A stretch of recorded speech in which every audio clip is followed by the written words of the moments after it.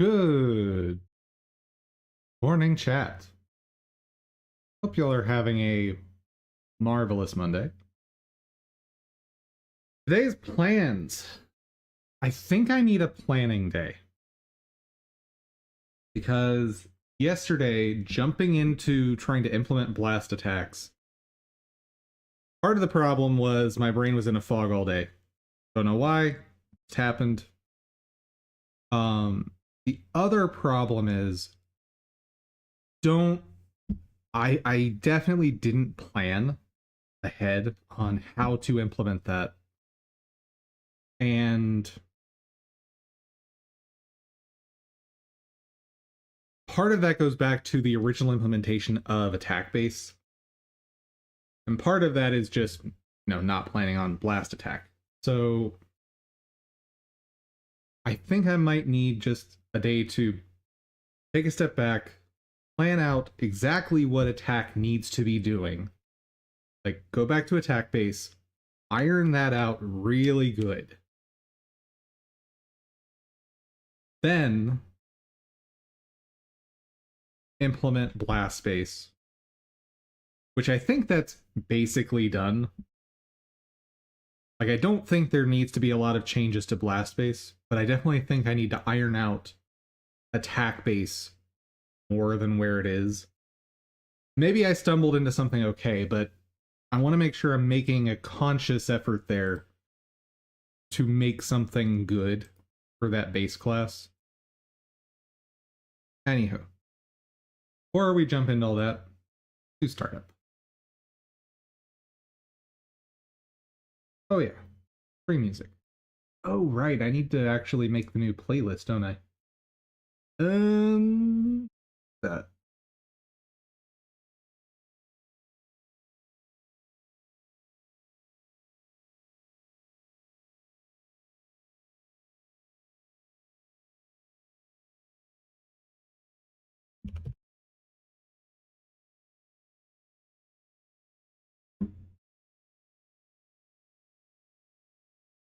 Been over a year since I made the playlist, so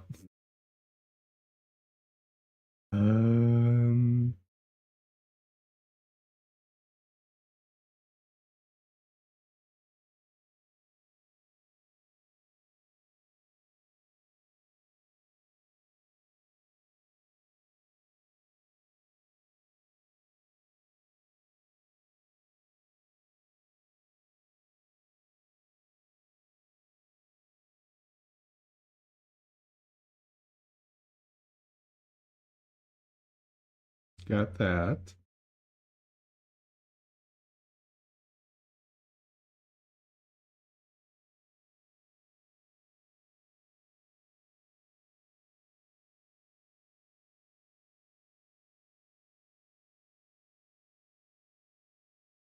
Hmm.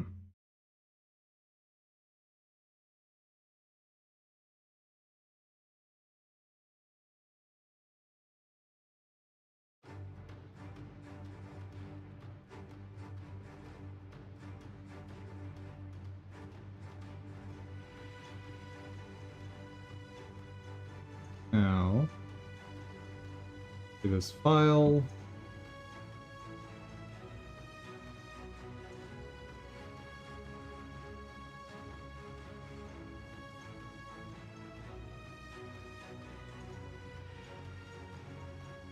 Cool. Hopefully we're set.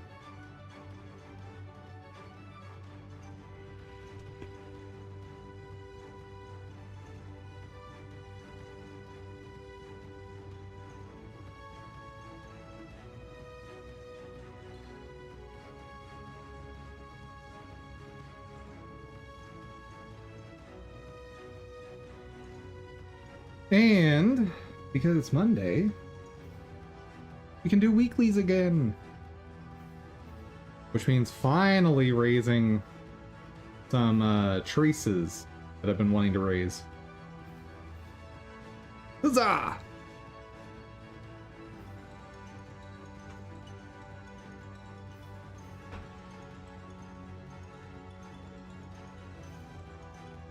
And believe there's a new stage unlocked in the event.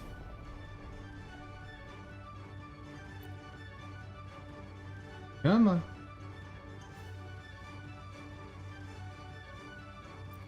Someday. There we go.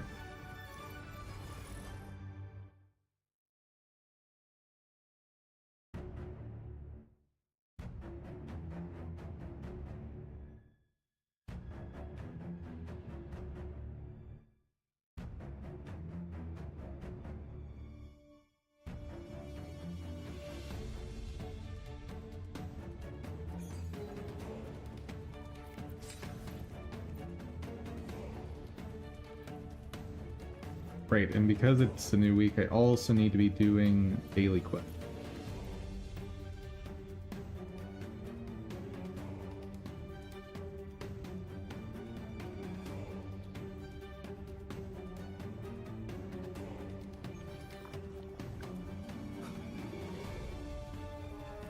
No Spectre immunes, please.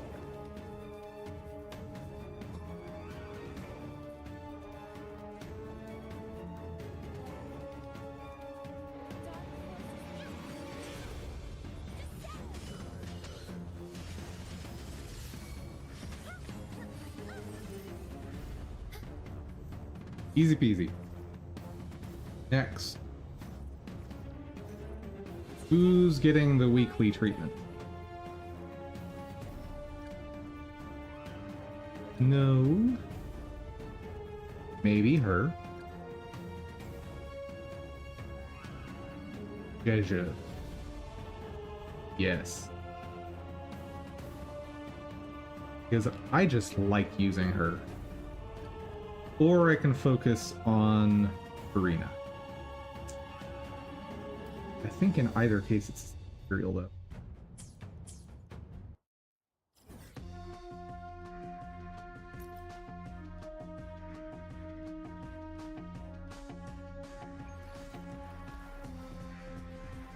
I stand ready.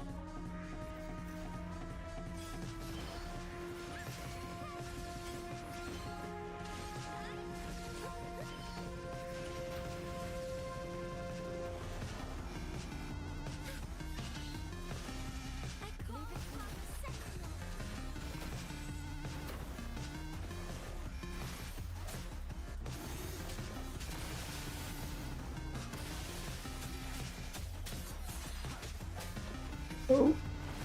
Wait.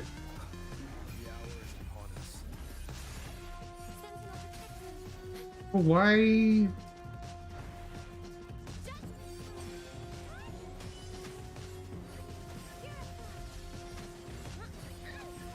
Why didn't Spectrofrazzle apply fully?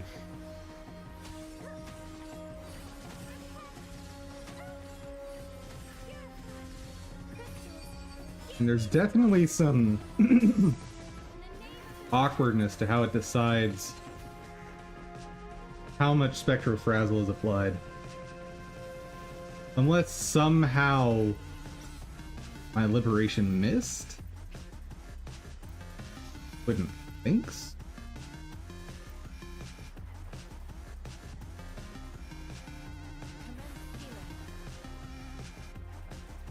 Anyway. Let's see.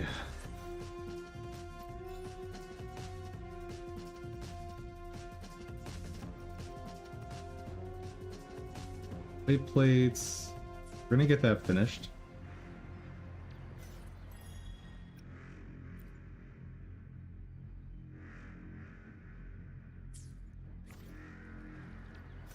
Vents. Got a new stage there. I want to get one more boss clear before I go over to that. 1 minute. Arrgh.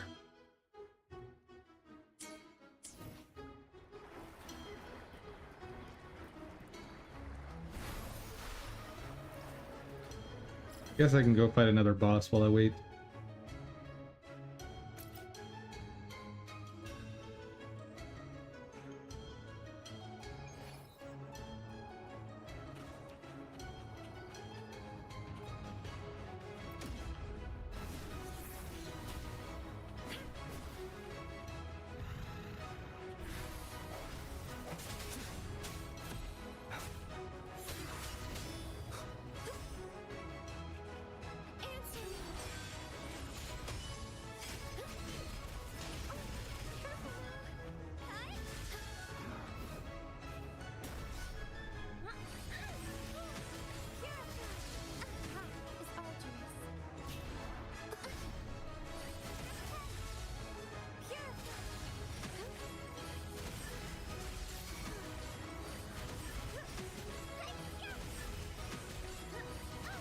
Okay.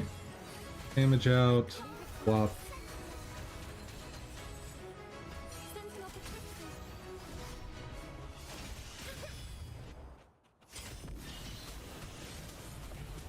Okay. Hold on. I want to look up how his ability works again. As we head toward our shared future. I feel like it's not doing what is advertised.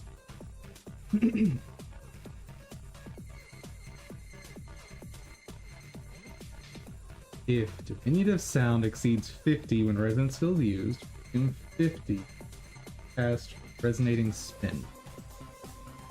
Damage is considered skill damage and applies 2 stacks of Spectro-Frazzle along with Shimmer.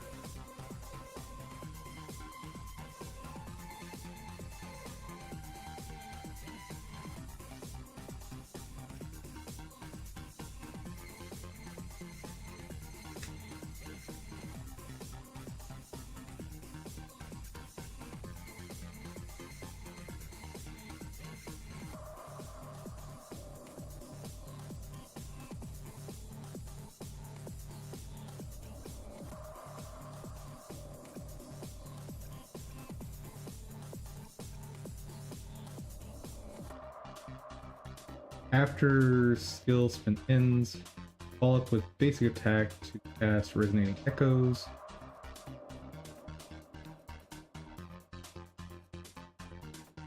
Hold up to 100 to make sounds, whoever retains it as normal attack. Vibration adaptation on hit. Whoever obtains to make sound for every heavy attack after tune on hit. And it on casting interest skill. So why is Shimmer not working? And it also turns out I don't even need to have a full bar for Shimmer. Huh. Administering first aid.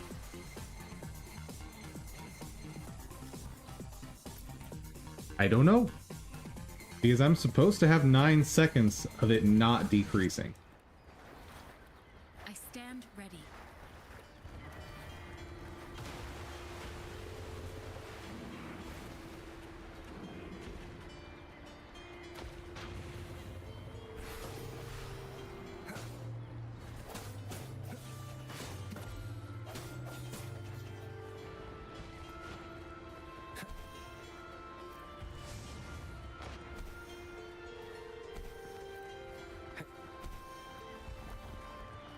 Strike through the shadows.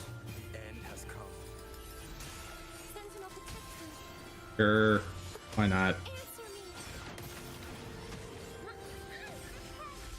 That time it worked. Purify.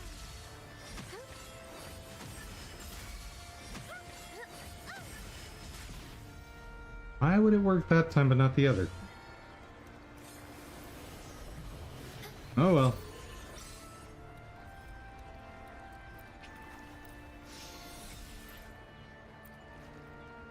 Let's go to the event real quick.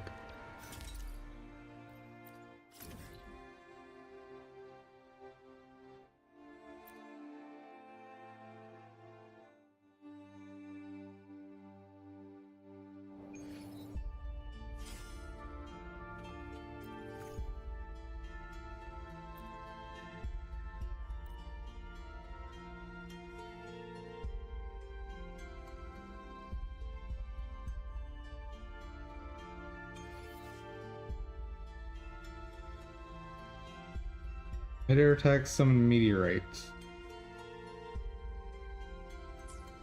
Wonder how much that's gonna be.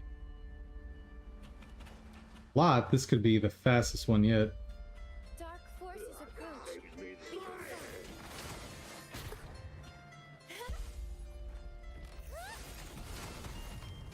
Oh.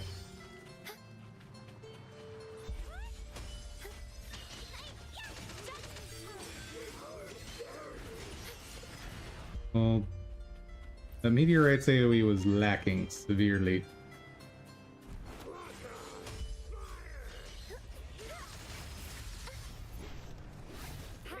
arduous.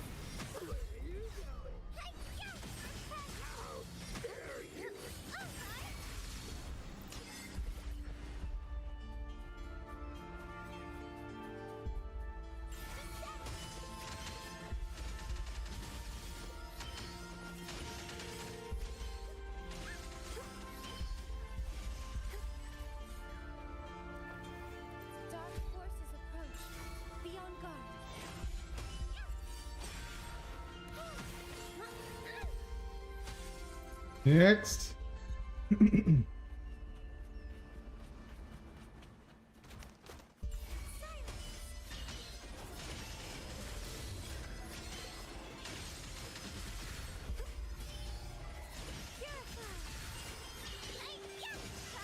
I always got to make sure to burn the last little bit, otherwise I won't be able to use the charge attack next time around.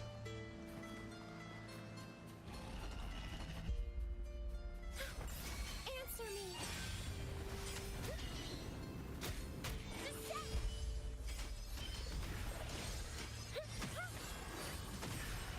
But the damage buffs are already ramping up pretty nicely.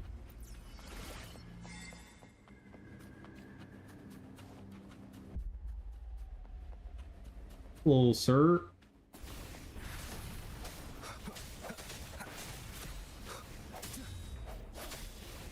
The hour is upon us.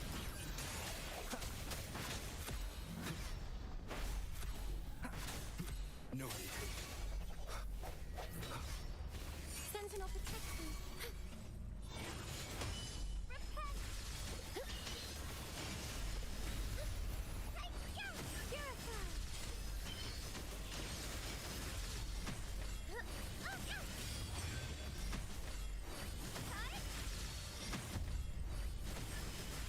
And my background music. Huh.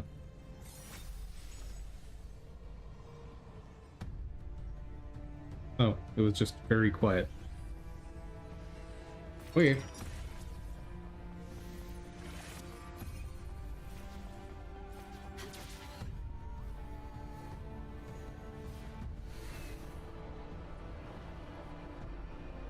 Free as a bird.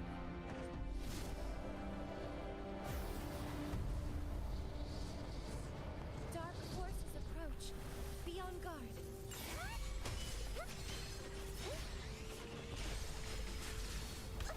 is arduous. Arg.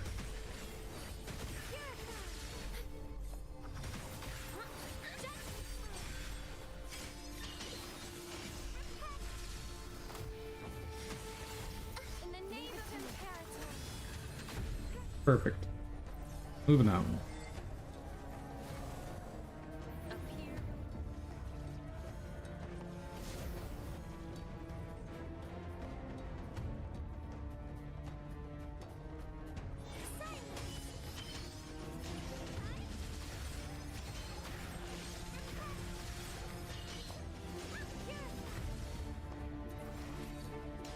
Basic attack damage boosted. Nice. Come on.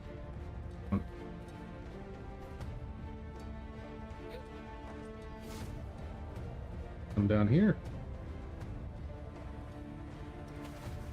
Dark forces approach.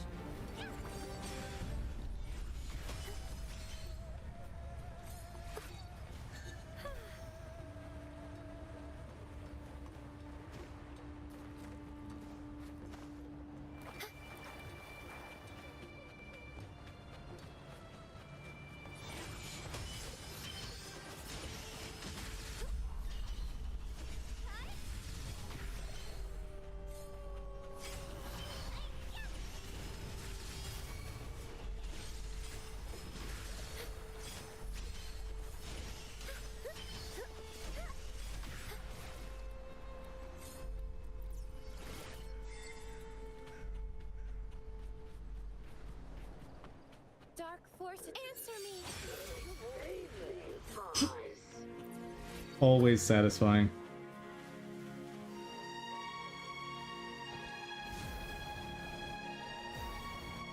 Oop.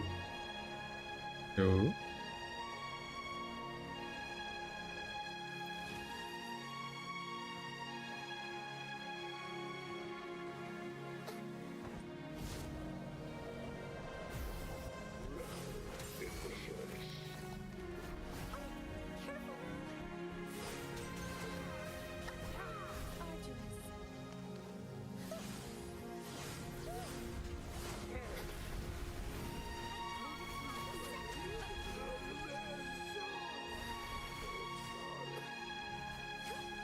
Where are these meteors?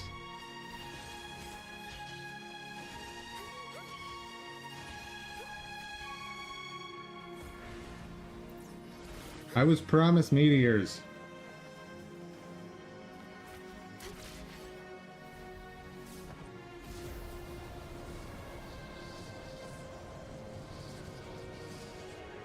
Dark forces approach. Be on guard. Descend. Purify. Pain is my vengeance.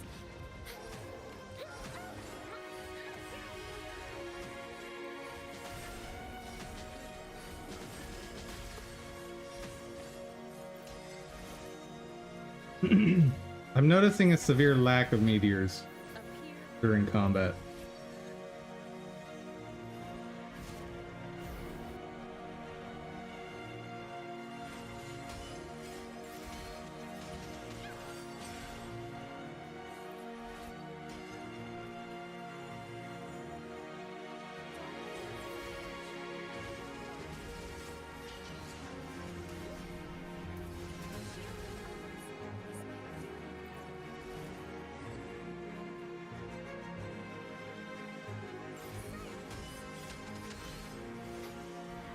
Easy peasy.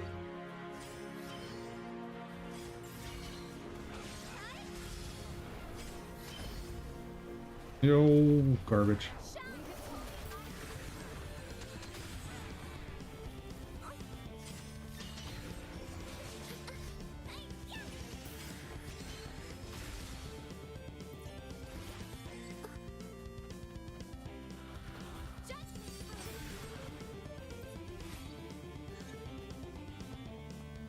Dark forces approach. Be on guard.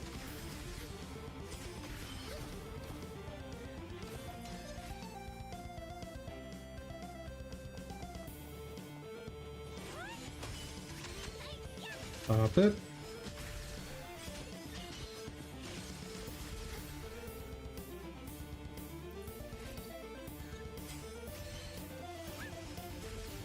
Answer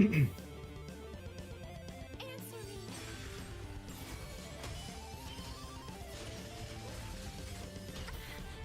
Pain is my vengeance.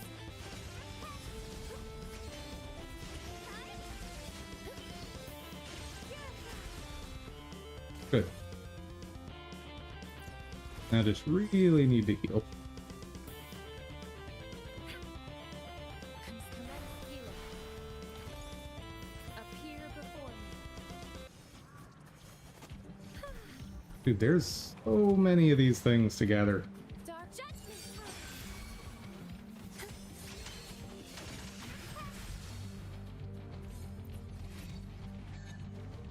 I have a little bit of altitude. No?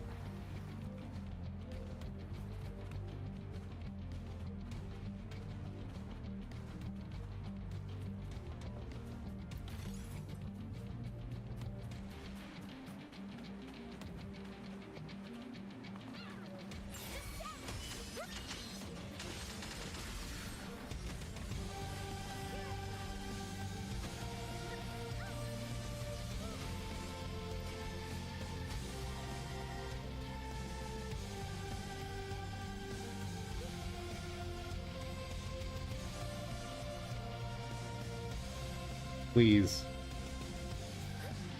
There we go. Finally.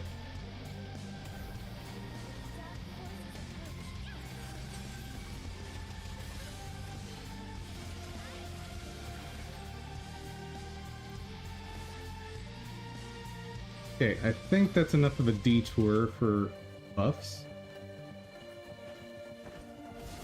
I'm actually just curious if they're hiding something up here. They are!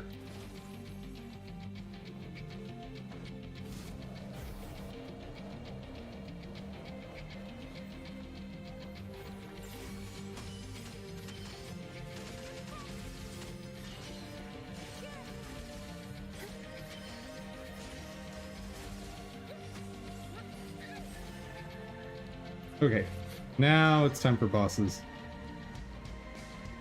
Come on. That height.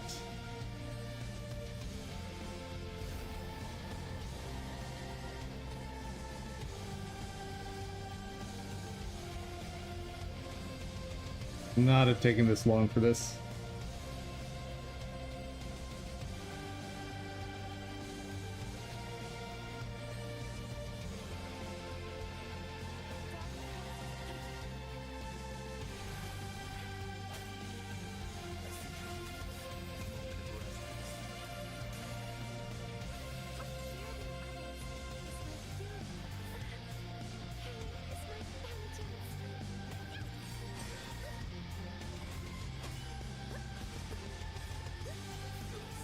Holy cow.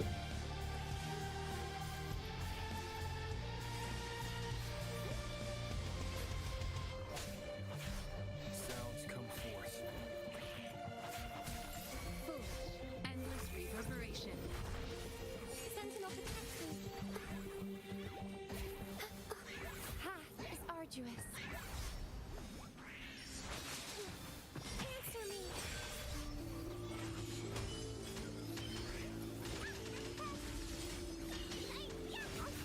Path is arduous. Purify.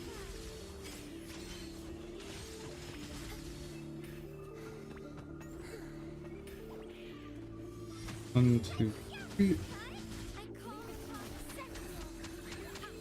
Administering first aid. Disperse. Keep it together. Let's take the most Whoa.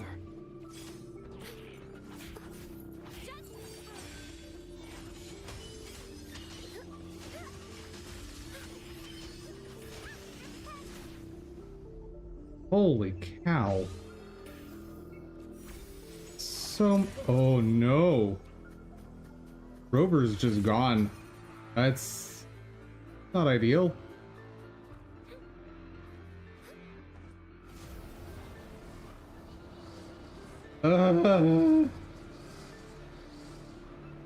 Well, let's just hope this works out. Dark forces approach. Be on guard.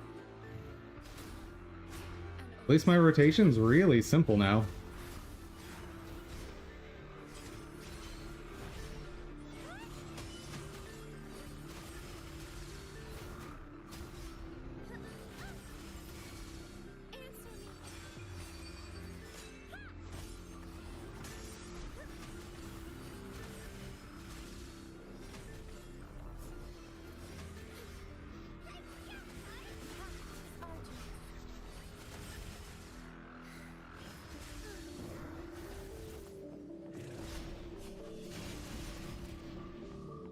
Shielding others is my duty.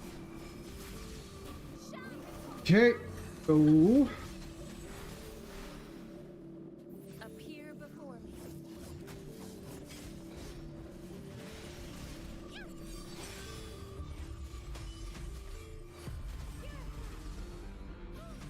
It worked. Just barely. Whew.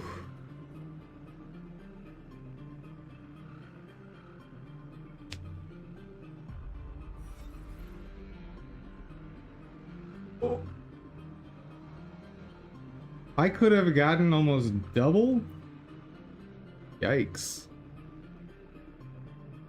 Well, I'm gonna have to practice at that one off stream. It was garbage.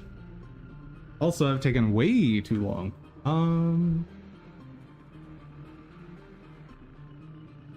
See, where's my wave plates at? That's fine, I can do that off stream. Okay.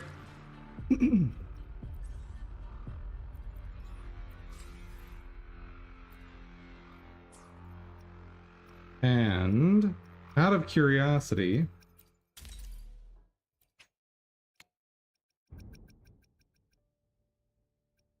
yep. I do need that score for all the rewards. Ow. I'm gonna have to make an attempt off stream where I just try to collect all of the buffs. And then I'll do a separate attempt where I just go like straight for the bosses. Ignore buffs almost entirely. Because I'm not sure where that balances out. Anyway.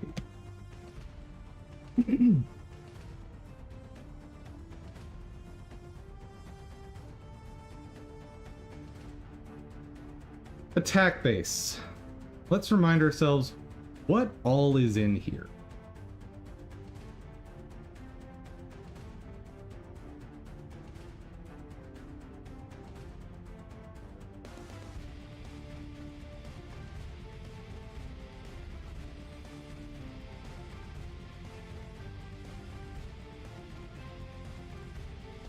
So first off, an attack has a concept of an anchor, which is either world, I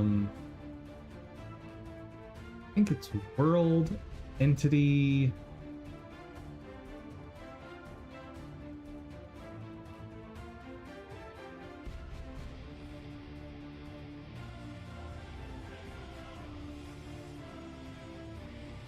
world, entity, or none.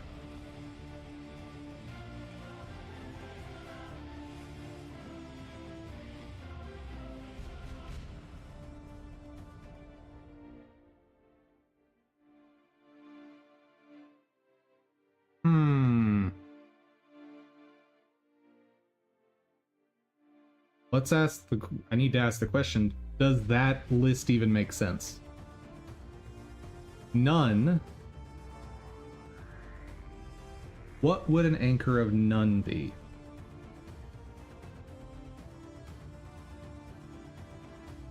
That's no different from null. That just means I haven't set it. But I guess I might want to be able to clear it. None is a smart thing to just have in states like this. World, so that's something free floating. Entity is something that follows something else.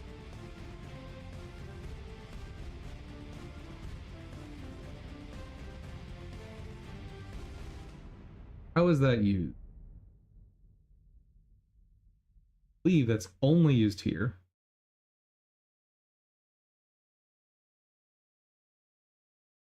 To determine the parent.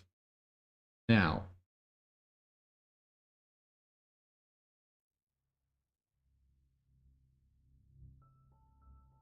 could I ever want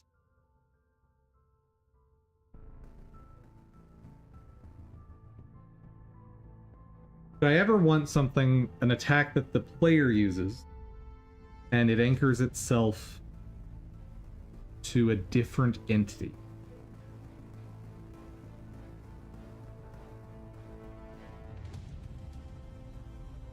Don't think so.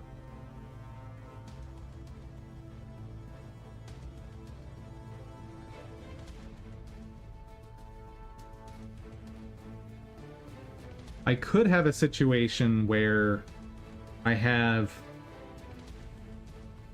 an attack that, let's say, orbits another attack. But I don't think I'd want to handle that in the attack spawner. Maybe I would.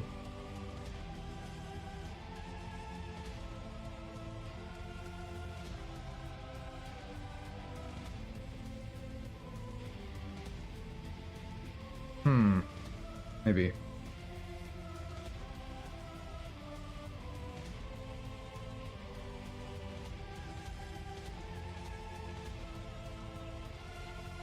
Anyway, that enum makes some sense.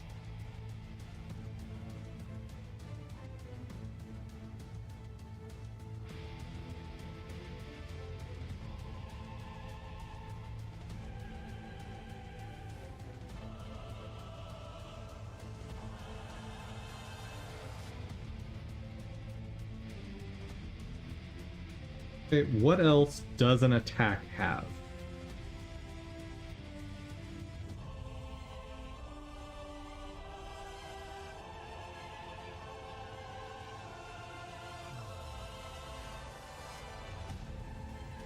Attacks don't necessarily have speed, do they?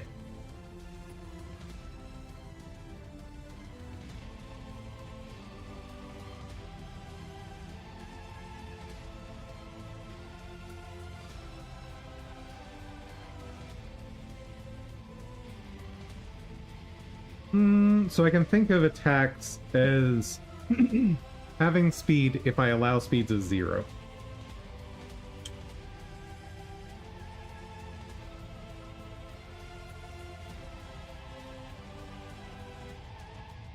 That's fine.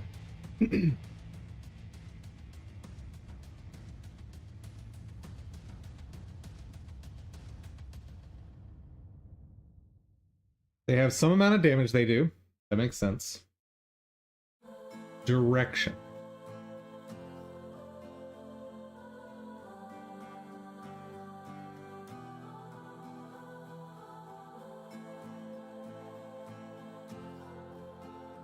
How is spawn radius used?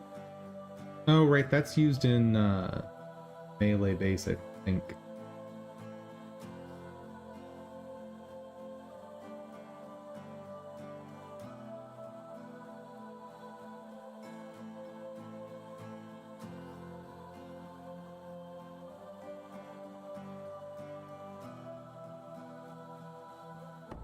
And I don't actually remember how this works.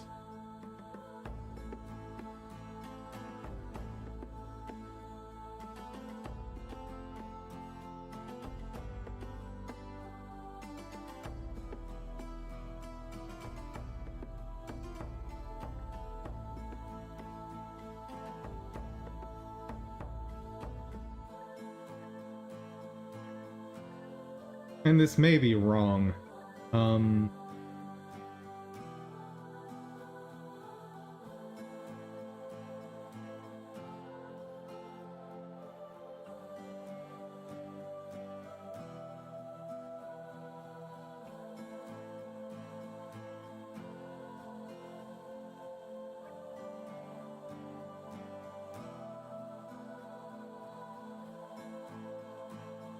So hold on. Go back up here. So we have some resulting damage it will do. Movement speed, direction, that all can make sense if I allow for zeros. Base damage mod. Meaning I need to be able to calculate the damage, and something that attacks super rapidly needs to be able to have a different multiplier than something that attacks slow. So base damage mod makes sense. Anchor, that's used for lookup purposes. I do need that.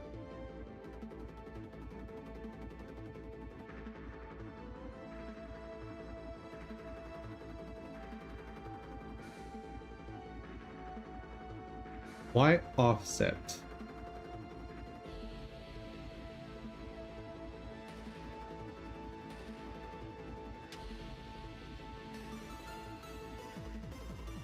Trying to think if that's necessary.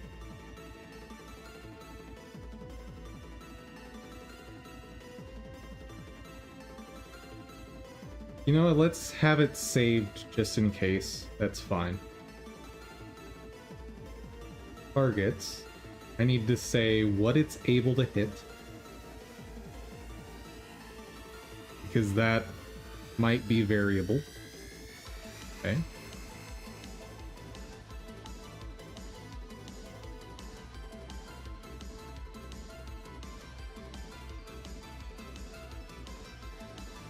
Yeah, I can't add a packed scene. That would be way too convenient.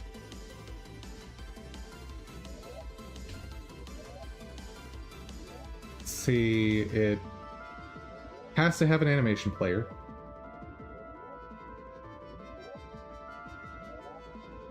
And it has to have a hitbox with record. Okay, that makes sense.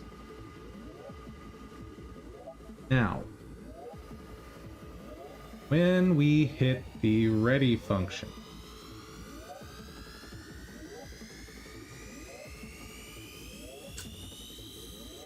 this isn't working. Because init is not called yet.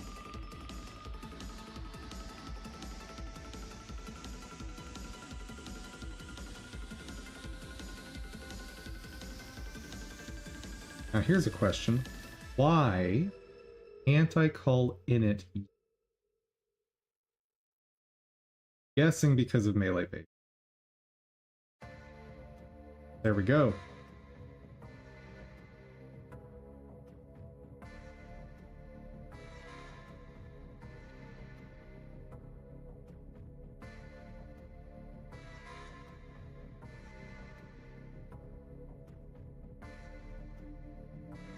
Maybe I should try to rework it so it can be called beforehand.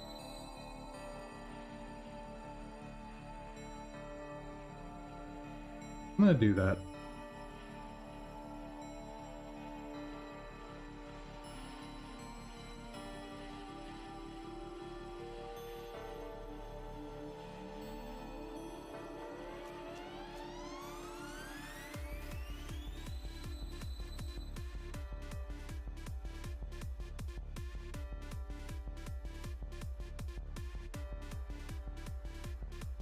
Ooh, hold on.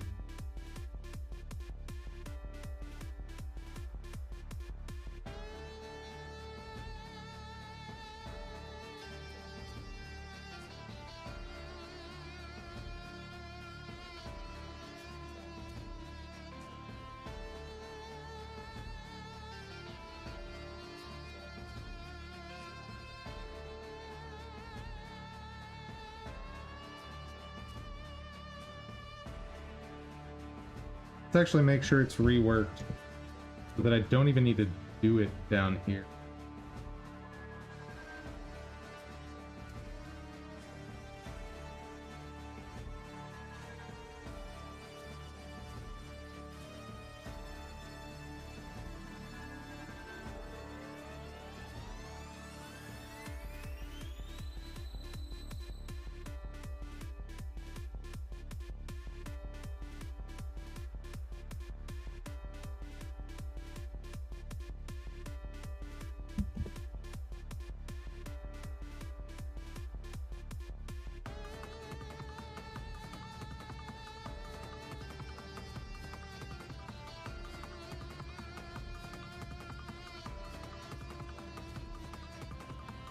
Okay.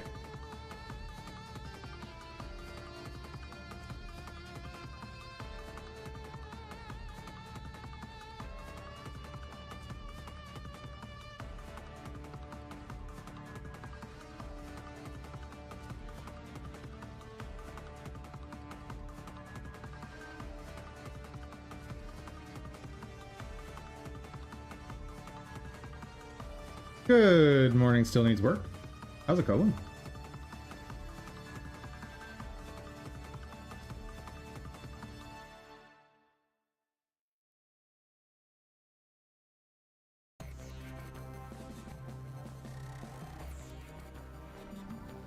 So this I can move up here. The ready. Next. Anything positional I need to be able to move.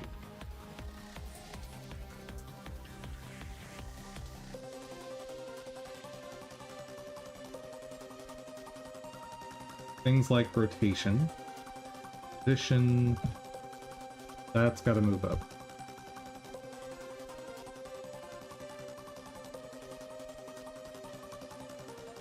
Oh. Stupid spawn radius.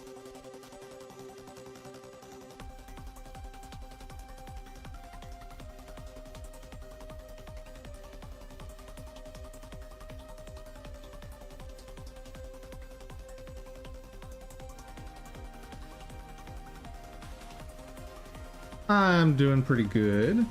Just realizing I need to slow down a bit and plan this enhancement a bit better than I've been doing. And you're trying to use TF-IDF library to tokenize a large document. Cool.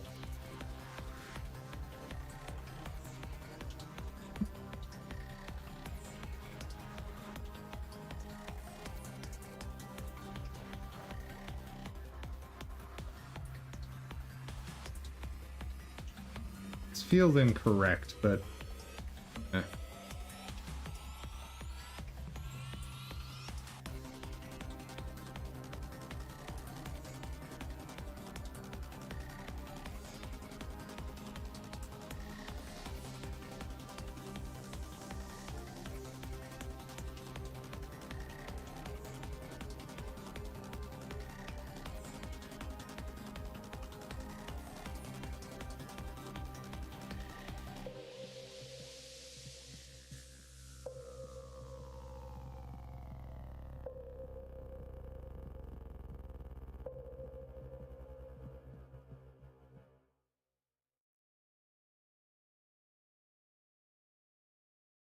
Let me first do the things that I handle.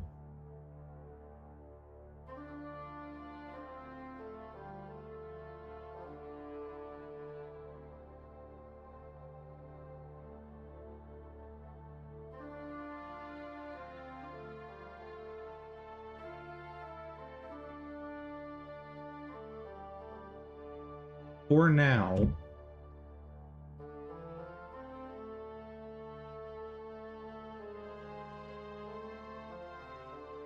I'll put that there. Just for now. Because I probably want to find a way to get rid of it completely, but I don't want to be working on melee base right now.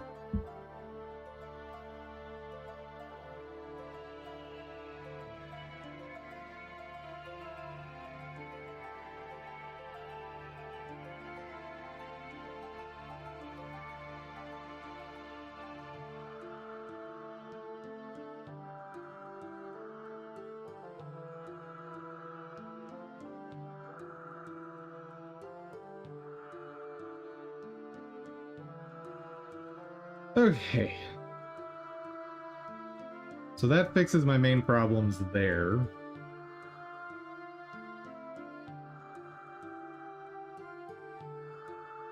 I don't love that these things are running multiple times, but what are you gonna do?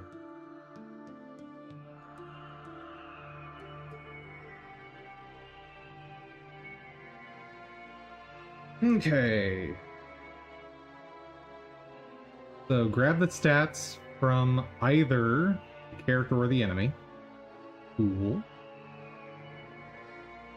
Else, delete yourself. Got it. Damage, we grab.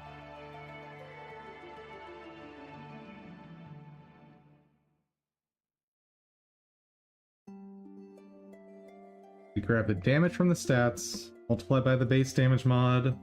Great. Speed.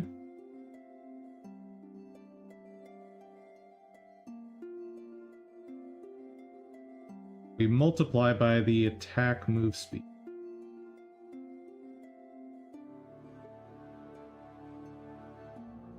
So this needs to initialize 0.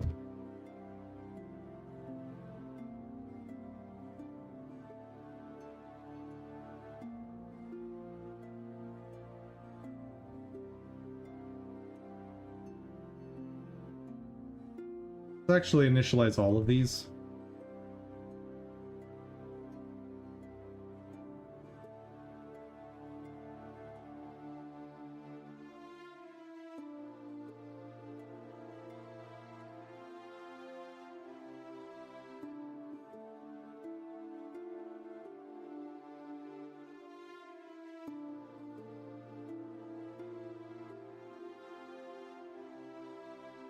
Okay, and there.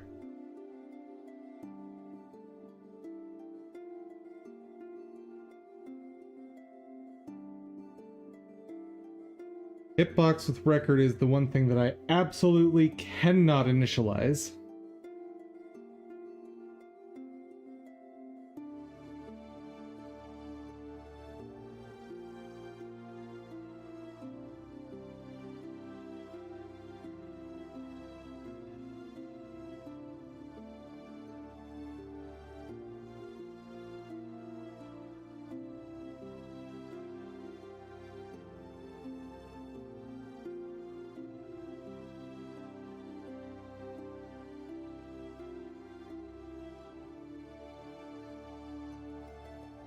Okay.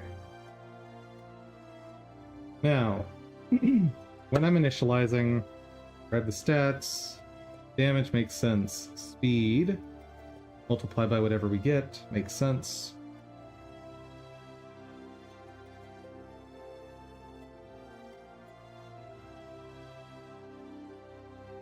Direction is an input. Offset, input. Check our anchors, and targets we get as an input.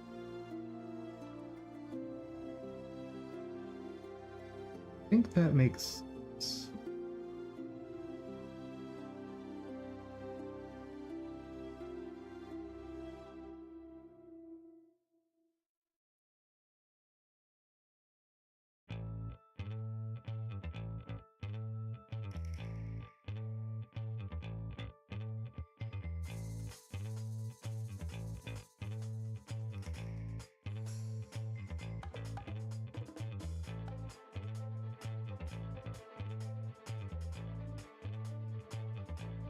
I think don't do auto start here.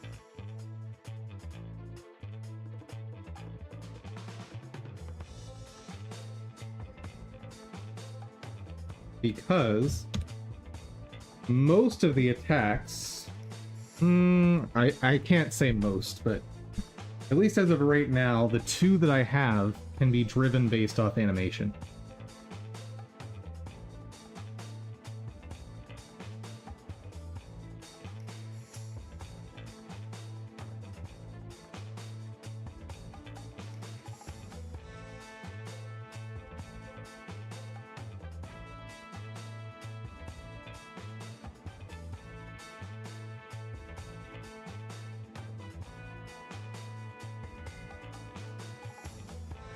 So if an animation is allowed to end, destroy. Got it. Now,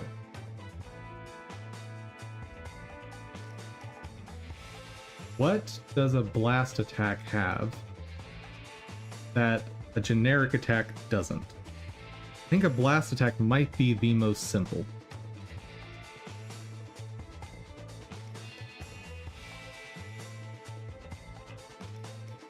Because the blast attack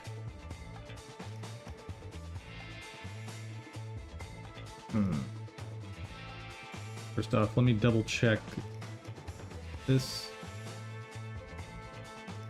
Okay.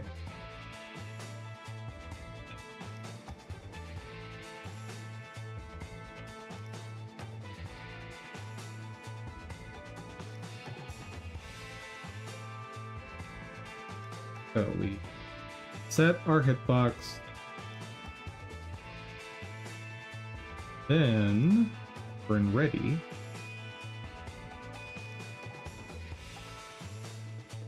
probably want to do this the other way.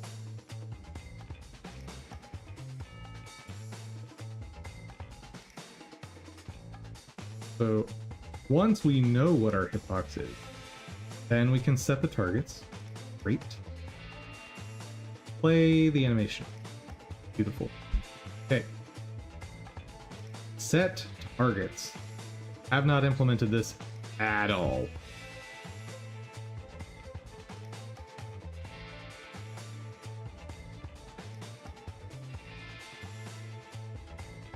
If targets is none, what does that mean?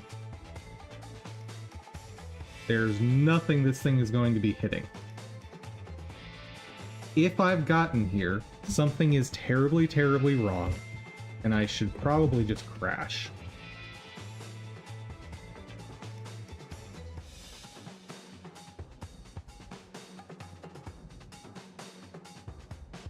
The only thing I can think of why you might want this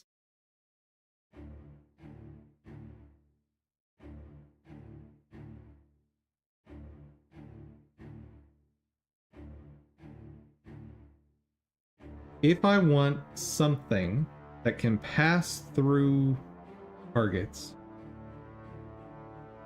but it itself reduces attacks.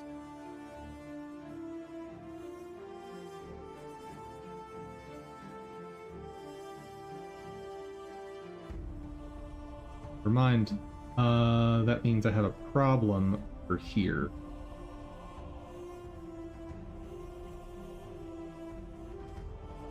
I need to not initialize that.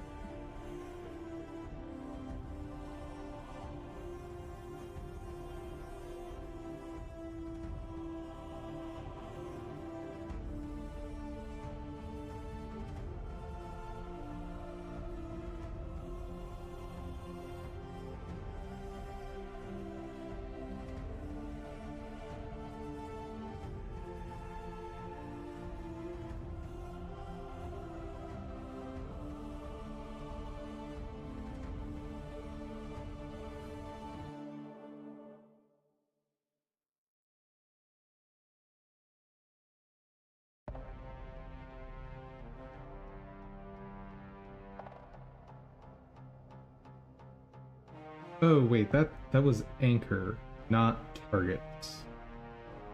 My bad.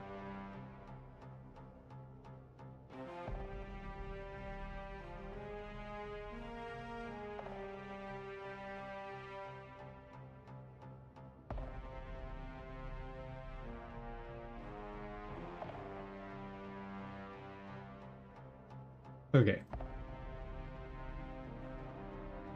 That one's fine.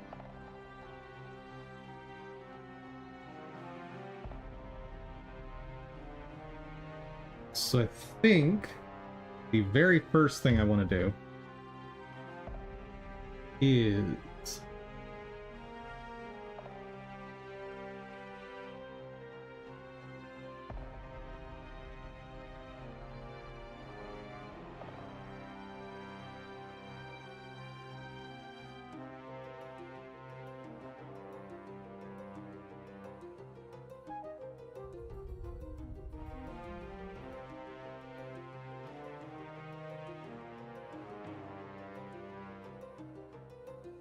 go ahead and set my collision stuff to 0. Is there a nicer way to do it?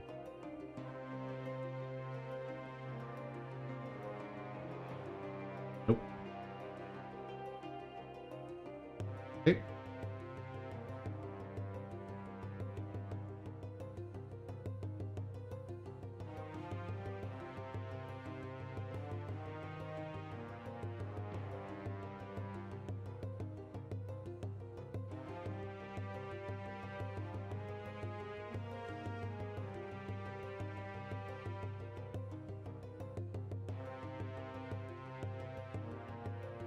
Oh, I'm never gonna remember this. Let me go look it up.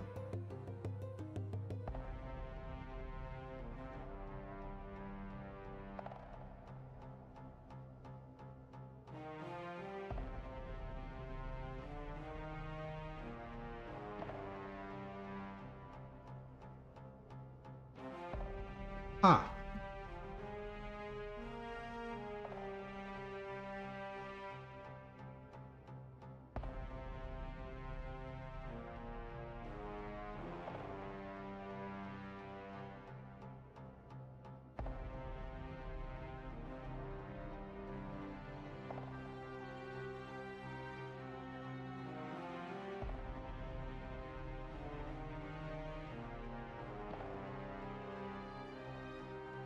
So if the target is player,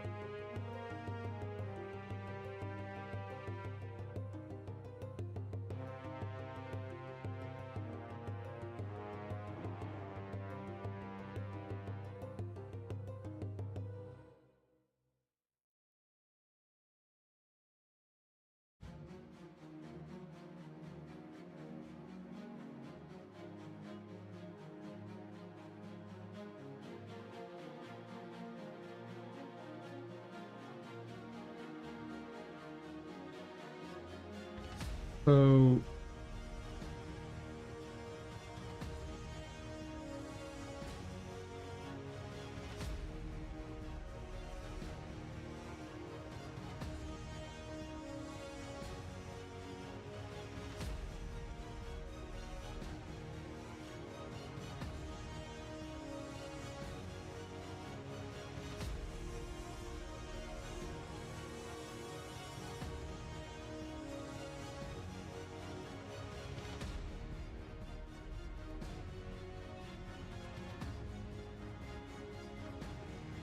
could use the player physics for this.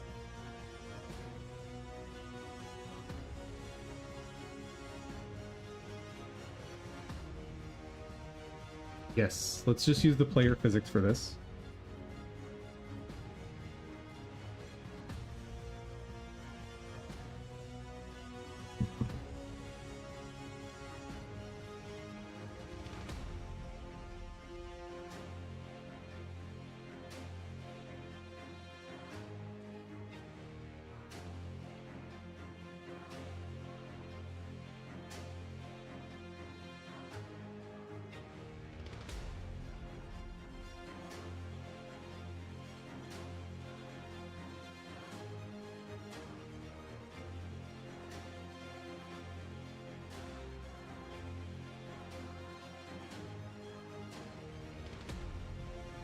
Collision layers dot act.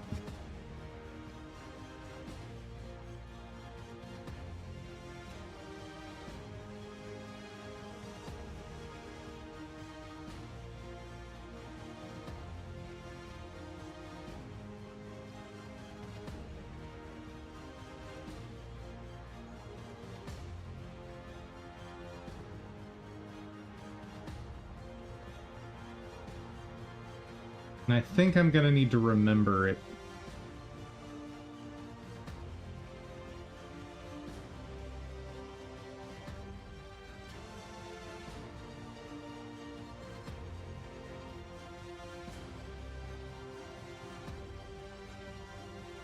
Yeah, I'm gonna need to remember it.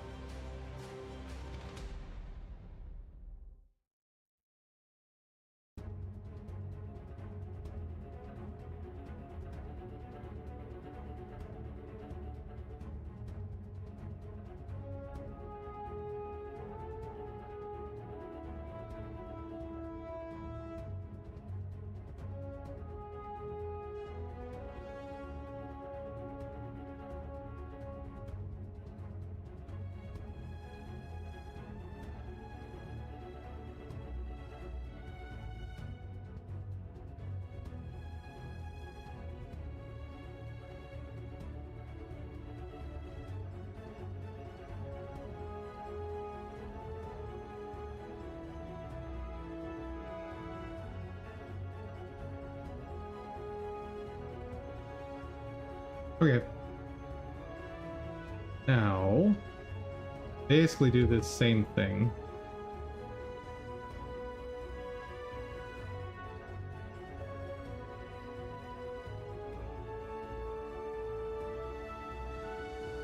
Ew.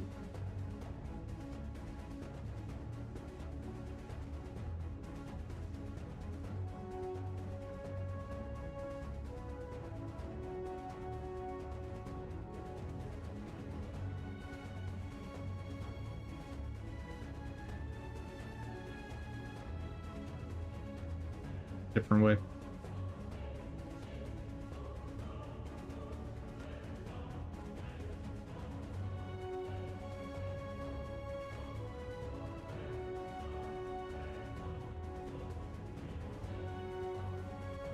Hey! Target attacks in that case. Great.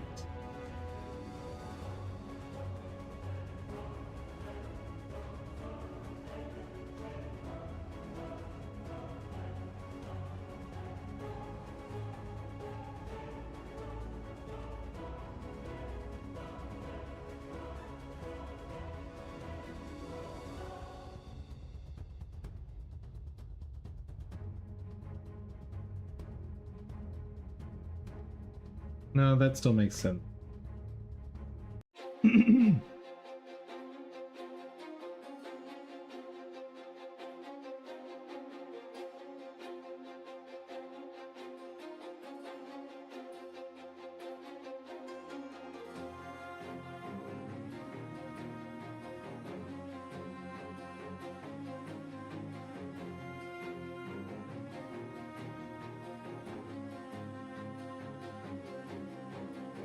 On hitbox body enter.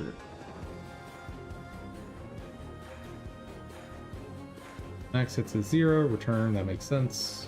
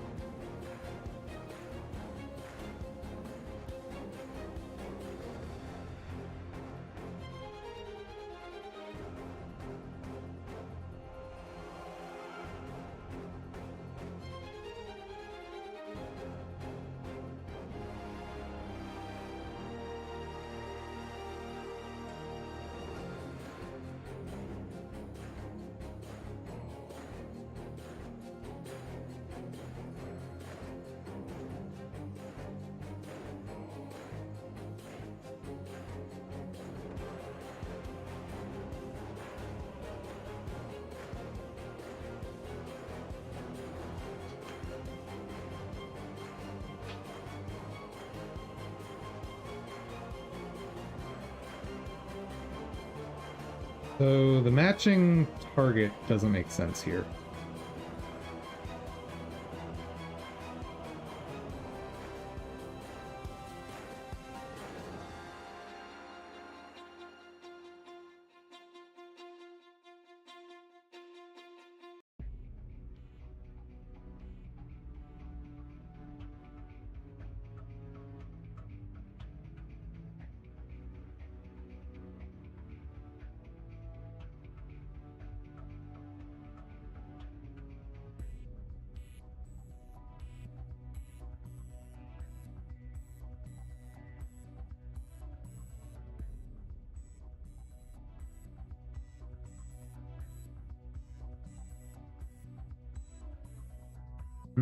Don't tell me I missed this again.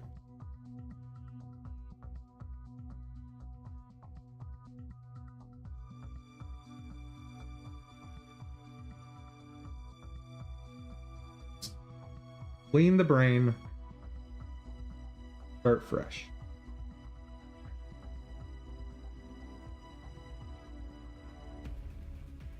What are the things the body could be?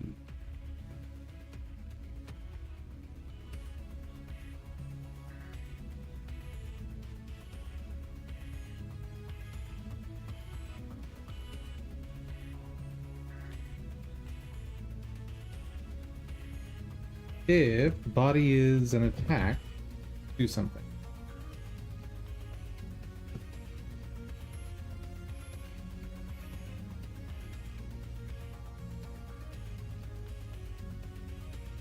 Or if character do something.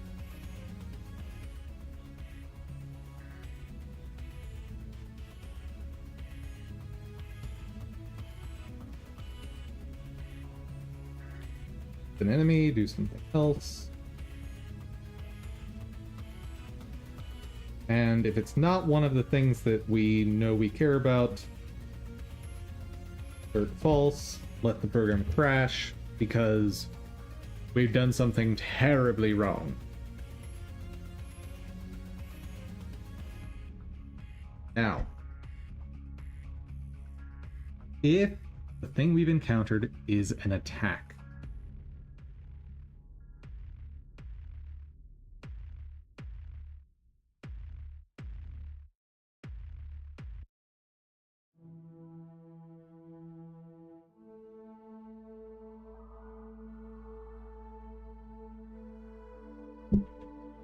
so let's think about this from a player perspective first. If I'm trying to block an enemy projectile,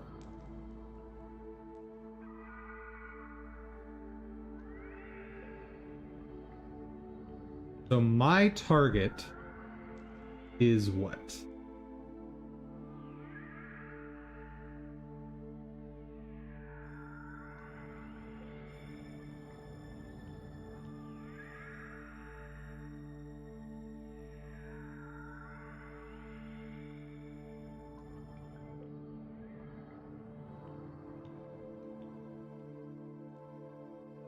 Enemy.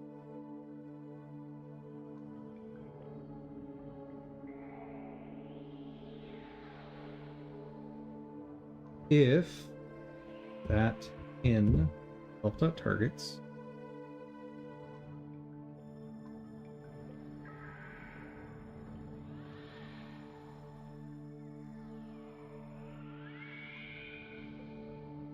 so for targeting enemies and the body targets players.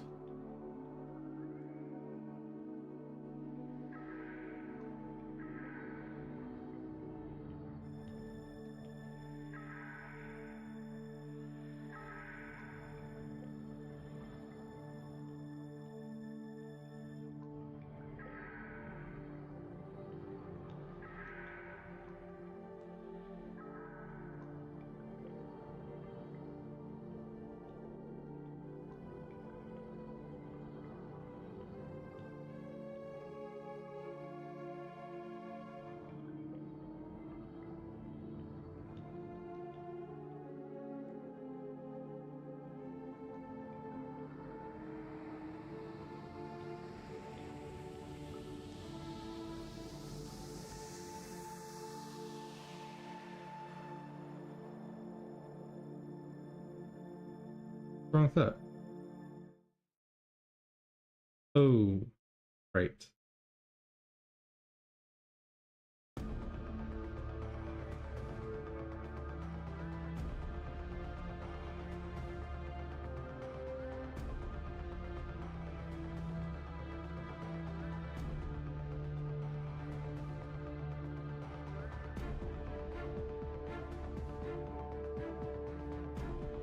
Blocks.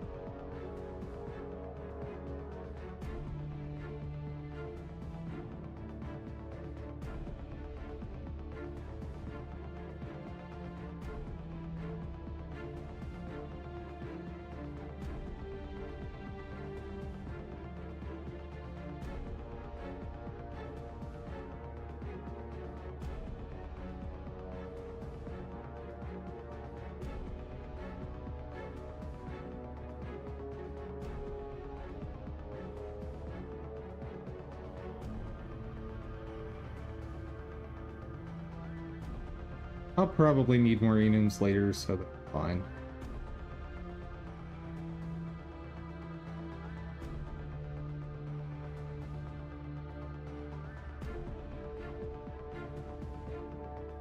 Don't like those having the same name.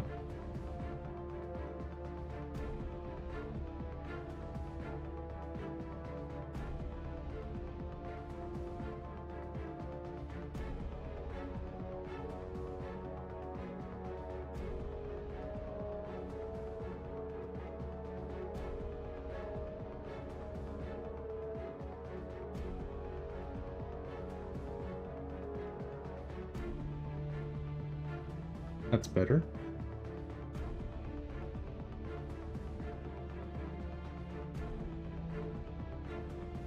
No complaints there.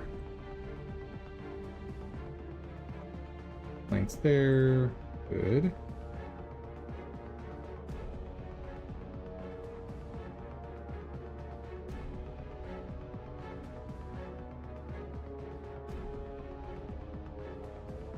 So, if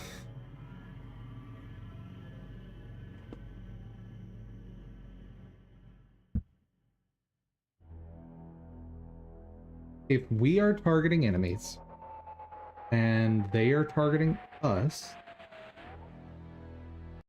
then we need to destroy the target.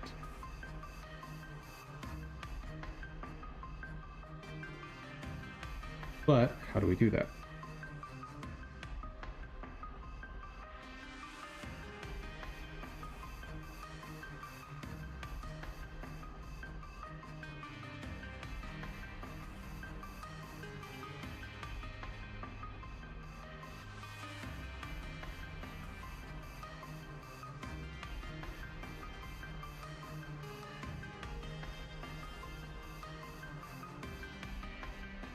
If a player has animation, Roy,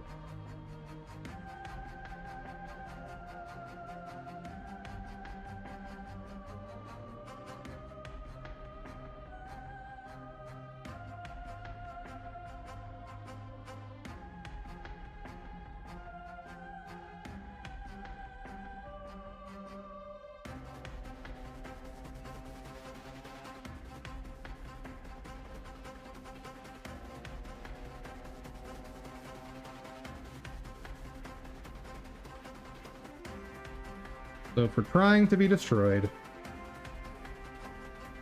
get rid of our collision. If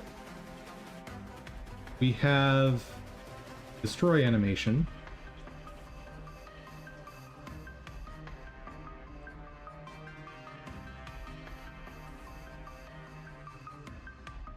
destroy.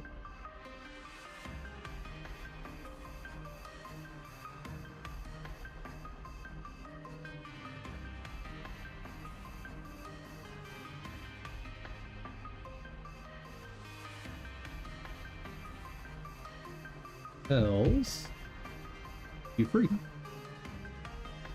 Okay, so the way this works, so let's just put this in here. So to destroy a projectile or an attack, if it has a nice animation for destroy, great. Let's get rid of collision so we're not damaging anyone while we're trying to destroy. And play the end animation, and that animation ends.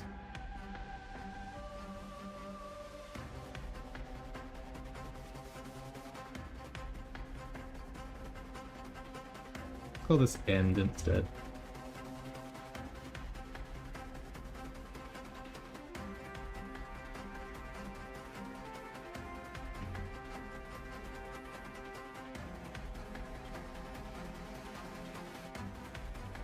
Now, question. Is there such thing as a concept of an attack that can't be destroyed no matter what? Probably yes.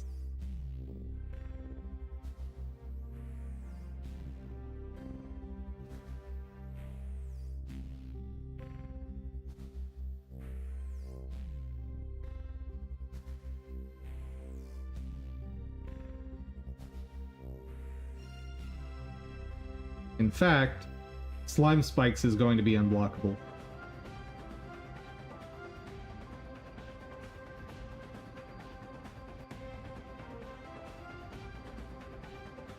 For that matter,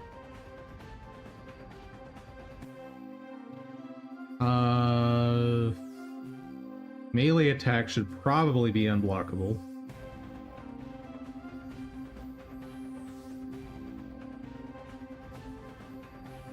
Now that's a separate concept from the enemy or a target being invincible, right? Not the same thing.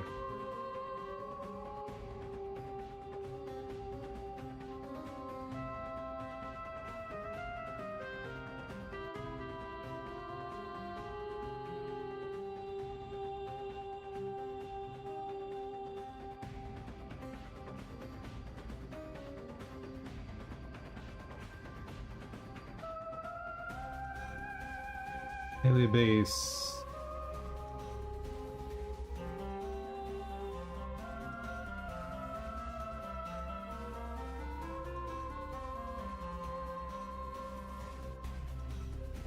Oh.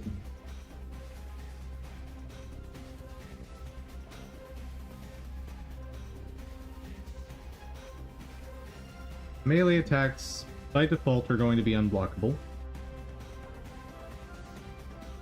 What do you mean?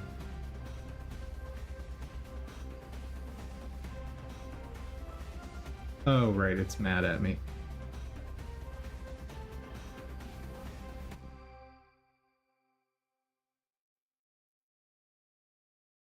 There. There. There. Good. And blast base.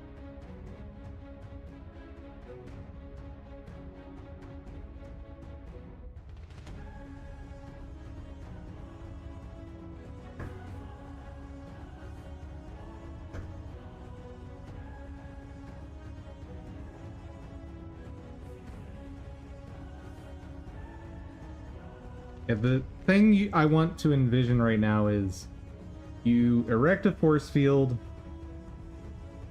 What types of things go through it? What types of things don't? Glass, like an AoE, makes sense to go through it.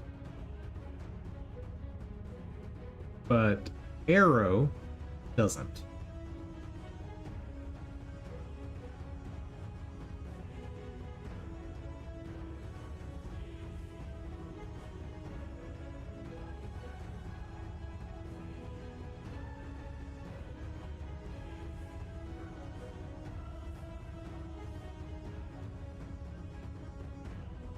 Ugh.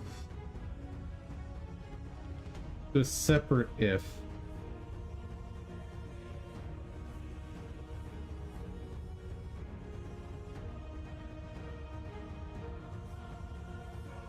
So if the thing we're trying to block is unblockable, just stop right there.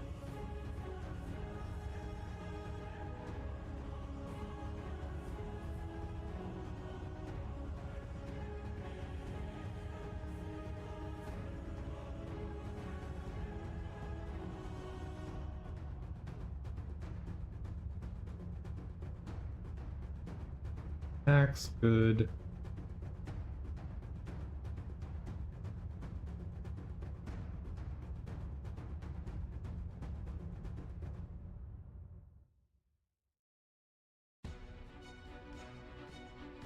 Okay.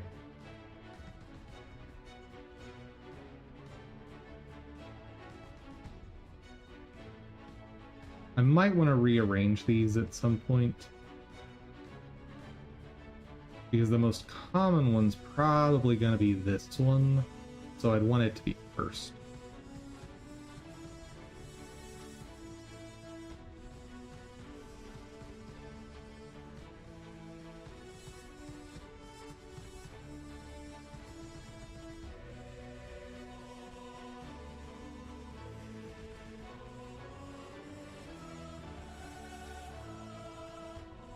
And things hitting a character should be the least common. I think that makes sense.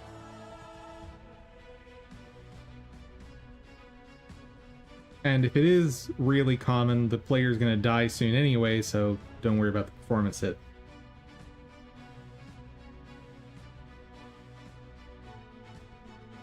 Yeah, because the character's got iframes and all that stuff, that's going to be one of the least frequent.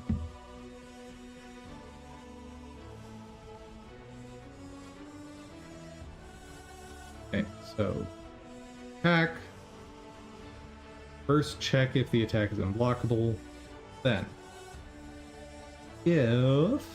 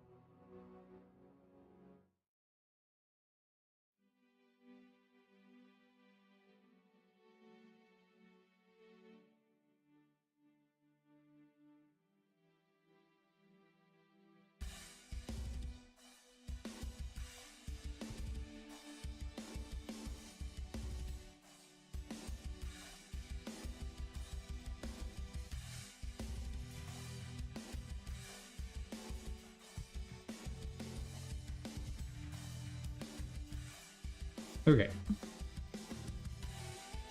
So if we are targeting the enemy, and that enemy is targeting the player, solid. If we are targeting player,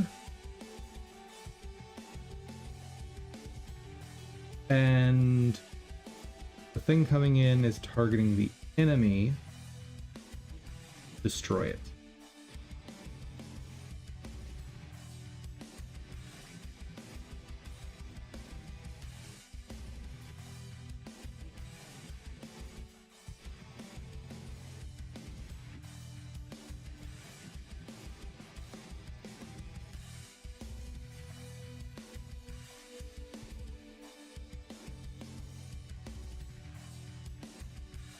Can I format that nicer? Probably yes.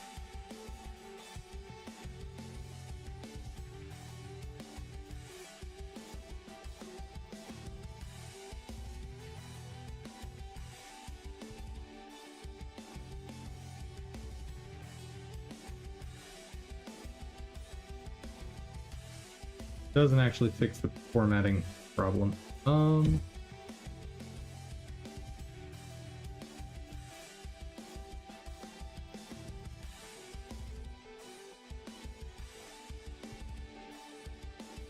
That helps.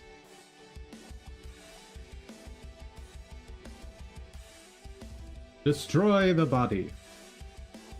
Excellent.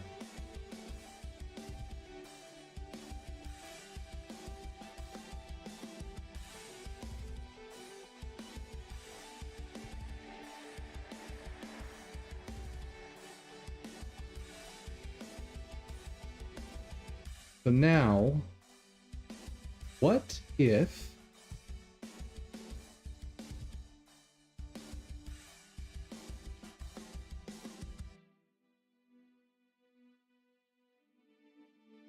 how would I handle environmental?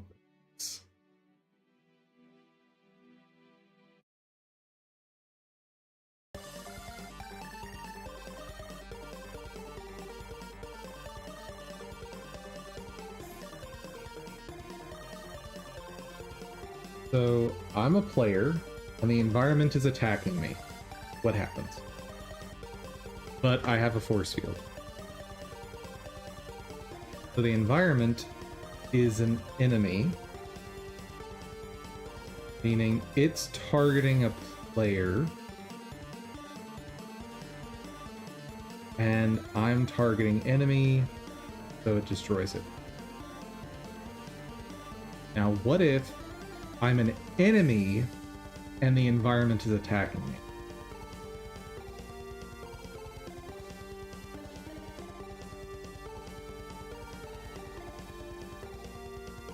If I'm an enemy,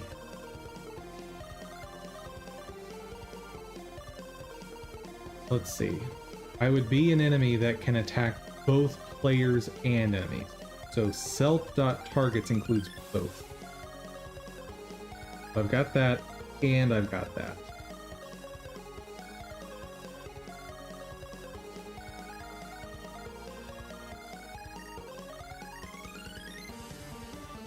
So then, if the thing is... so basically this part is irrelevant. So it boils down to...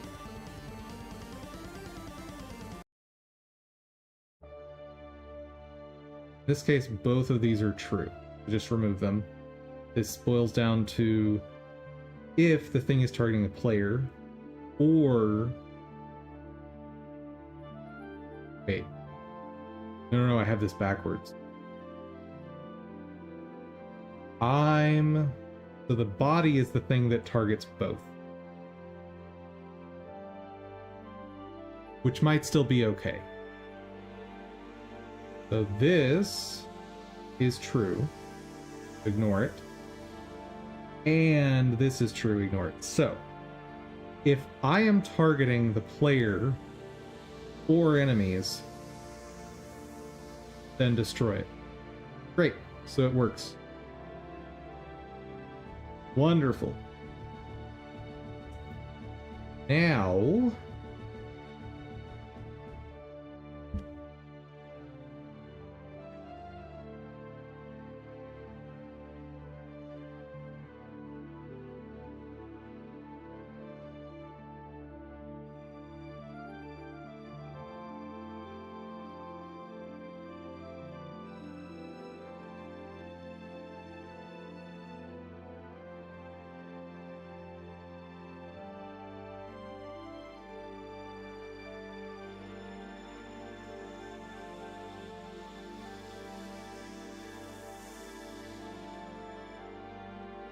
Hold on, I need to do something over on Steam.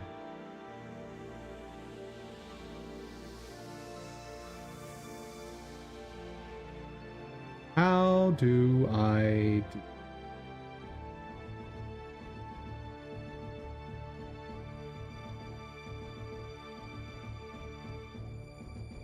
Do I just put myself in Do Not Disturb mode?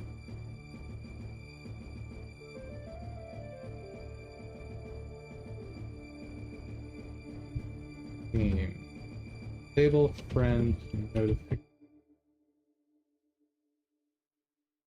Also that upload.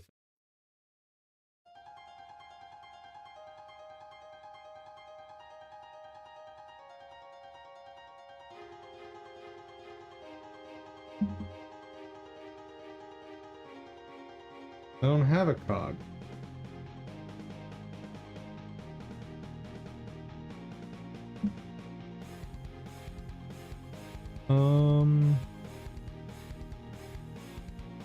What?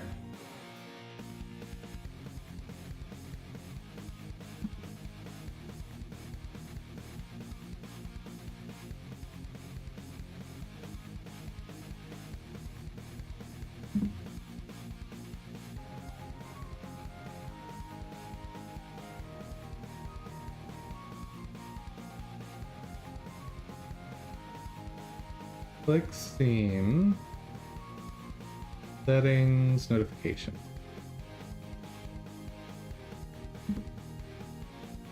Steam. Setting. Notifications.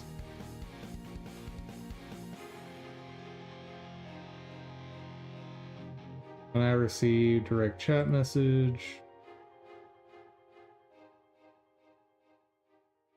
I don't want anything.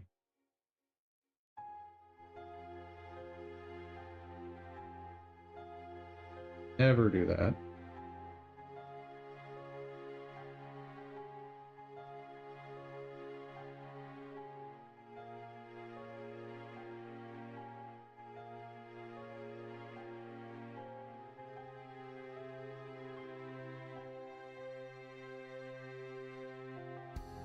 I think I just want nothing.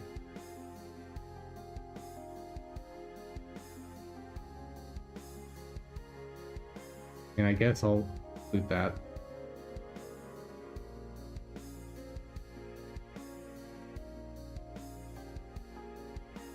I was not aware this was a thing.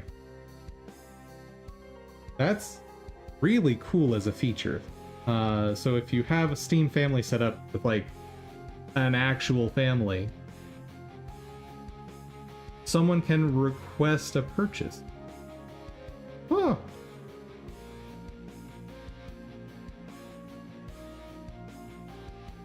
Requesting access to Steam features. And you can set playtime. That's really cool. That's extremely cool.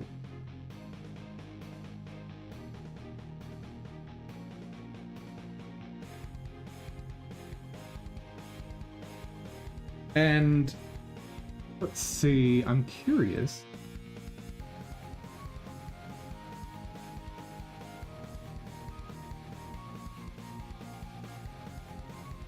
Steam family max 5.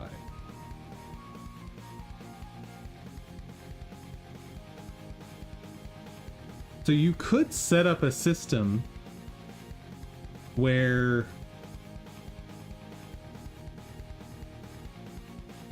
no, not really. Never mind. I was thinking you could set up a system like what I'm building out, where you have a company Steam, like this one. You share it with employees via family sharing. The problem with doing that is you can't have multiple people playing at the same time. So if I try to start a game that I don't own on this account, and let's say I'm running a game downstairs on my personal, it turns off my personal, or it'll prevent me from starting a game up here. So All right.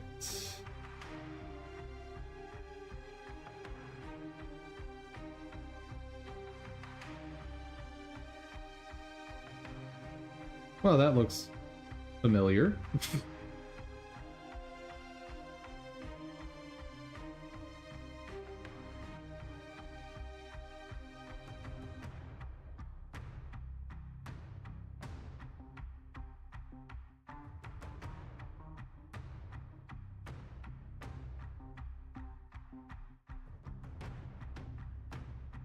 Okay.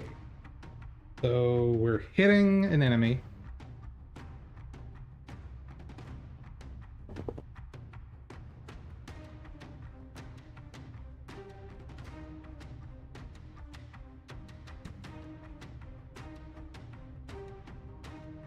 If we've encountered this body before, and the hit record says that we've hit our maximum, stop hitting. Right? If we haven't encountered this body before, add it as a key.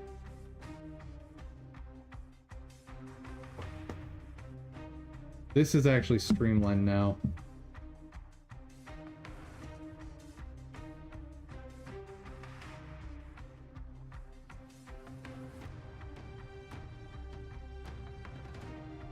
And then, after it takes damage, increment this.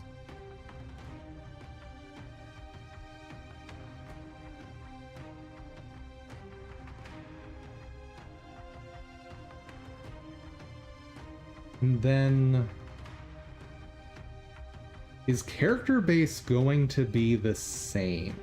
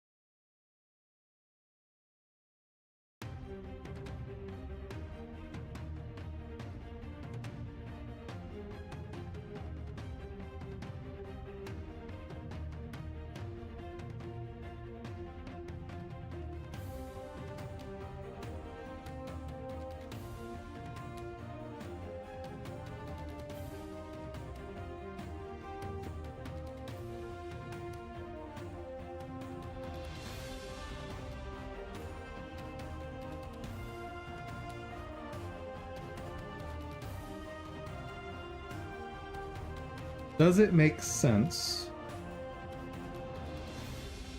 for a projectile or something to only be able to hit twice? Or any number, but let's use twice as an example. So only want to hit a character twice. Does that make sense?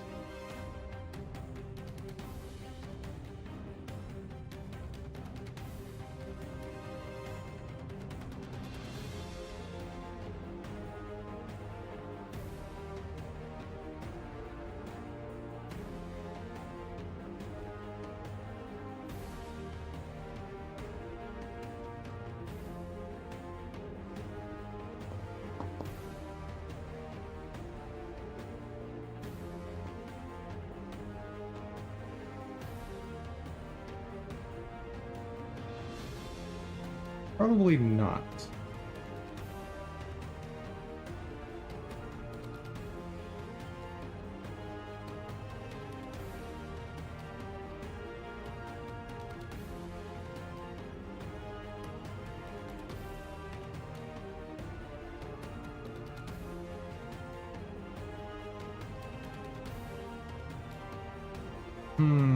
Character base. Do not have...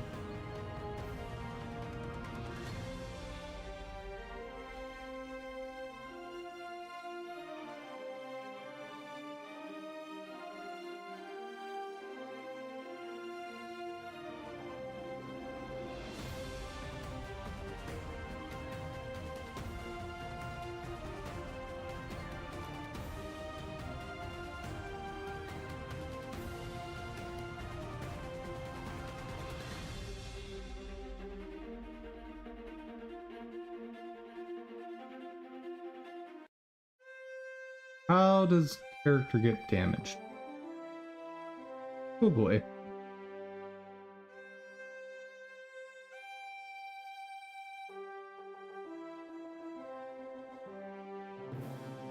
Oh no. I handled it all in hurt box, didn't I?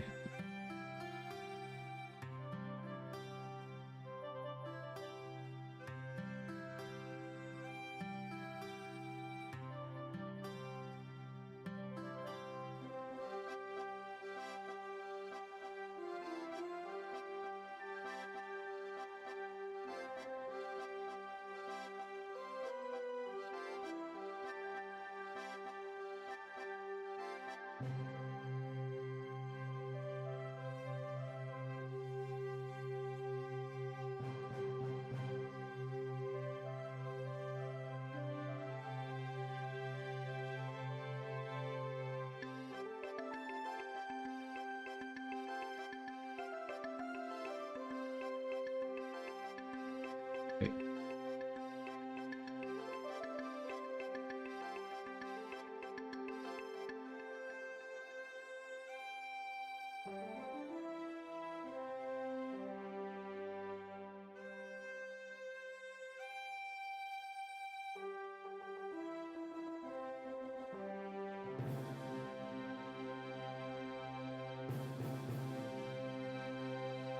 Oh, this is messy. This is super messy.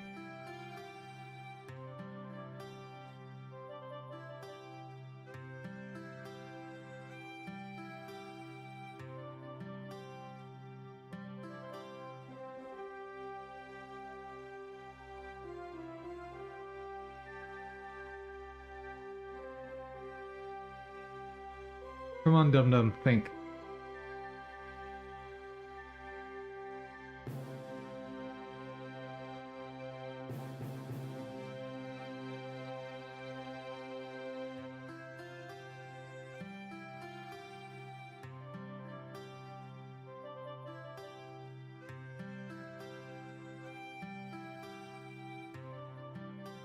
Oh. I never actually implemented damaging the player. Did I?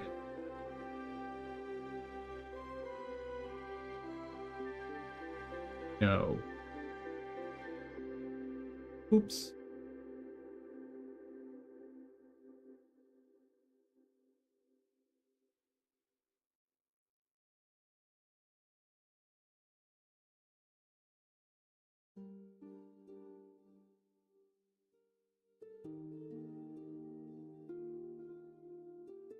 Okay.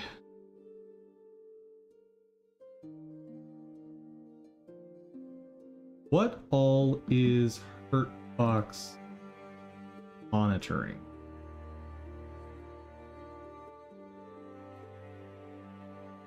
Okay. Monitors things that damage the...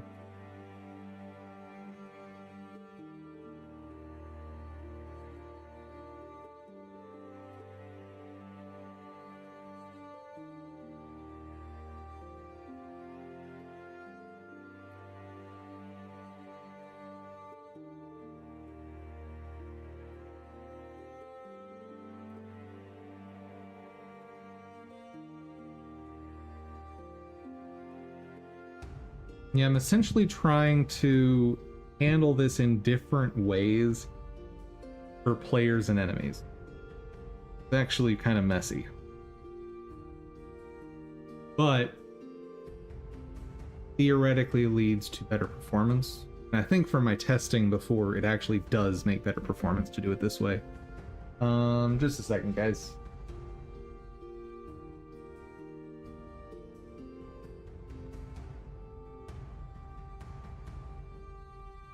Sun's doing some weird things reflecting in here.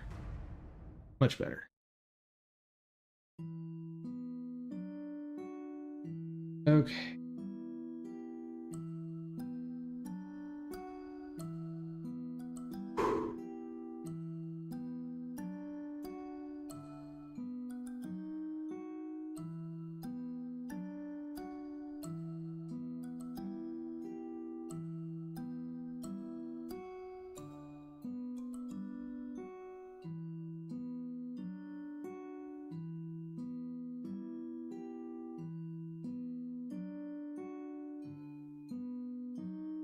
hitbox has damage.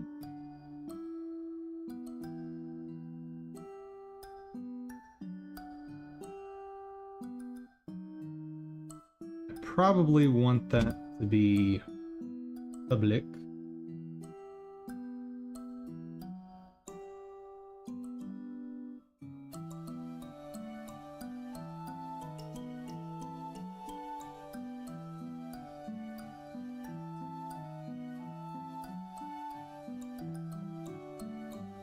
Sun gets crazy there when summer comes around.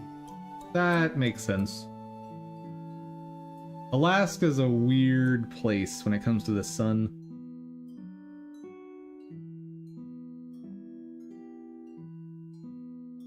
You know what?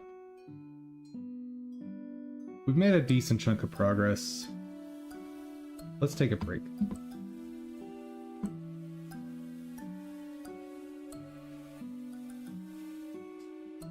And let's go ahead and finish up the level we're on Neo.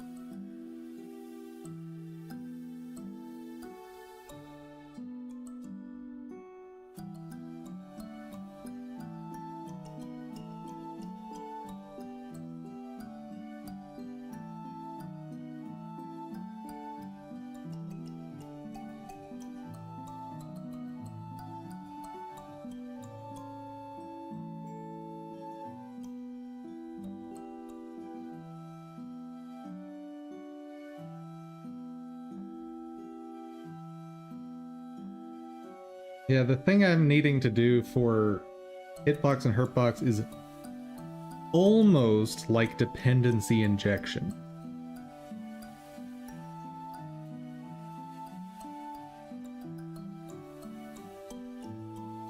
Because essentially what I want is for the hurtbox to say, "Ah, you're hitting me," which tells the hitbox to do what it needs to do.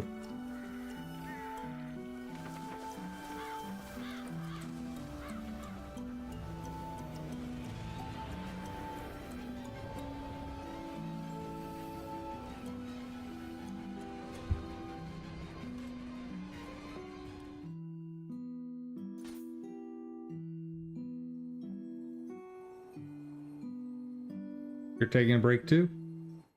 Makes sense.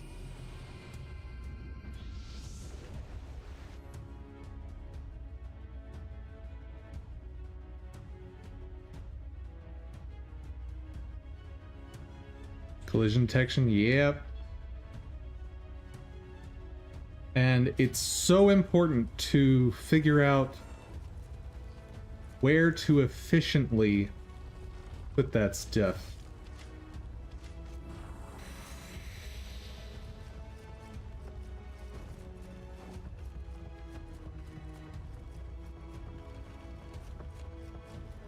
It's a very empty building.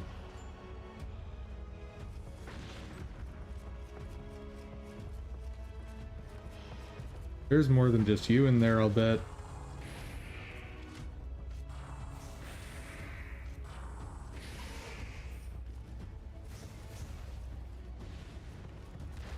Ooh.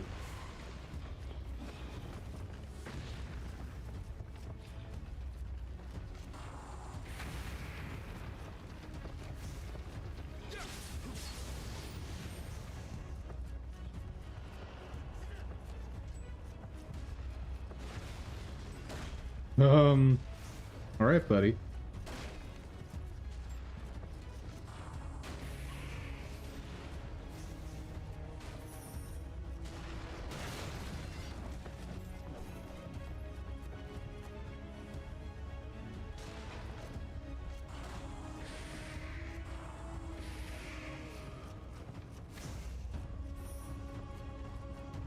Where does this go? I have like four, maybe four different directions I need to check now.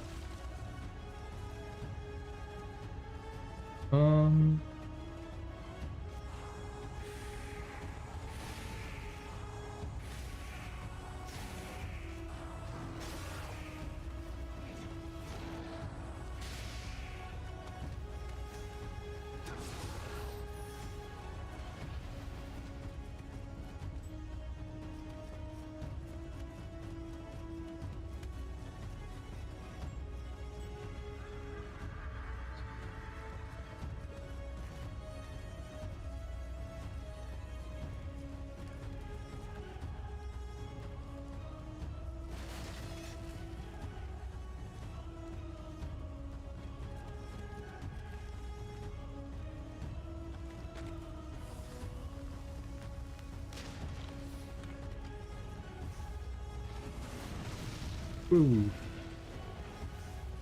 Nope, nope, nope, nope.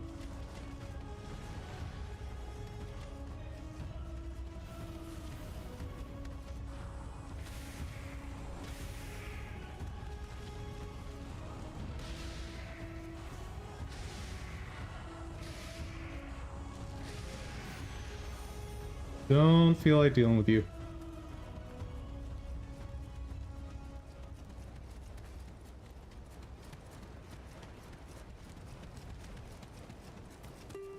Maybe another wheel, isn't it?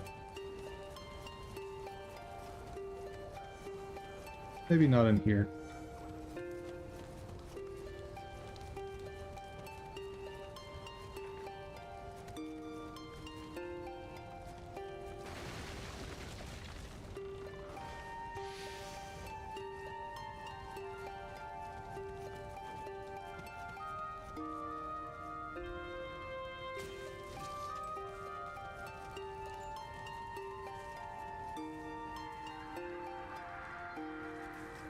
Yeah, there's tons of stuff I missed back there. Oh! Nope. It was a wheel.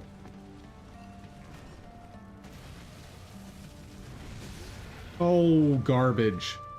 Absolute total garbage.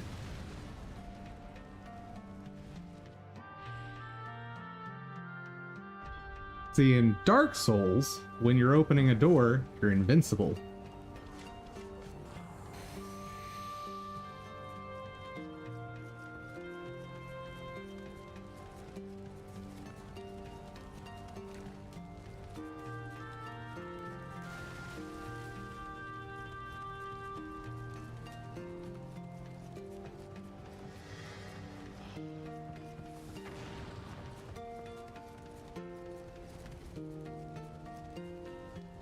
The heck am I supposed to do over here?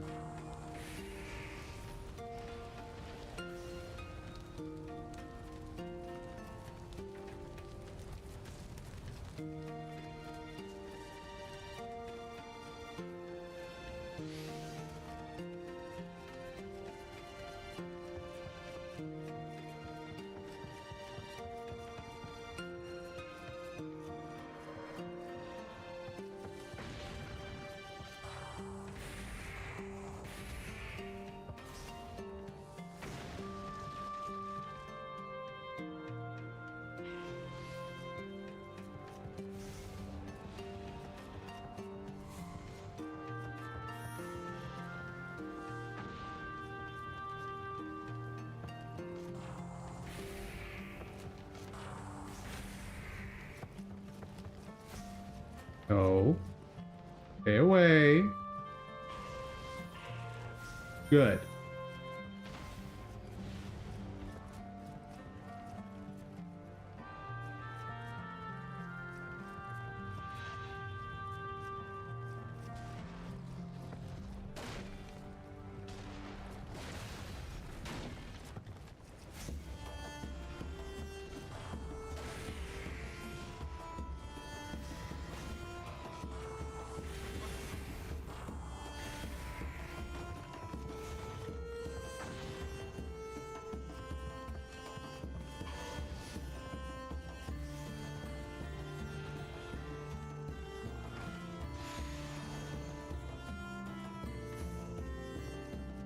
Ooh, I have a source of water now.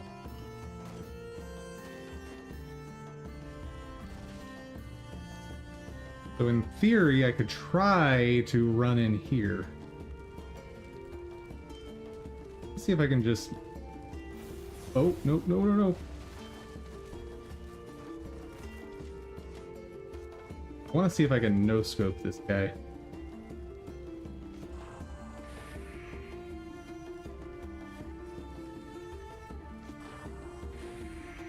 God, aiming like this is awful. Wait, if I do this... Hey, that works! That's cool! Okay, so if I'm gonna do this... The first step is go get my spirit.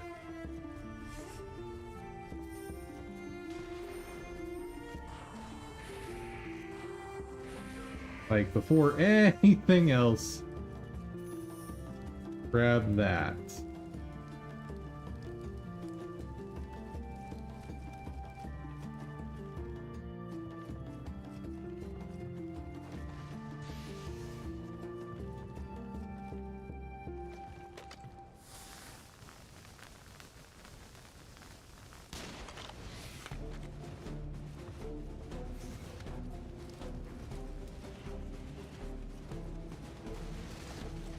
I can't remember when we started this.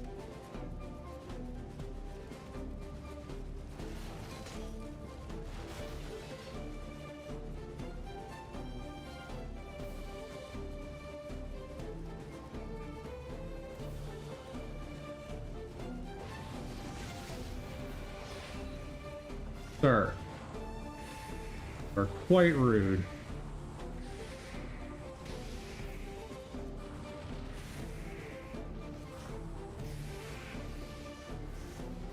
But you don't respawn, so we're good now.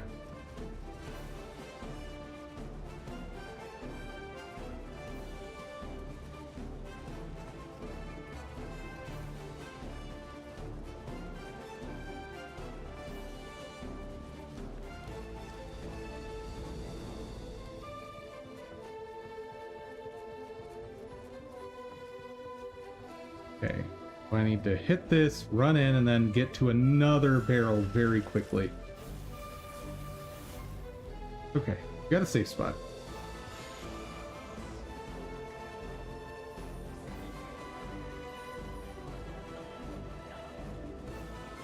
I wonder if I can just burn this guy. I'm gonna try it. Probably a stupid idea.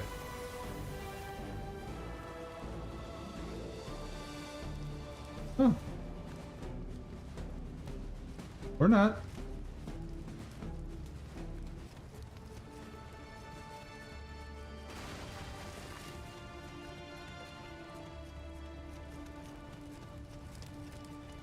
Dumb.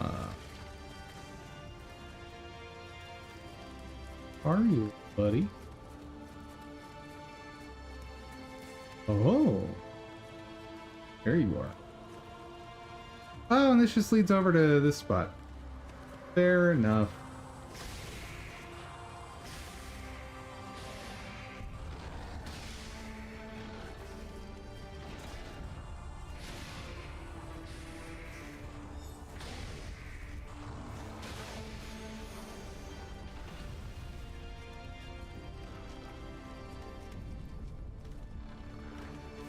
What kind of goodies we got? Eyes.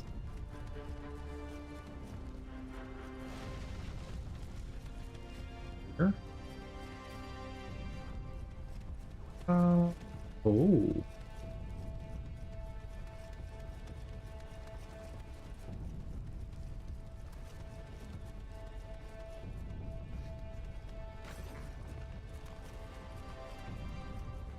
Interesting.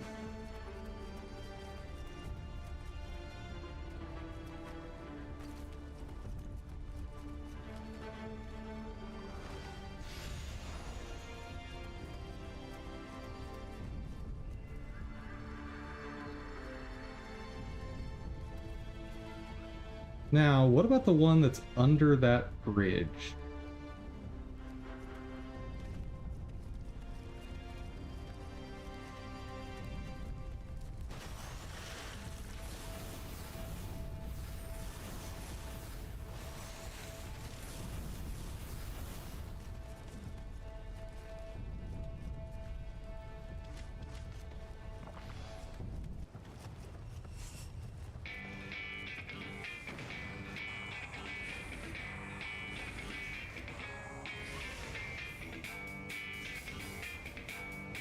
Hey there, Crazy Stewie. Haven't seen you in a long while.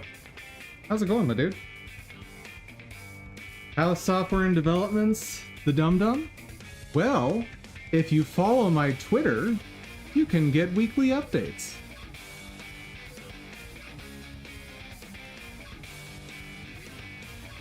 Woo.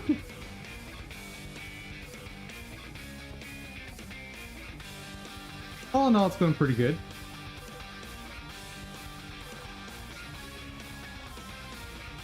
Haven't been on Twitter in more than a year, I think. Fair. You can also get those updates on my Discord. Ooh, fancy.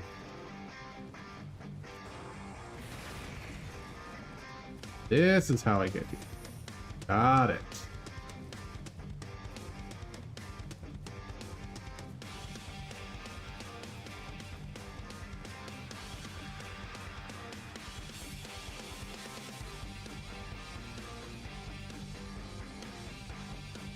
Oh, I didn't even catch that you were poking fun at the category. I'm on a break.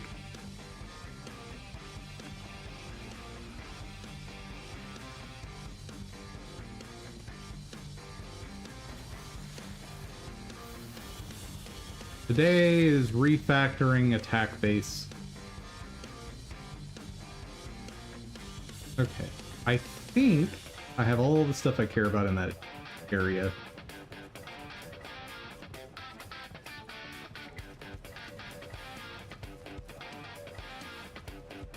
I think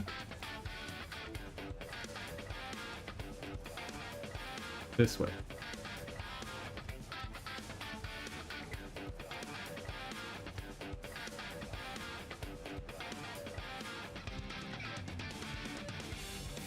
Okay, should be safe to do this, and I won't lose progress.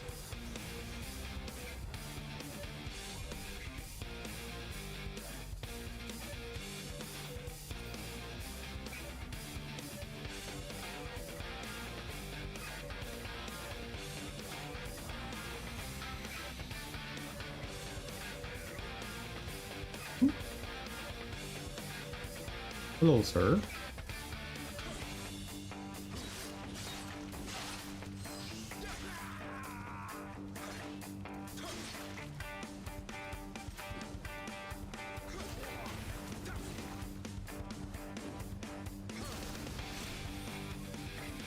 I've been using projectiles so long I've forgotten how to fight with a spear.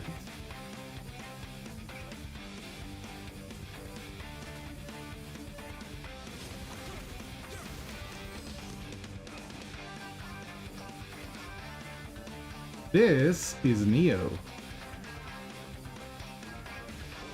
Think Dark Souls, but ramped up even further in difficulty. And a lot of that difficulty is not exactly fair.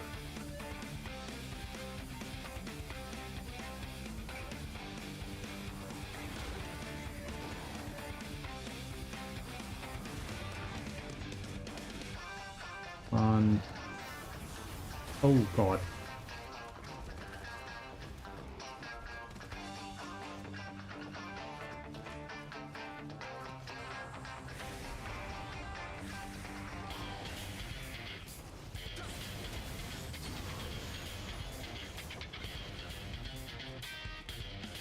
But chat requested this game, so I'm playing through it. Among several others.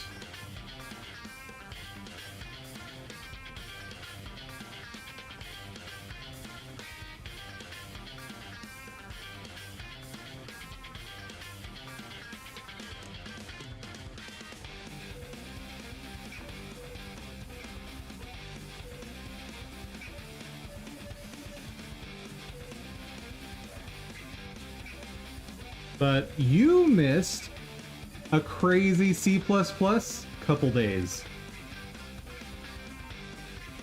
It was very, very sad.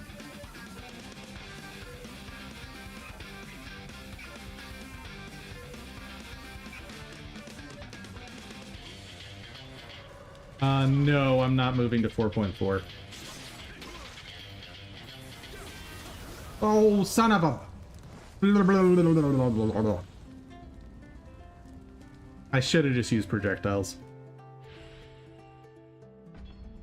Nah. I'm not going to move to 4.4 unless there's a very clear advantage to doing so.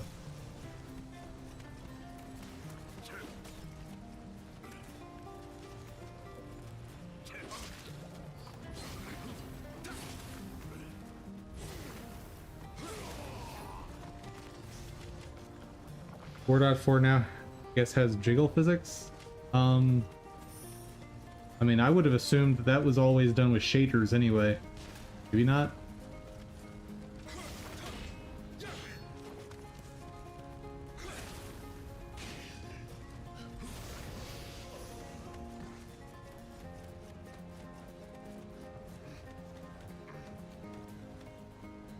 Ah, jiggle bones in this. Okay. Fair enough.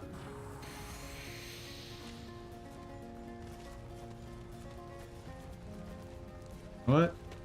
Because you were so rude to me last time, you get a bullet.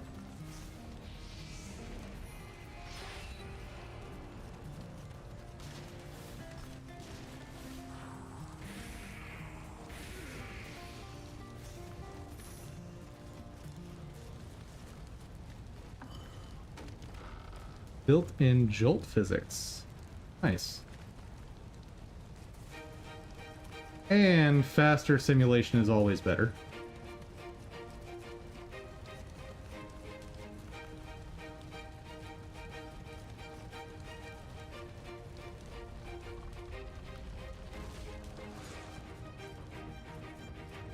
The heck is charging at me at that speed? Something is moving around super quick.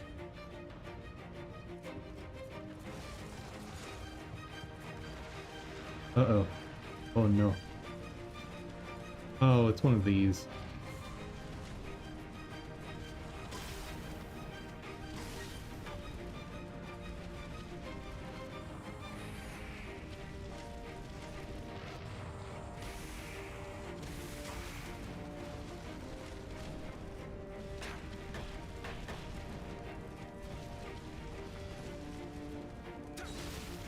Oh.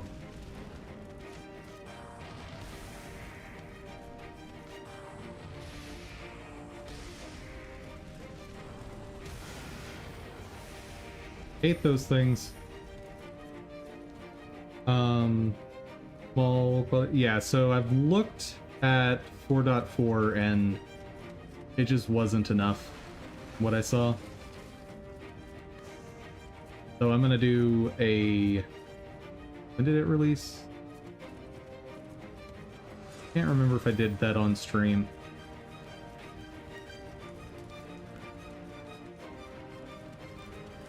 I'll do a formal look at the release notes at some point.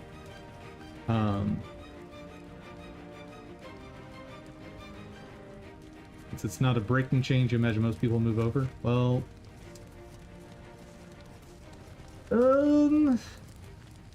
The determination of breaking change is really based on what features you're using, though.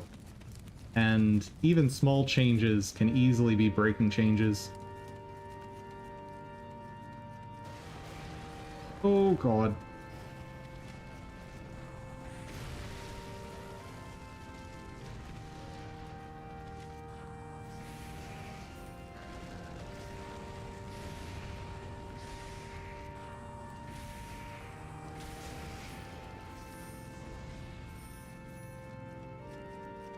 Why are there so many enemies? Okay, we got all the Kodama. That's the important thing here. Oh, that was dumb.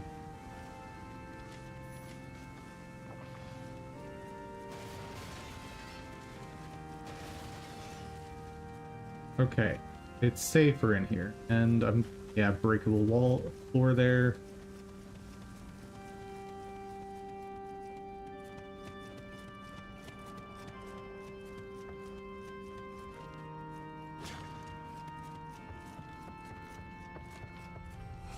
Ooh.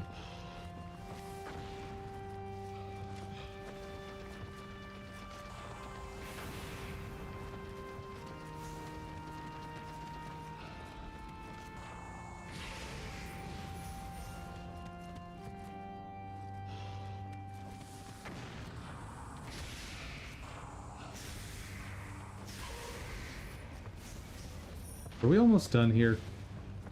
Ready to be done.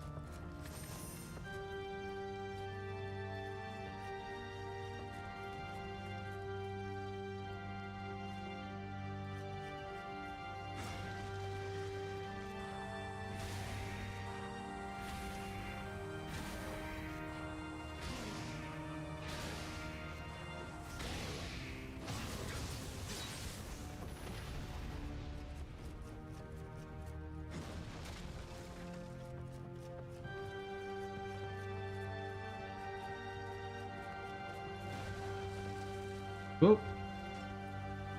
Hooray! I found a hot spring!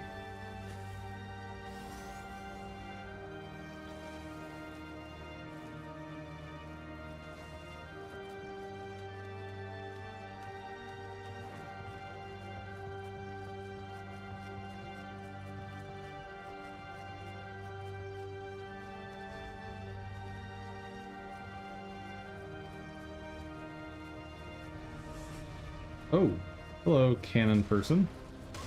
Oh, I ran right into that.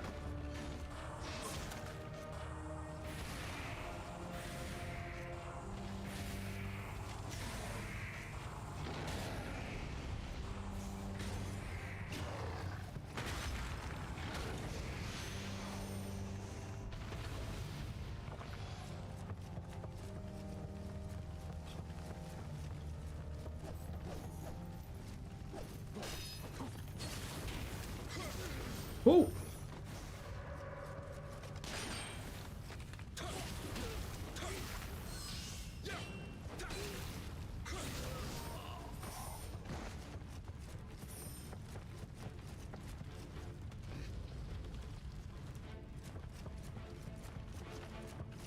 Dude, I hate these buildings. With a passion.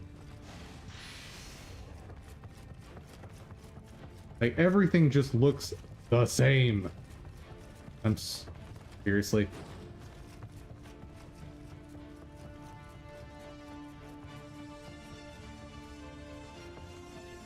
I assume I'm supposed to be finding my way up. Okay, so through here. Turn right. Please give me a shrine, dear Lord. Or maybe a ladder going back out. No, no, it's just right into the boss here, isn't it? Yeah, well, I'm gonna die.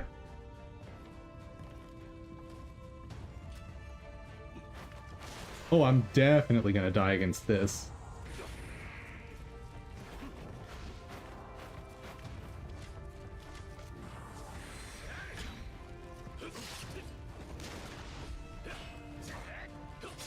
Yeah, no. Oh. Dumb. So dumb.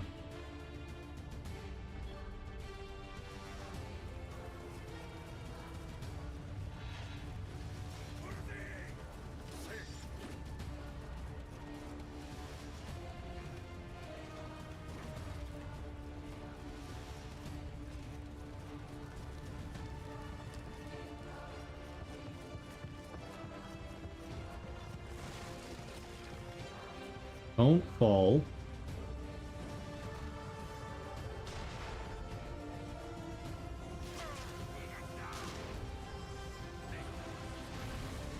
Shoot!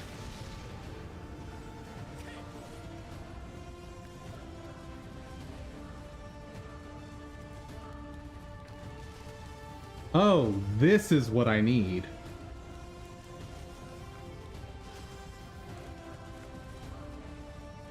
That's the shortcut that'll save me.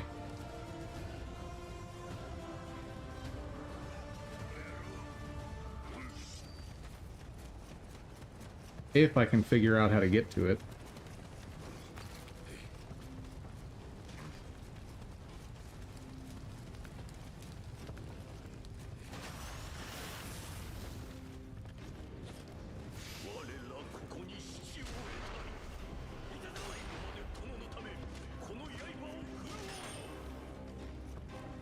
Oh, this is garbage. Oh, this is garbage. Oh!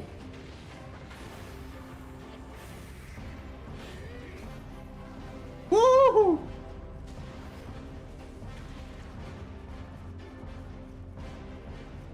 Why are there so many? Okay, this is getting worse. Oh, God.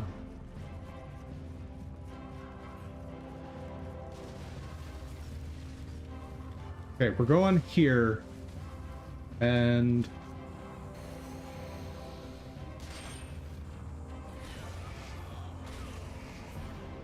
okay.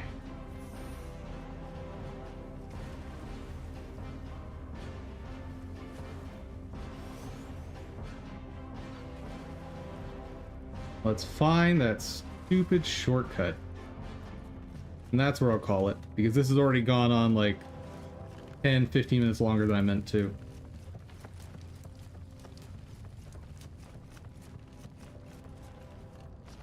Hello?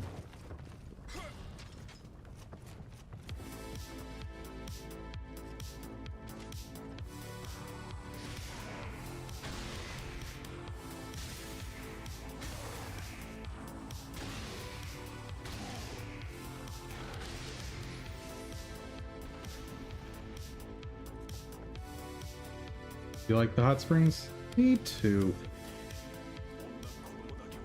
Where does this go?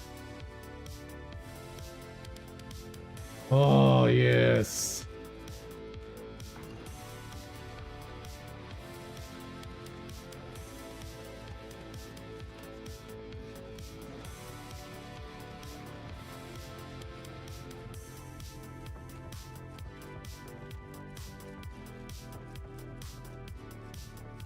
So, take this way up. Run through here where the two cannoneers are. Turn right, and I'm at the boss. Good.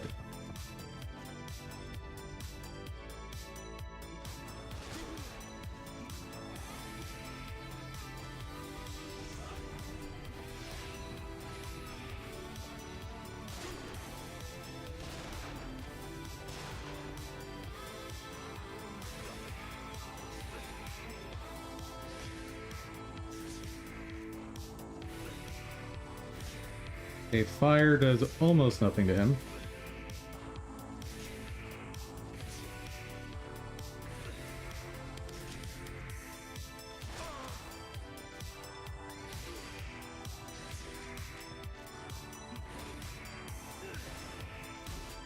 Ooh, oh.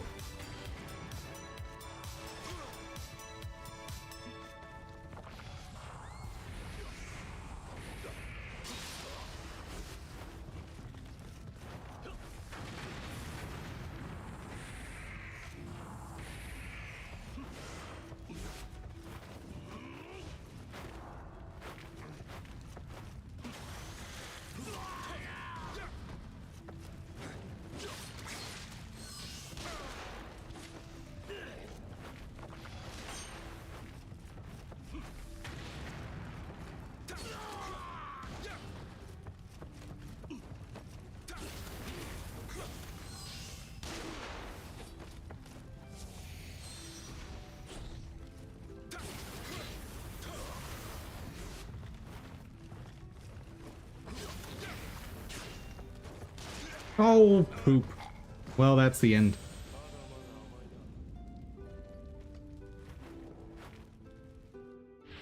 I thought I might have had him. Oh well.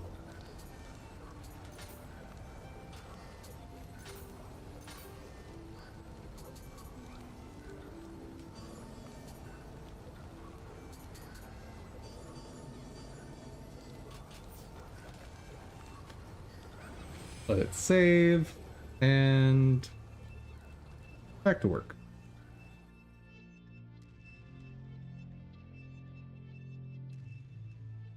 Okay, so something kind of like dependency injection here.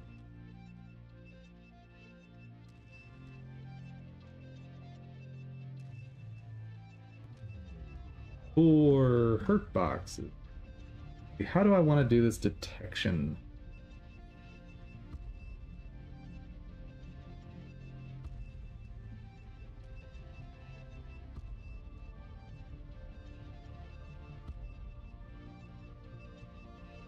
One way, if we are targeting a player,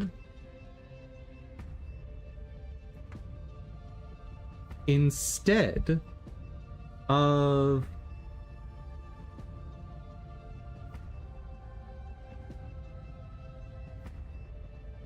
of masking player physics,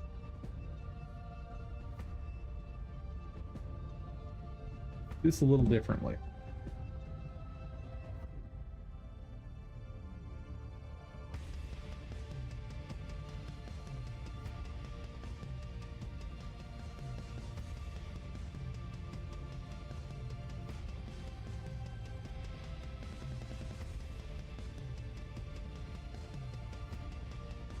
Well, first off,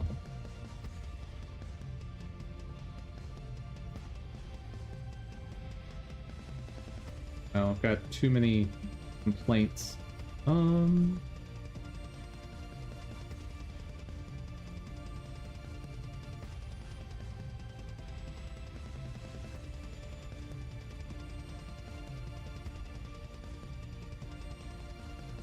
Okay. Damageable enemies. And here, self.set collision layer.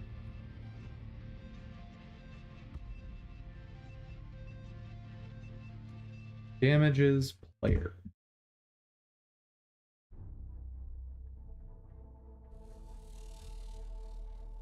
Okay. So now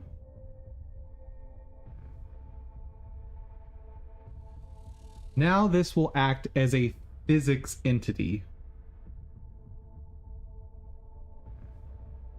for players or for hurt boxes. Oh.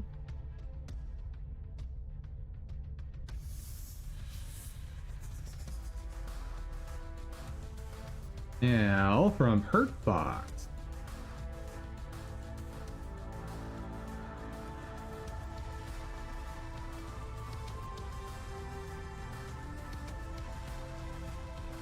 Damage.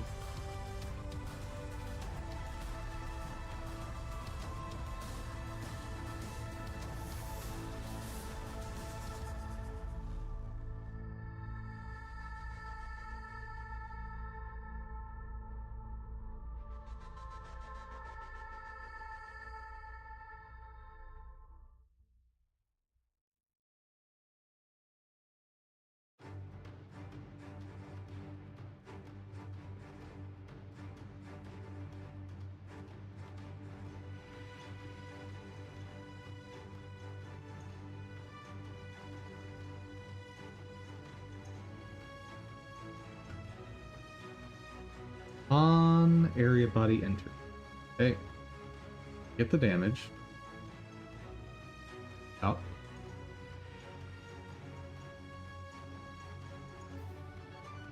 Iframes to start. Also tell the character to start iframes. Knocking back is true. Damage mod. A whole bunch of fancy stuff.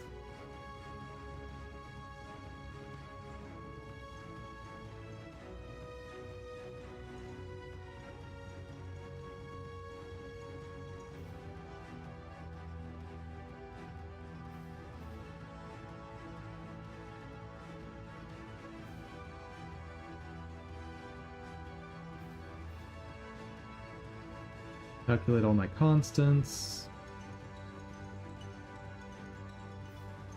The initial Z. Okay.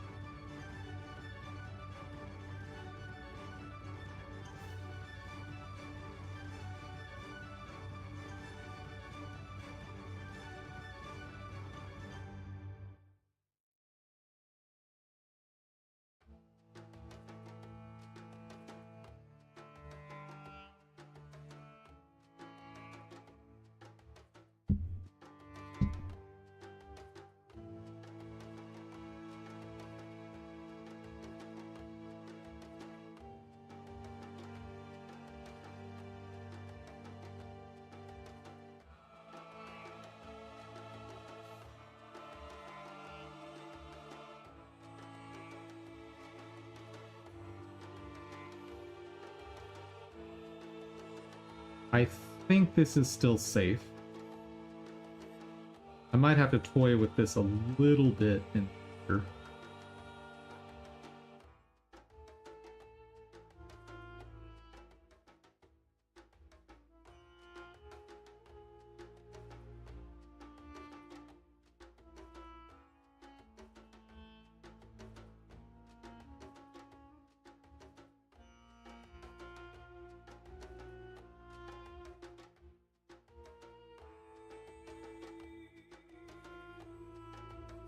Okay, so nothing is actually damaging the player yet.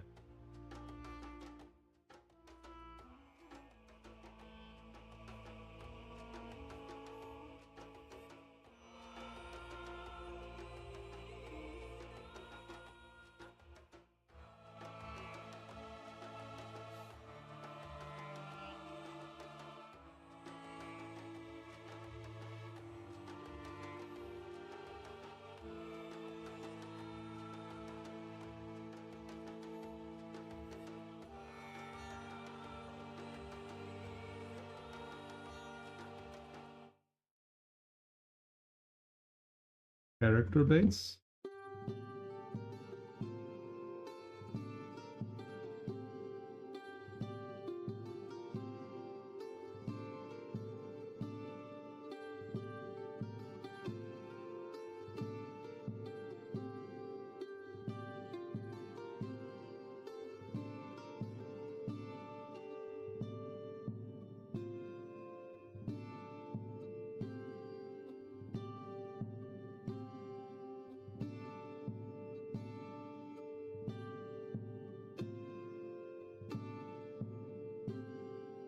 Actually, do I want this to return a ghoul instead?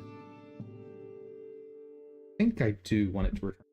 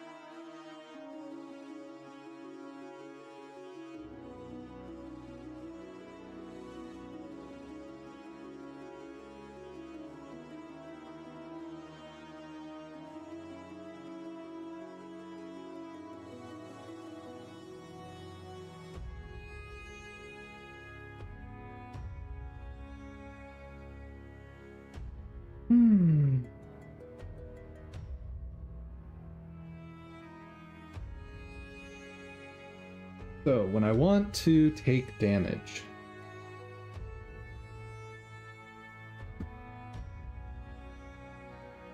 enemy base has the same function. Let's see if I can just use that.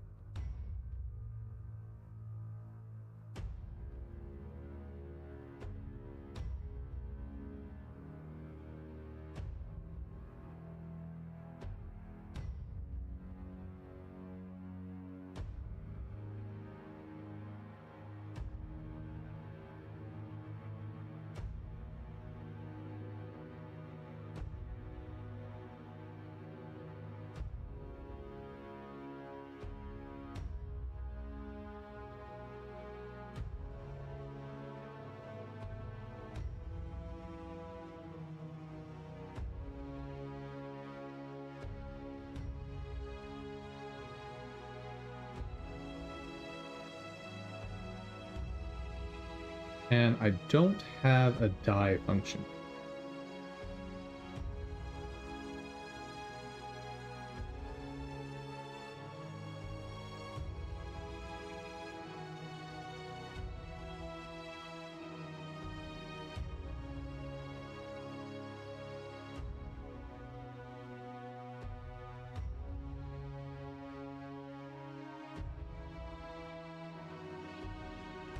For now, characters are not able to die. That's fine.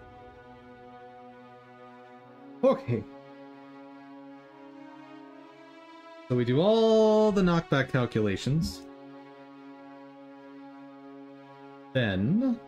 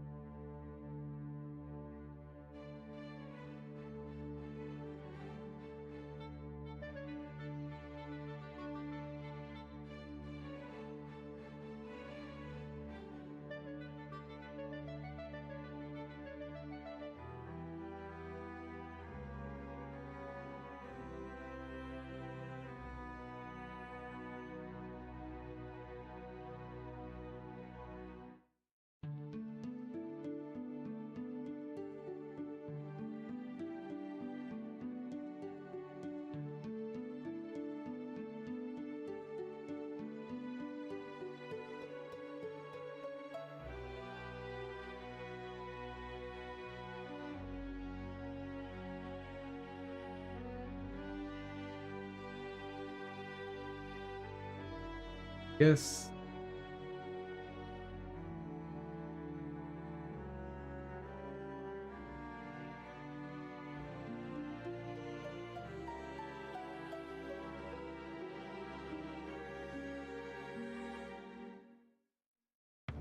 Hmm.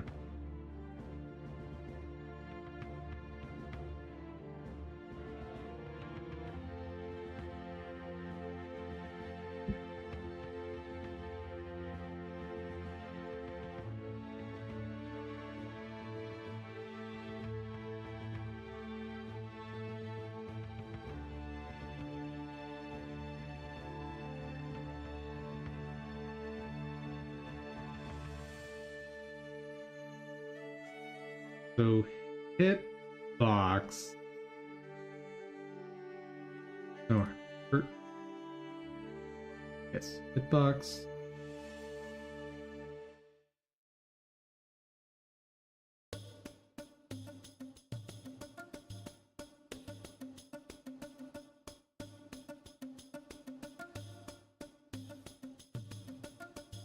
Punk.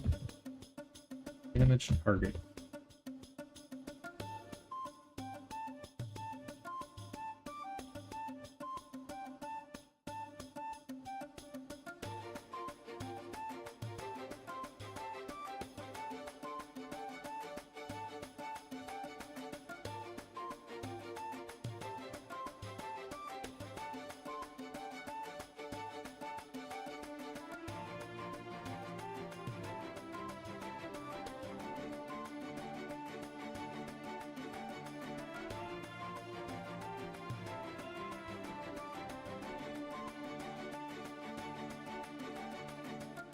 Ew.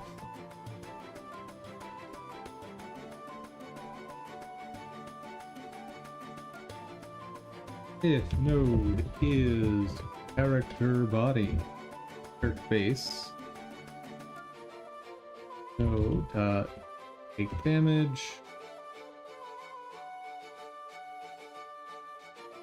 self dot tell it node is enemy base dot take damage.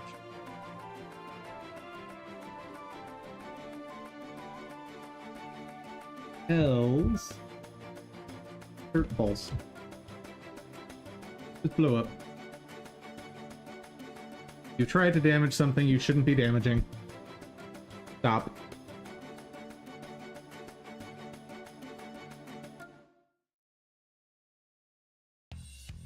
And this is only really for being used elsewhere. Oh, hold on. Hold on. Hold on.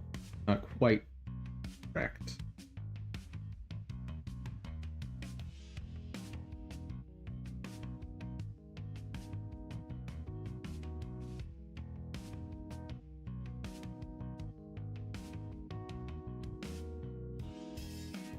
Also need this.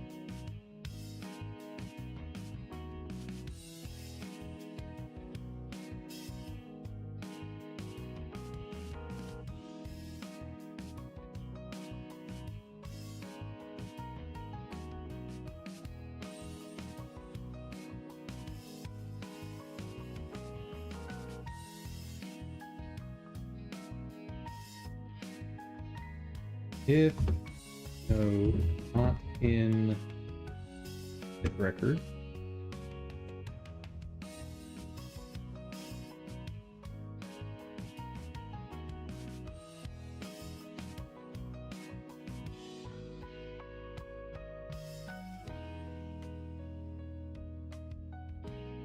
And storing bad stuff in there's fine. We're gonna assert pulse there. It's fine.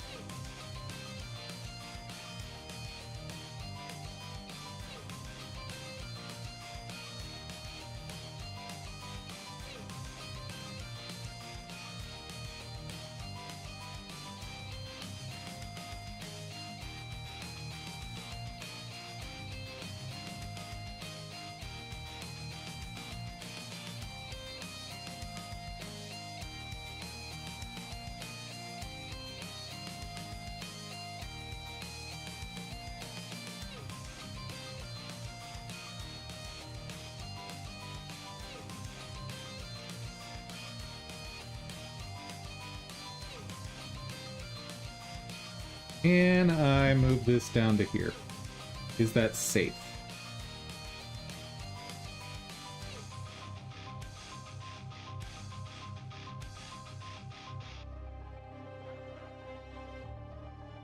So if node is not in the hit record, create the hit record.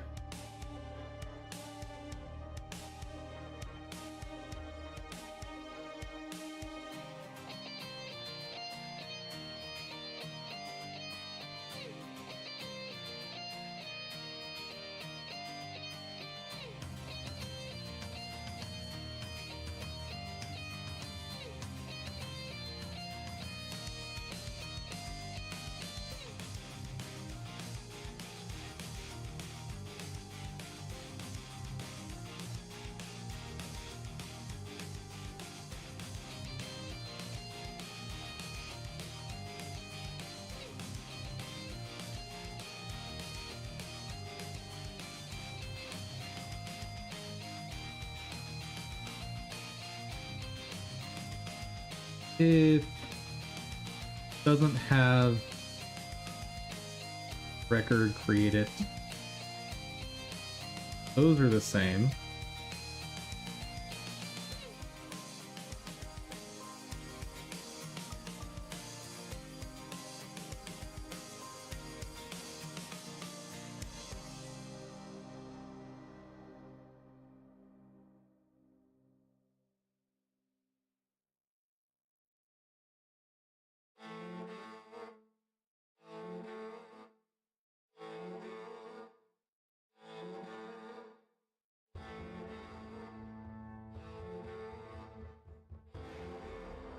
Those are equivalent now.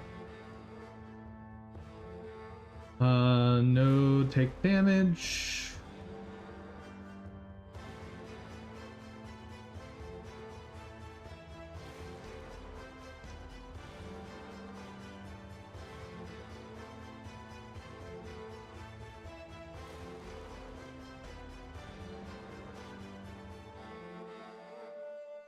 I should call this damage body.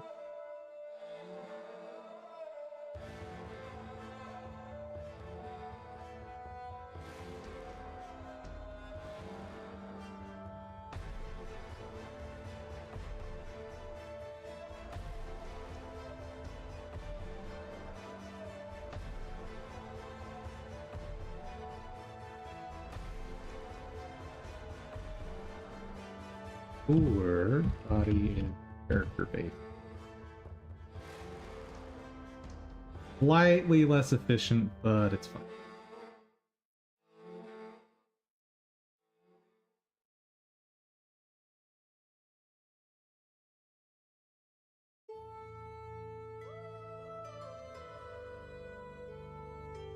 Good.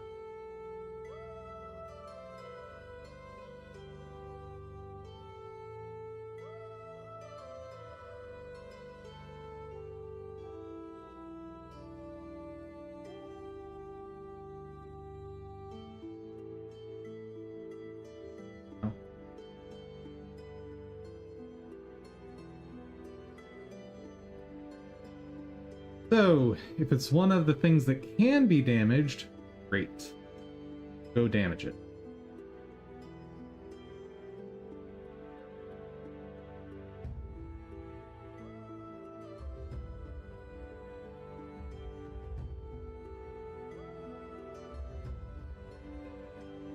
Now, for things like a force field, do I want to implement a concept of if you have a certain number of projectiles blocked, that's your limit?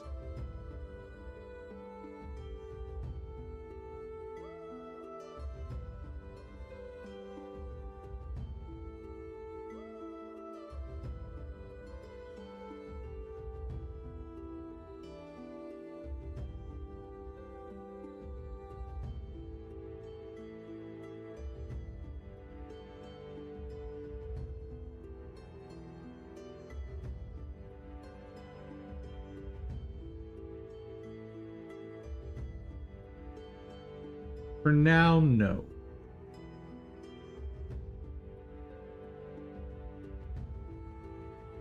No, I'm gonna want that. But probably don't want to handle it.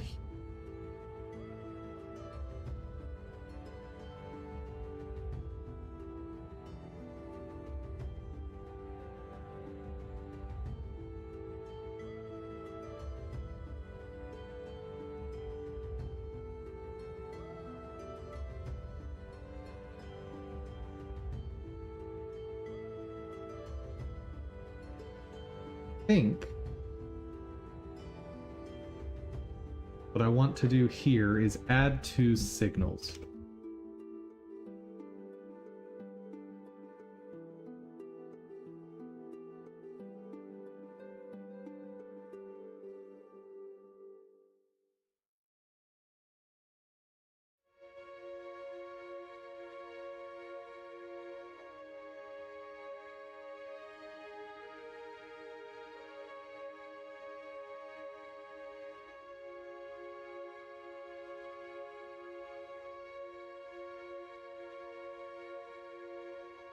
I want 1 signal target hit.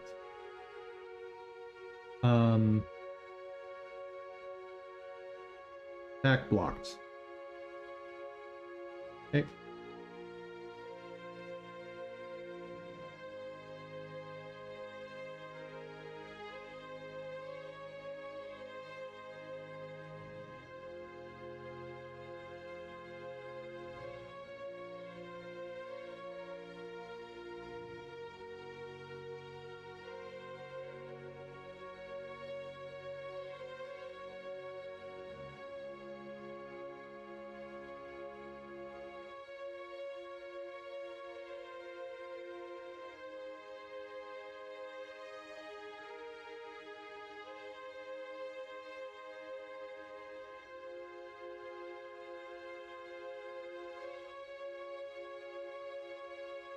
Enemy base, all chain. Oh, I did it.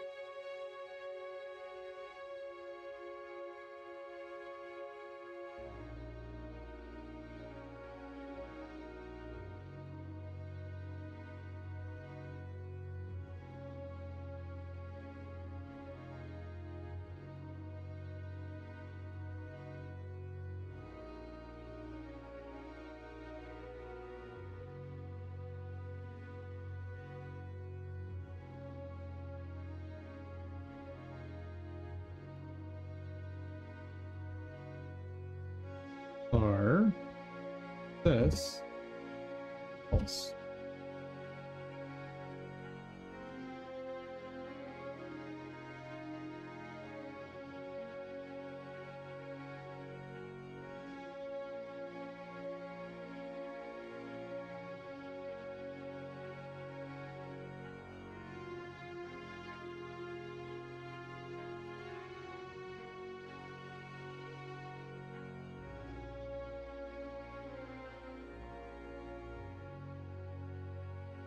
I should reverse these.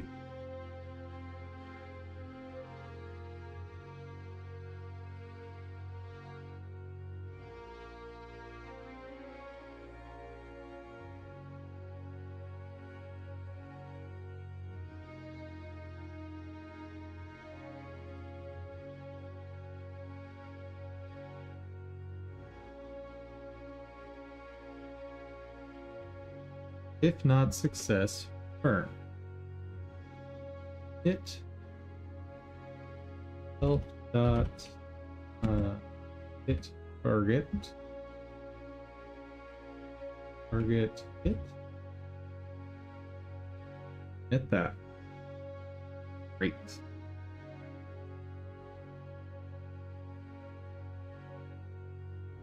Now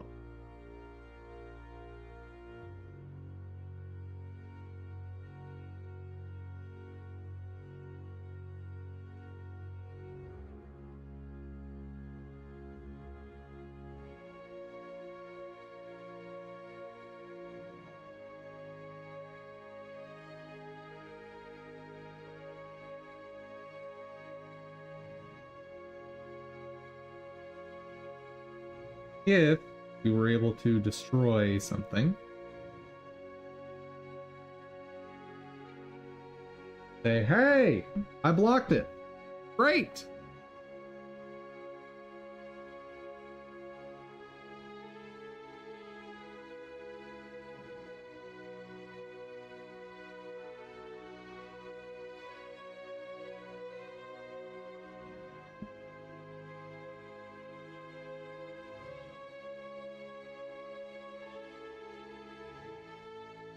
Let's review if this works the way I expect.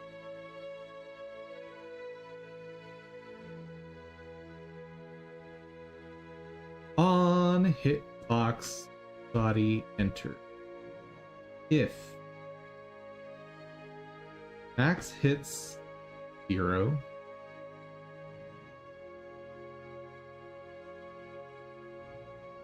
if body is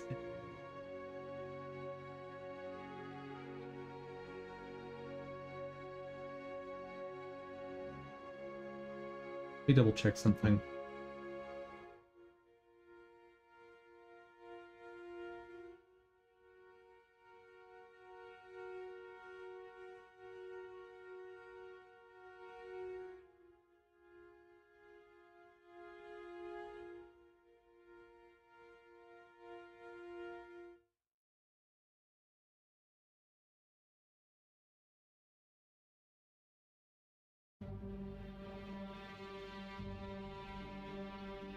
It's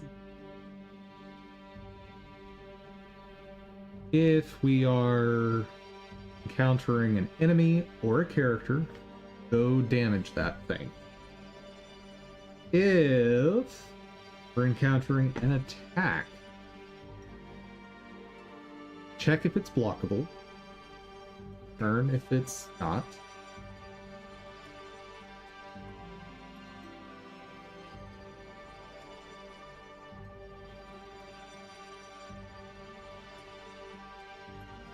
This stuff I checked like 4 times. Happy with this part. Else, third false. I think we're in the clear. Maybe.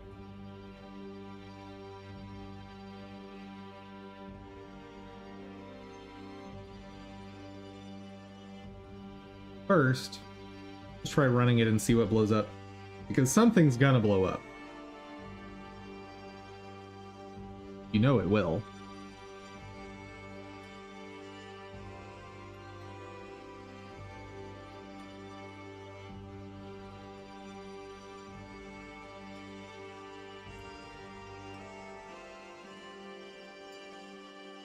Why is nothing blowing up?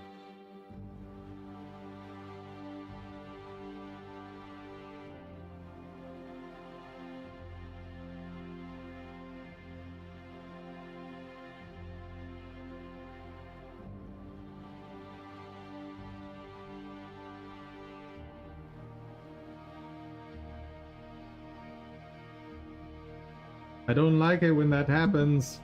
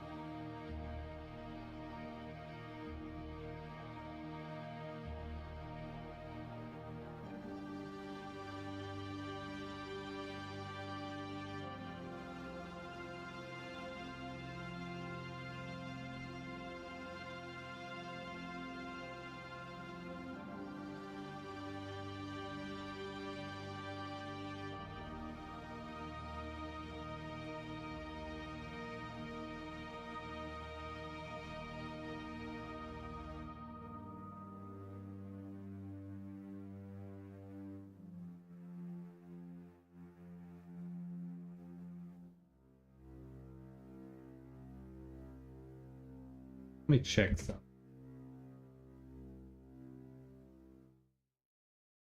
Maybe I just need to add attack as a target to that enum.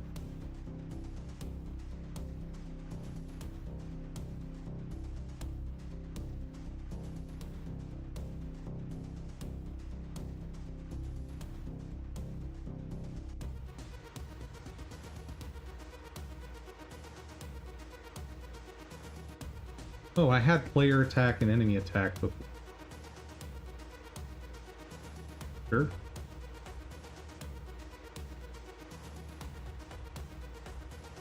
Let's simplify this down.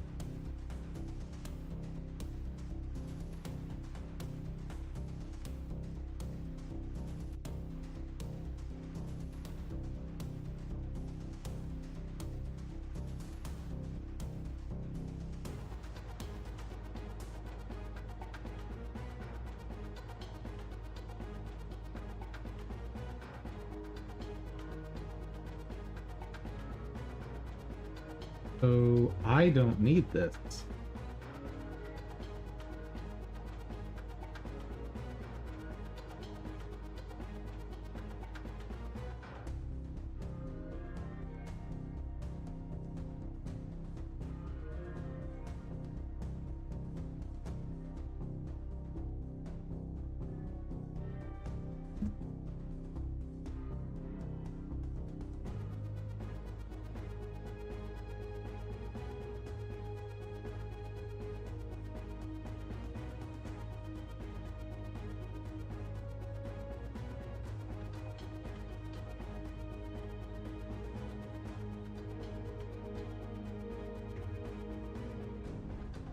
Here's a question.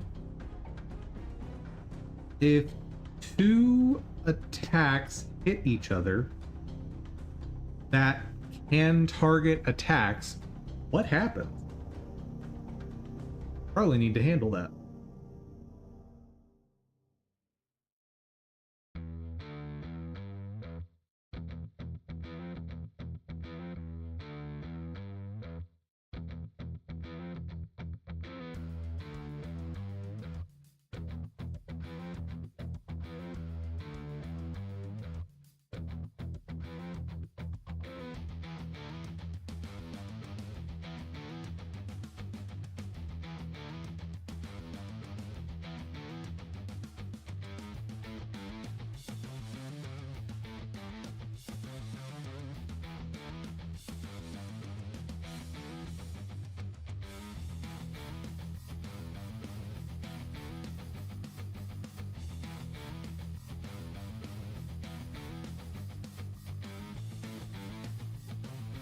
Now, targets can have attack in it. This is unnecessary.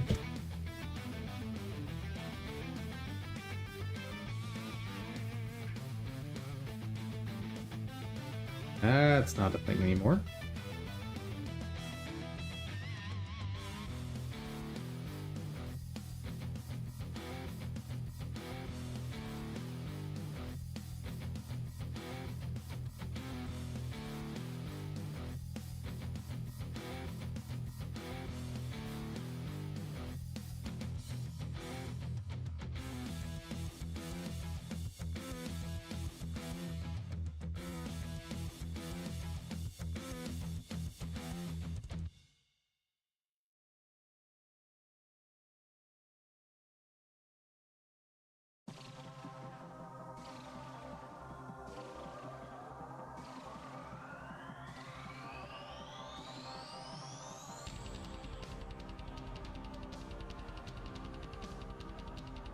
Okay.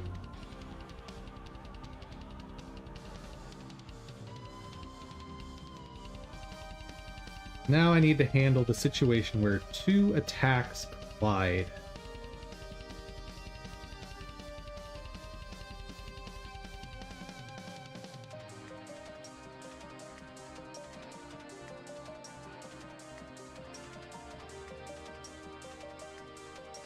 If it's an attack,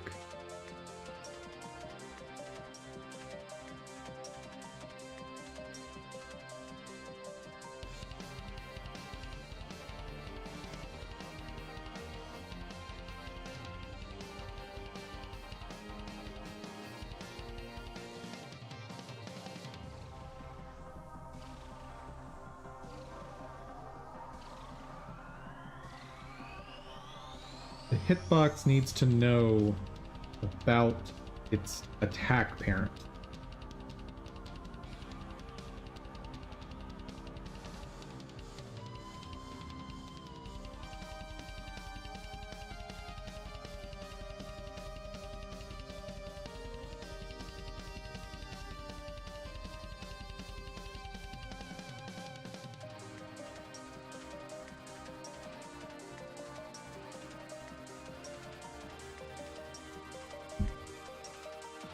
Which may actually remove a lot of it.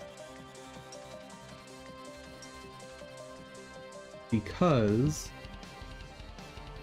attack has a list of targets. I don't need to set that, right? Oh. Hold on.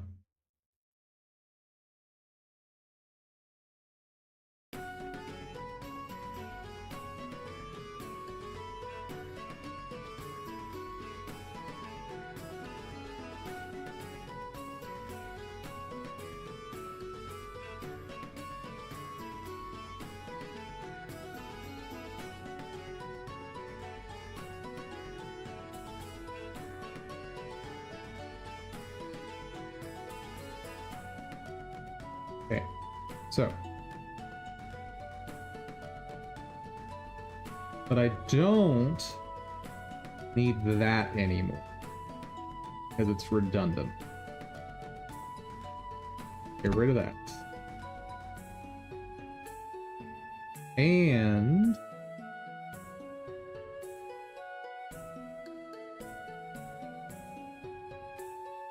why is that not complaining?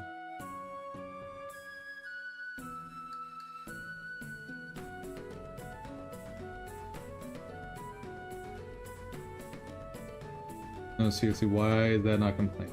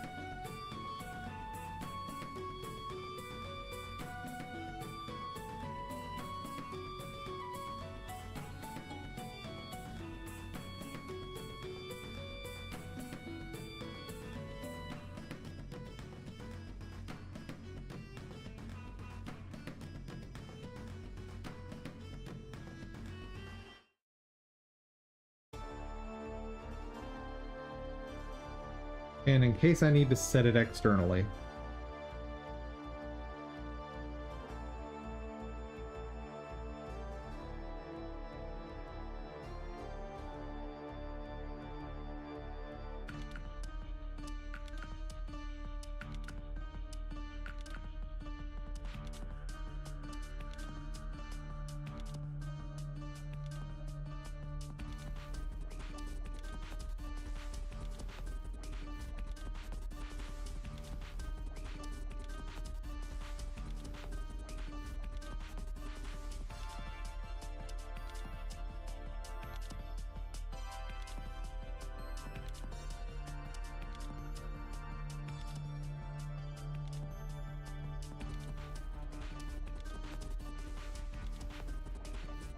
actually I should just do a setter, shouldn't I?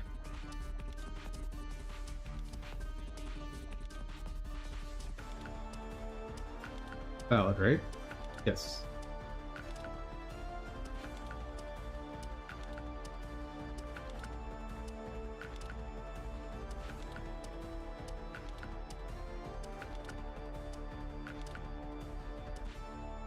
Actually, I don't want to do a setter. Because this is also potentially going to be called not when I'm trying to set it, but when something changes on the attack, like let's say the list of targets changes,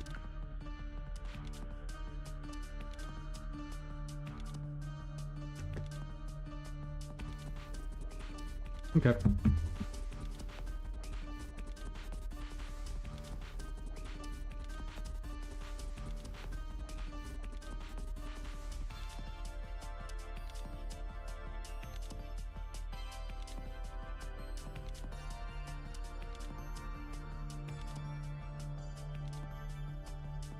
All right. Back to this.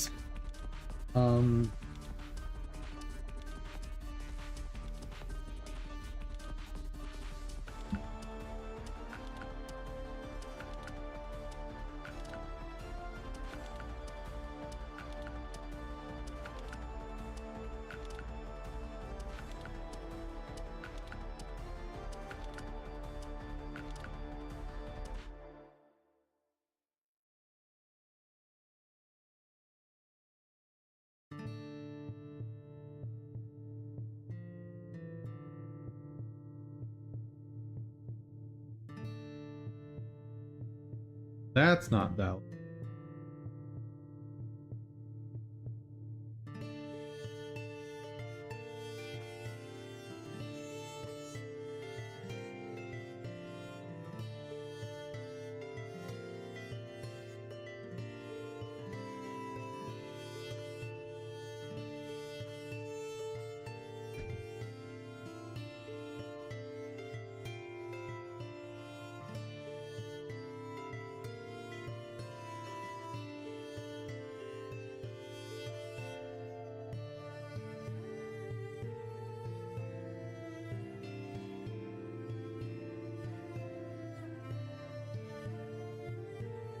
Okay, so we are encountering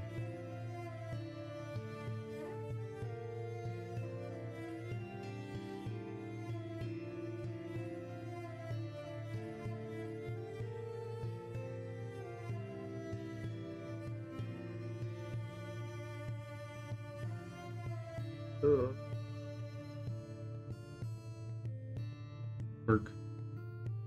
Two fireballs hit each other. What's going to happen?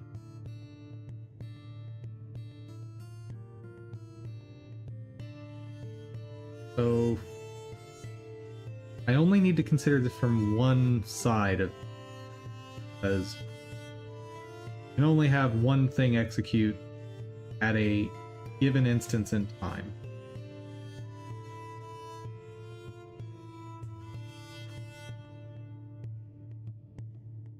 So we have a player projectile hitting an enemy projectile. Let's just keep it simple.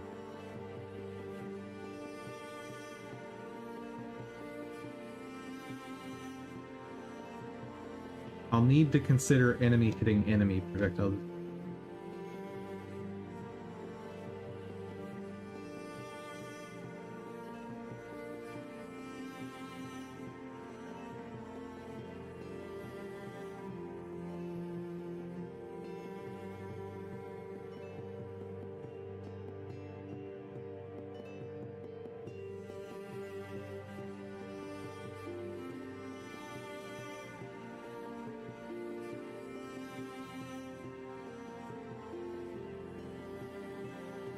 I'm a player, fireball.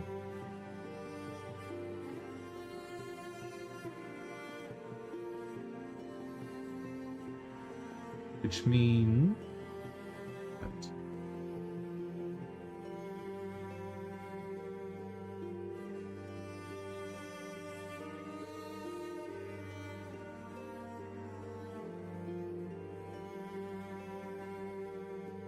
well, I'm targeting enemy. So self attack targets enemy. That's what's going on. Now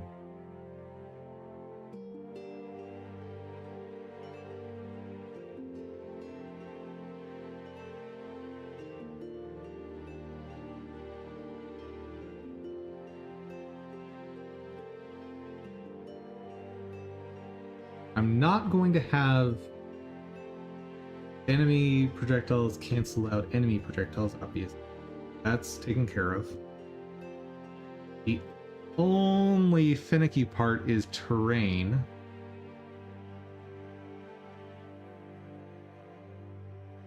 terrain, either these two, so either this and this is true, or this and this is true. And the thing I'm targeting, if it can hit anything, then it's a valid interaction to destroy something. Okay.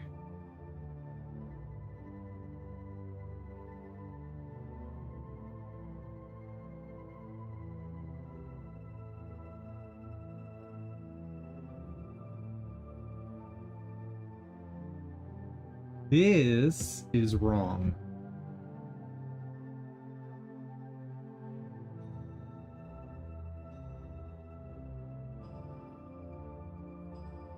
Applied attacks.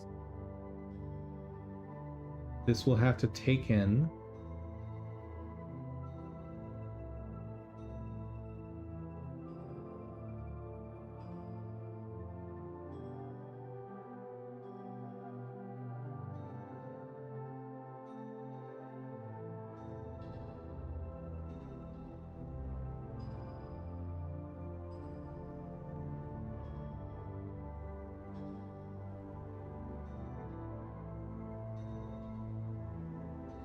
okay.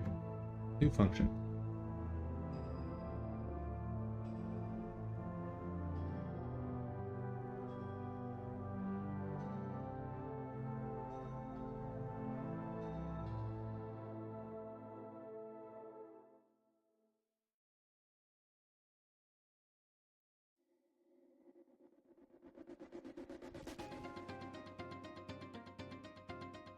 It's way too many letters.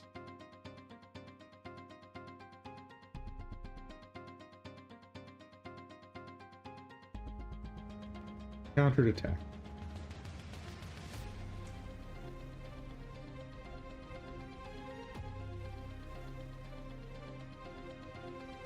Actually.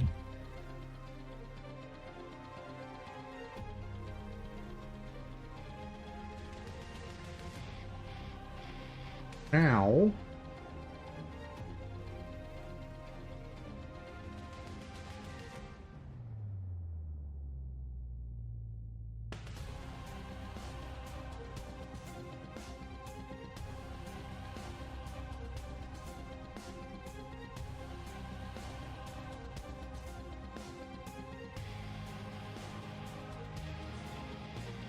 Some redundancy here is okay.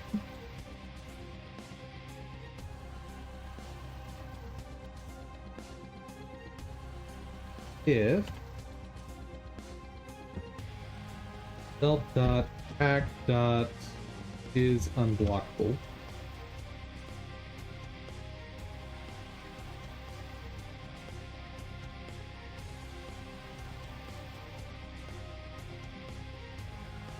actually,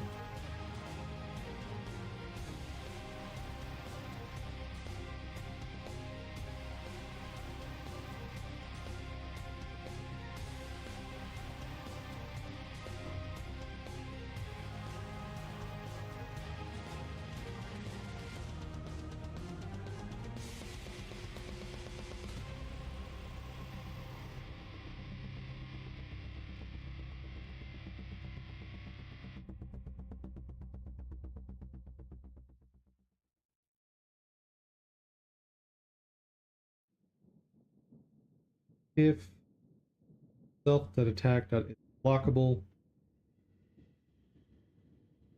and countered attack is unblockable, return.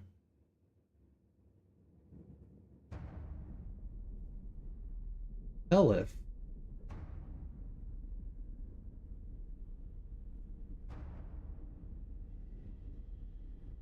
if I'm unblockable,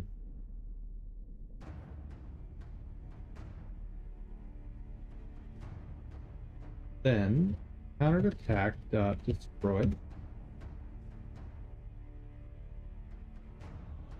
emit this. Okay, so this is the simple situation.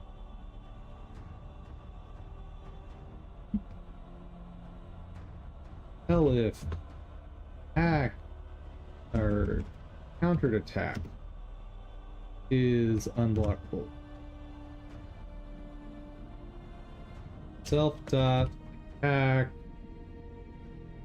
dot dis or self in that case. I've now covered both unblockable, one unblockable, the other unblockable. Finally, else, what do we do? Okay, so I have two fireballs that I want to have collide together. I see there being two different options here. One option is I have them a few different options. One, I have them just not interact. That is an option.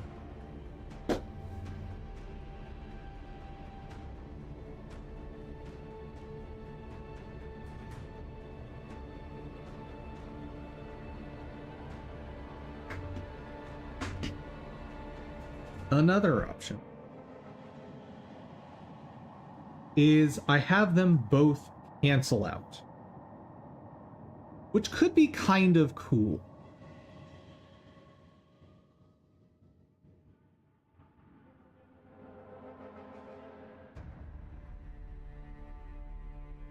Now, the next option is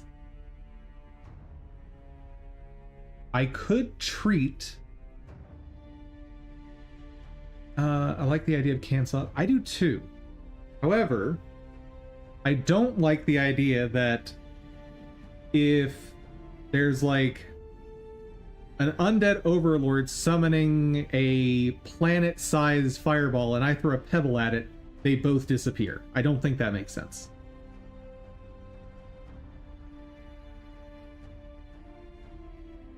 So what I could do is have their damage be like a health bar. Okay. Makes sense kind of combat-wise, or if it looks at which side has a larger attack, then there should be a calculation maybe. So one way to do it is, if we're doing cancel out, obviously it can't just be whatever it is they cancel. So there's two options for how to do what we're looking at here.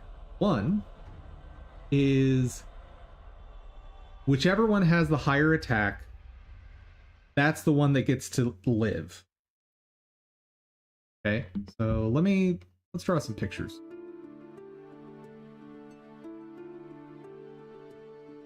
And I don't need this one.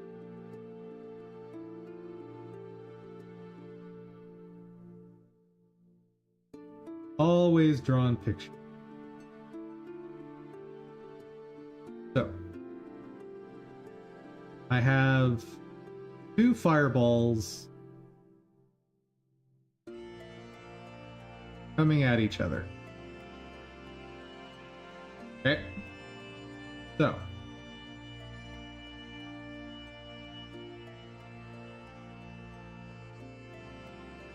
and this has option one. Oh, that was awful. So in option one, I kind of just have a face going on here. Anyway, the end result is, let me do it this way.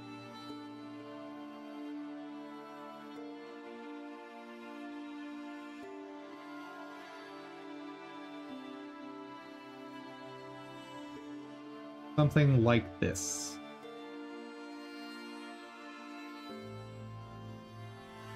Option 2.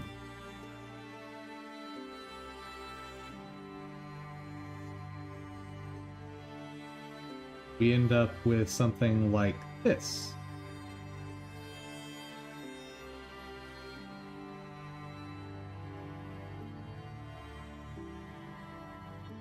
So first option, the damage amount is unaffected. Like, this guy just pretends nothing happened. Another option is this reduces the damage that this projectile would do.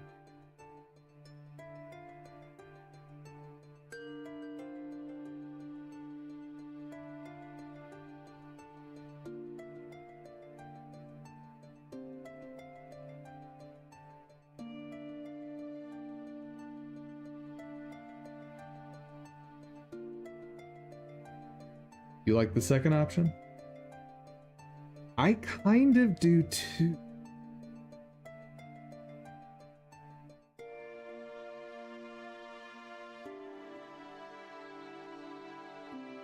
You think the other one will be exploited? How so? In option 1, what do you mean this would be exploitable?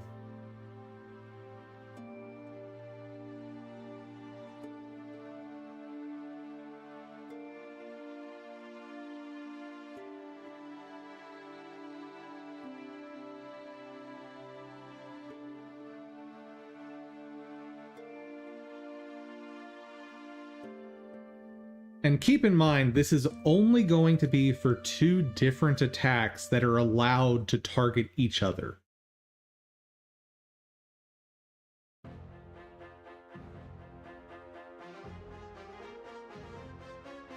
I still want to know what you mean by it can be exploited.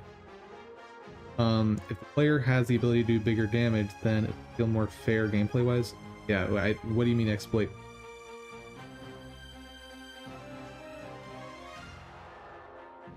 I think using any small attack that is fast will be used against the really... You're not helping me. I'm not getting what you're trying to say. Like, we've already ruled out the situation where small attacks can cancel big attacks. That's not an option. Our options here are big attacks that can target other attacks where they can target each other will just destroy the smaller attack. Or the big attack gets reduced by some amount. So what would the exploit here be?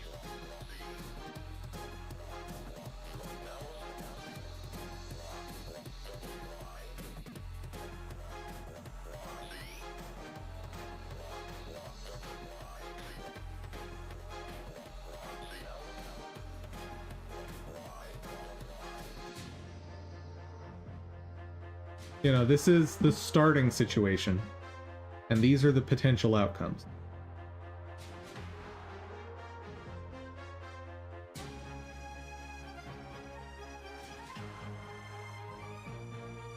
Start here. They collide. Option 1 result is here. You're somewhat distracted? Dude, that's fine. I'm just making sure I understand what you're saying.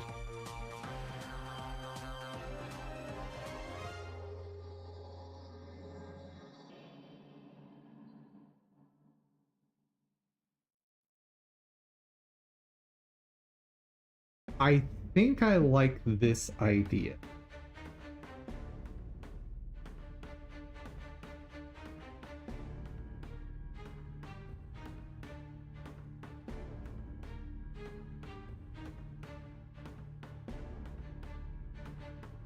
And it's worth noting this only comes up if I have 2 attacks that are simultaneously allowed to encounter attacks. So, as an example, if I wouldn't actually apply this to a fireball. Like, I wouldn't actually have fireballs be able to intercept fireballs. That doesn't make sense to me.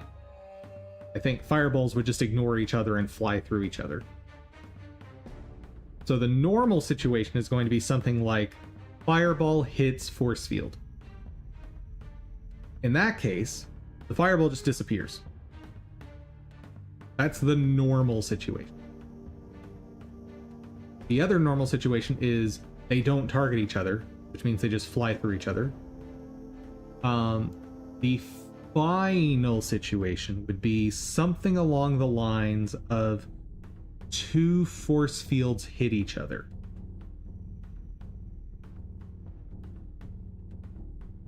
Something like that.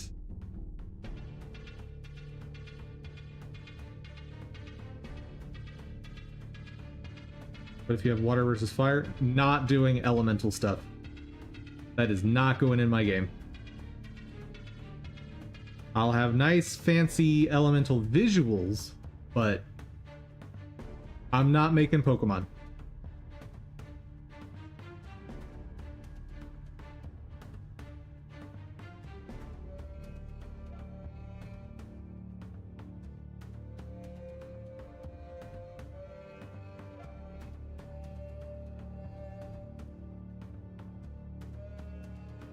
So, if I'm going with this approach over here,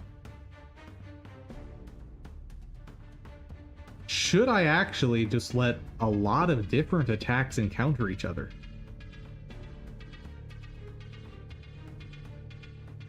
Pokemon type matchups are all about elemental reactions, so water does more damage to fire types.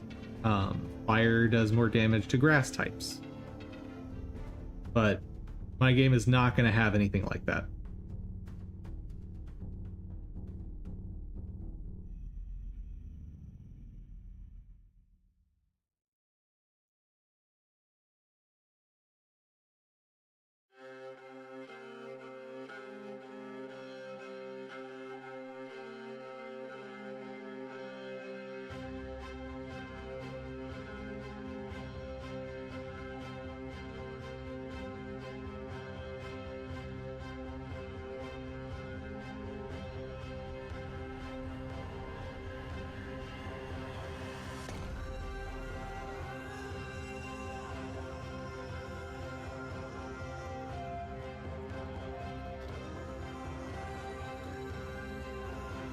And most of the things that will encounter stuff will be unblockable. So, for example, if I have a big sword slash that I want to be able to destroy incoming attacks, that thing is not itself going to be blockable.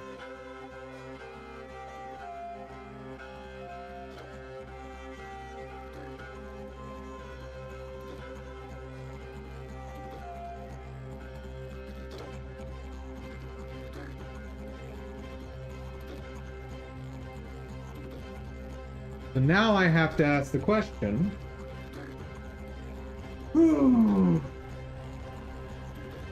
should all attacks target attacks? An interesting question.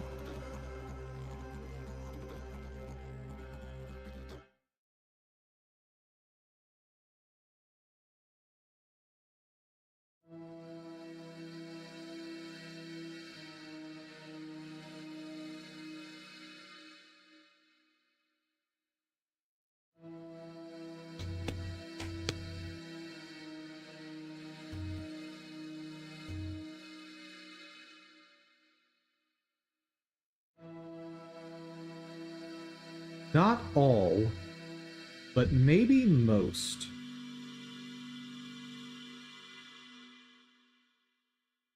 So I could see an interesting option here being, you have some skills the player has access to that will intercept any attacks they encounter along the way, which would be a more defensive playstyle. Alternatively, you've got attacks that don't intercept. So something like Fireball, our basic example here, that I would say should intercept things it comes into contact with. However, something like maybe a lightning bolt shouldn't.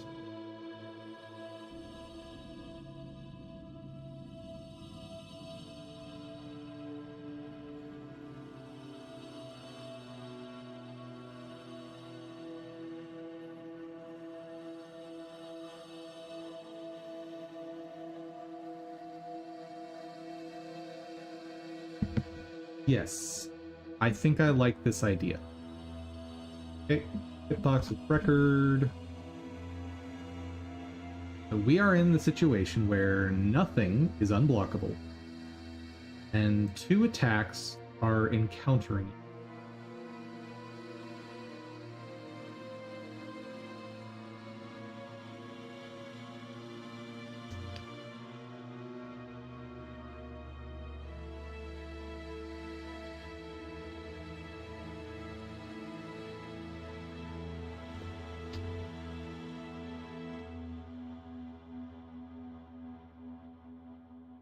Timeout.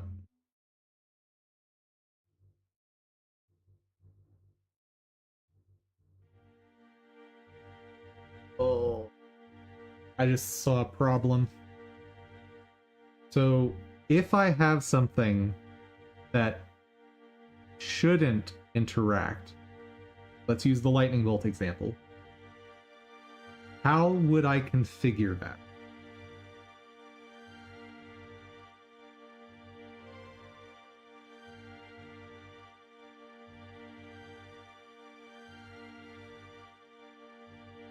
I'm saying this can intercept.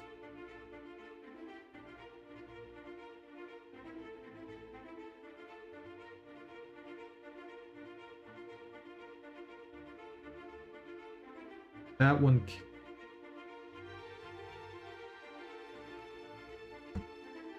I need more pictures.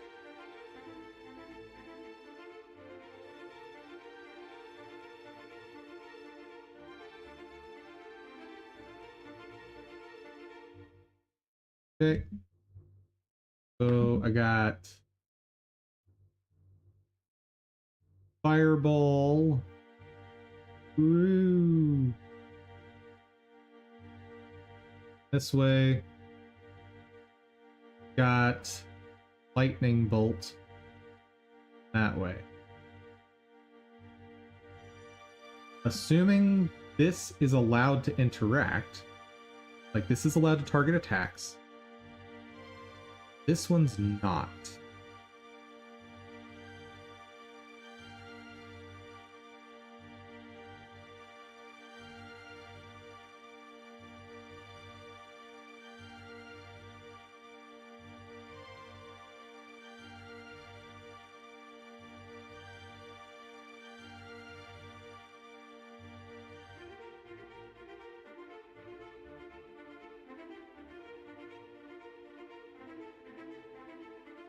This is going to run into funny situations where you have, let's say you're an archer fighting an archer, and you're just constantly shooting arrows at each other that hit each other.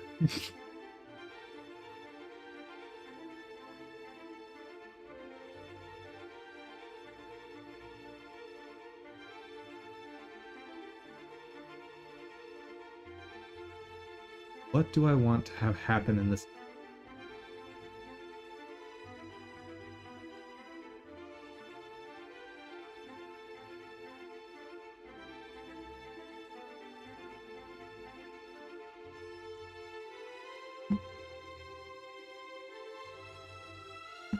Actually, let's look back up here.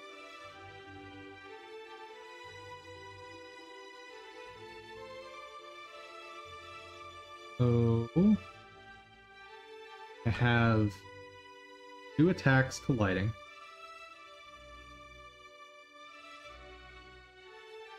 That have opposing targets.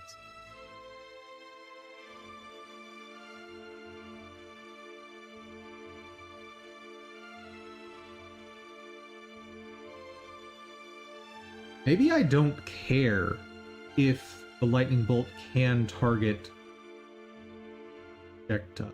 No, because I specifically want it to be able to bypass projectiles. But I don't want it to be able to bypass something like a shield.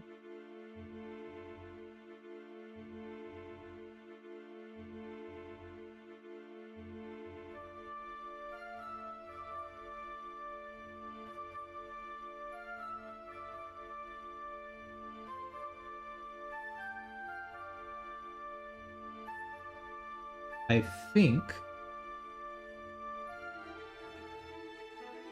I think.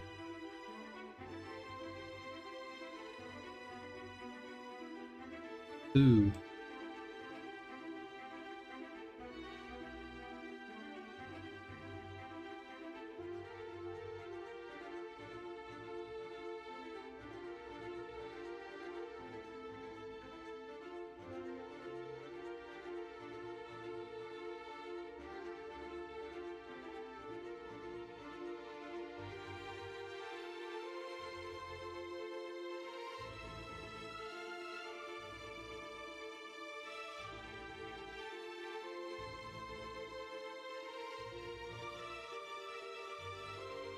AttackBase needs a new function.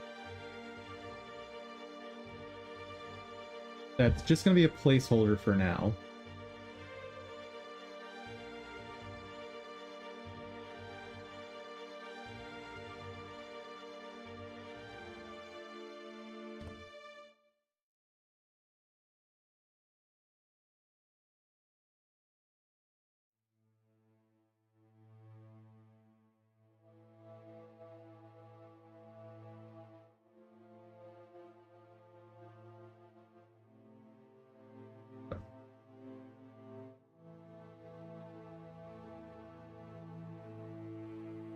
So if the encountered attack is unblockable,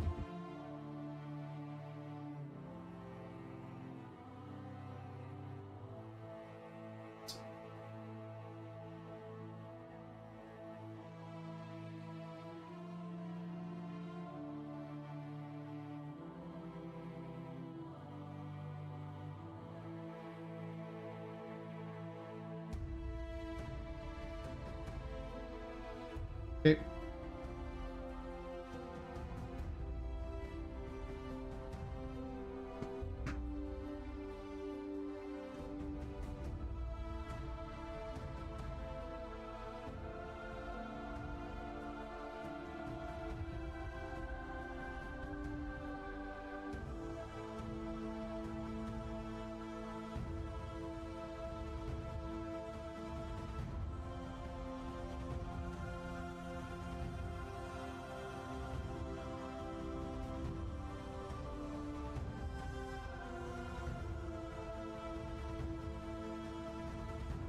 How do I know?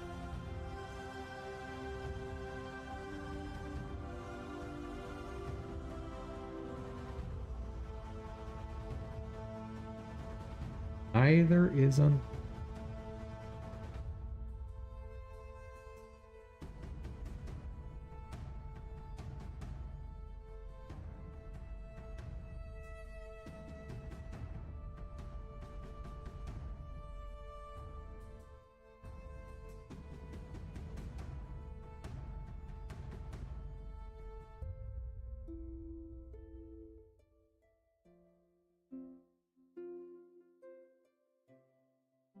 So if I can't target attacks, I'm never even getting into this function.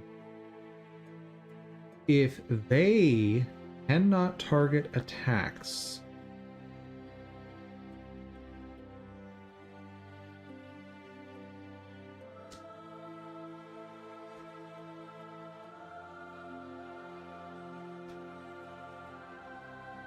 I think we're good.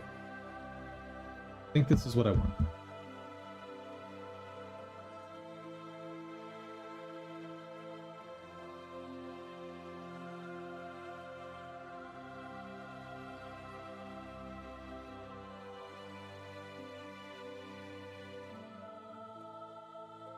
Now,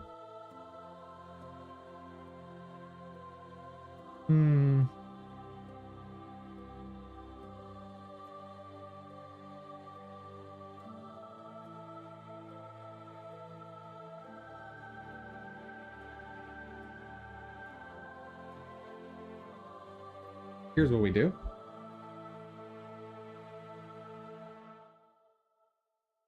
R.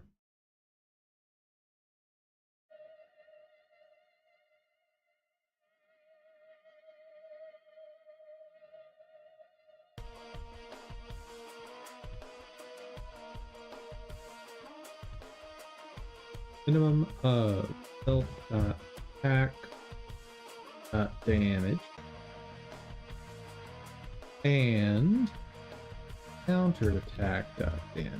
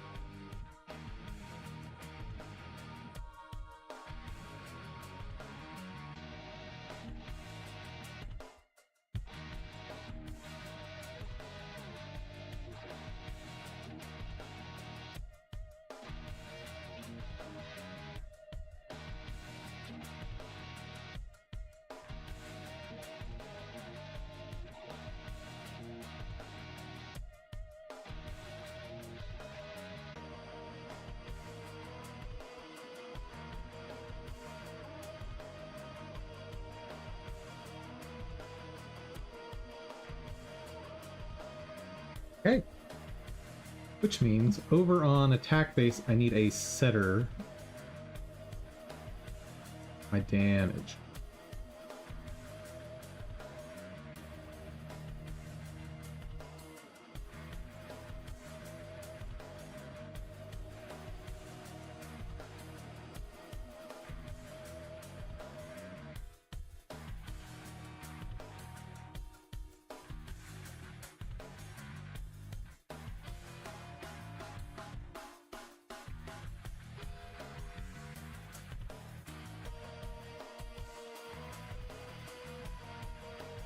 I'll set the new damage. If damage less than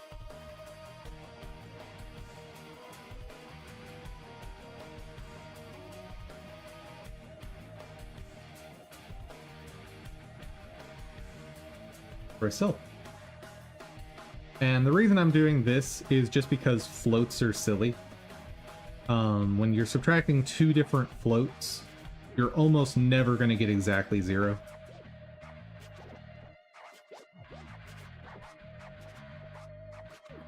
And honestly, if the damage of an attack gets so low that you would need 100 of them in order to do a single point of damage, it's fine. Just let it be destroyed. It's fine.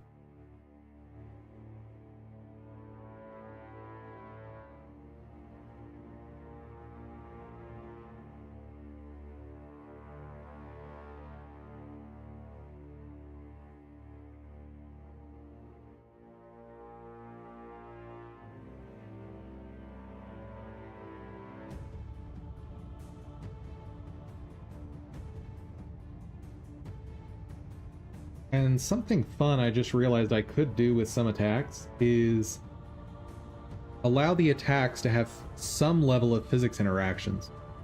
I could make that happen very cheaply, computationally speaking.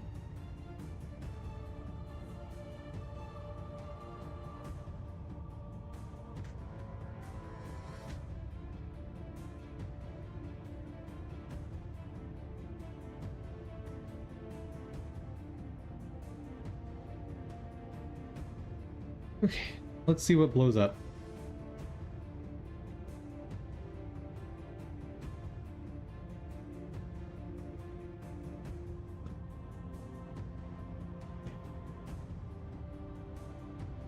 Invalid access of primary key targets on a base.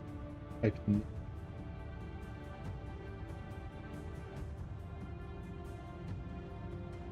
No.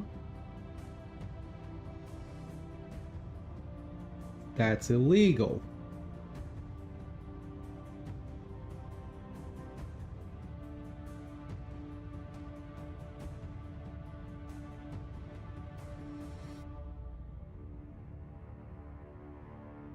Oh.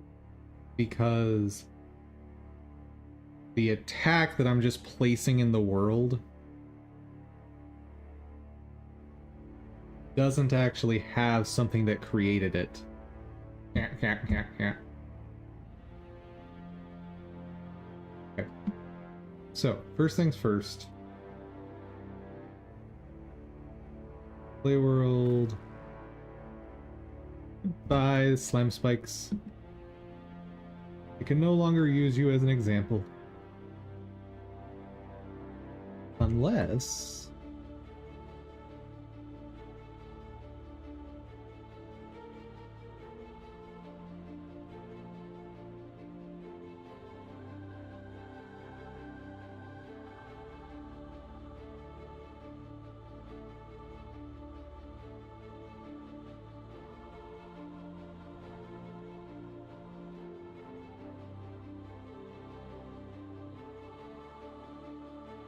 No, not unless. What I was thinking is I could technically make it so that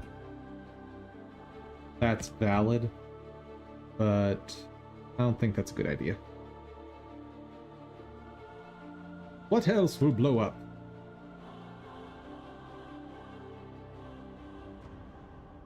Nothing. Fancy that.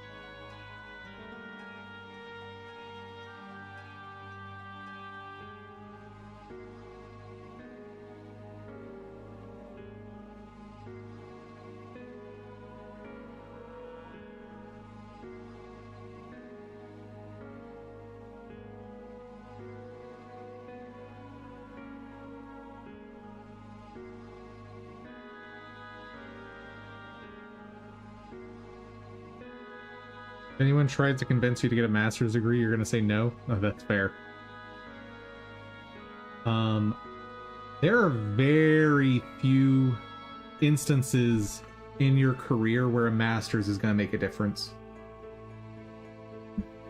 Like, I'm sure they exist. I don't really know what they are. Like, obviously, if you're in any sort of labor job, like physical manual labor, you probably don't need a master's.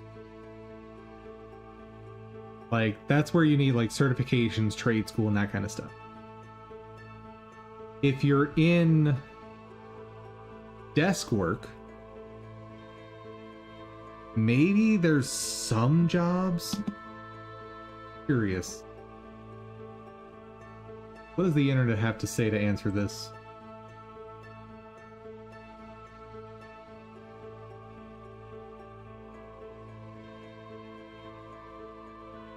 Many jobs require a master's degree, including healthcare, social services, business, and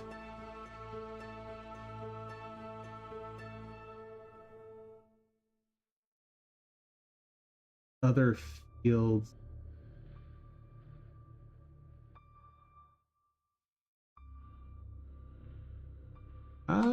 How about that? Maybe it's called a master's, but like you don't go through the same sort of program that you do for like a master's of computer science.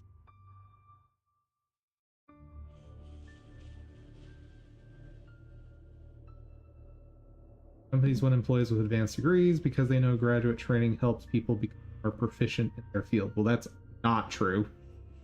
Not true at all.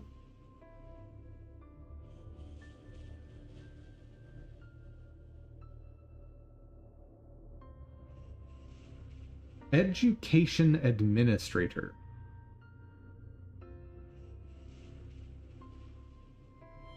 Okay.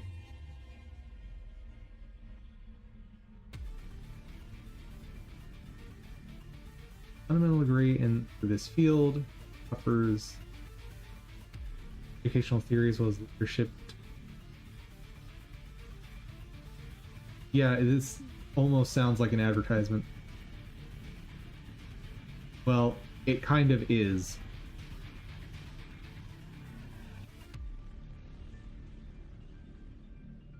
Family or marriage therapist. I mean, that can help you get clients. Yes. Though most people probably don't even look into that anymore. Clinical psychologist. Public health consultant. So, working with the government, master's degrees are a thing.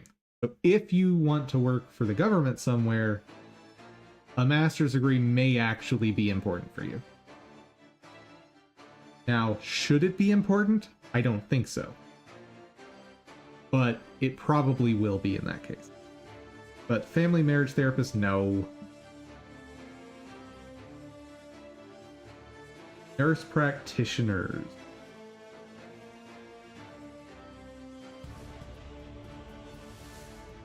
Education requirements for being a nurse practitioner. Don't think you need a master's. So you need a... Yeah, this is... I know this is an AI response and I probably shouldn't trust it, but this is what I understood.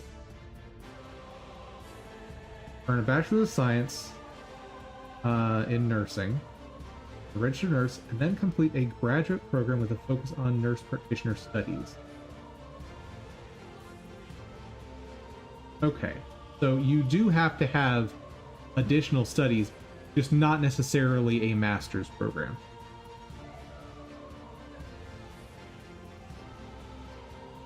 So master's or doctoral.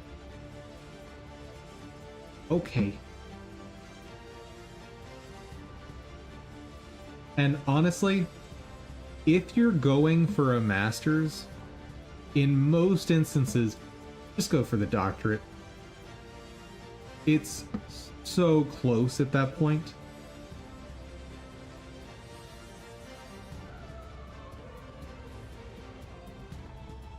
What is the difference? Master's degree is designed to deepen career-oriented knowledge. Doctorate degree is heavily research-based degree. No, that's not the case, depending on the field. Don't you have to have both? No.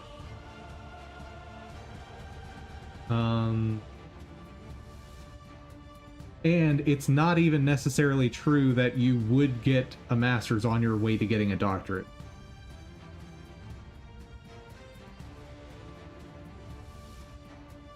Nope, not necessarily. In most cases, you will end up picking up the requirements for the master's while doing your PhD. But it's not an absolute truth.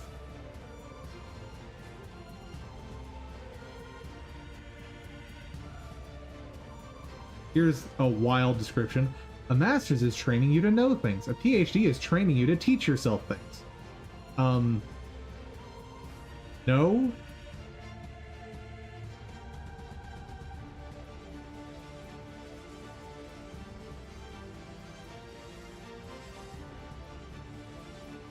Yeah, you're not going to find a solid answer here on the difference.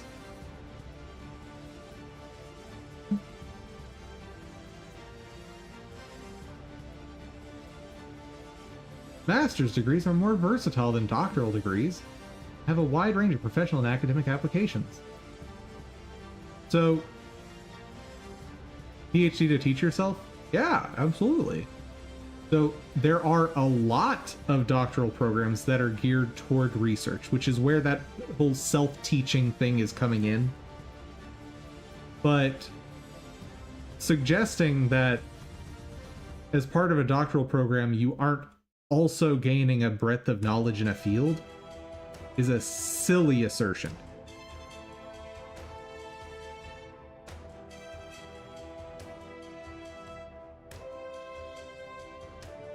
The way I kind of look at it, you know how in a lot of universities, a BA has a lesser requirement than a BS. That's kind of how I see masters and doctorates.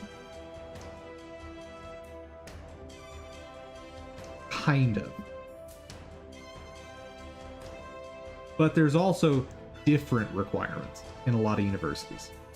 So, depending on where you try to get your degrees, a master's may be a stepping stone to getting your doctorate. Absolutely. There are some schools that do that. There are other schools where they're just different. Like,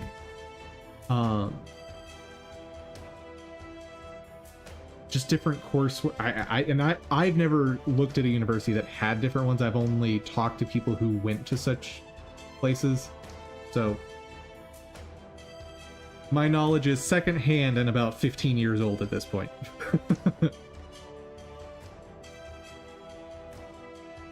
But my understanding is there are universities where you could easily get a doctorate without ever getting a master's in the same field.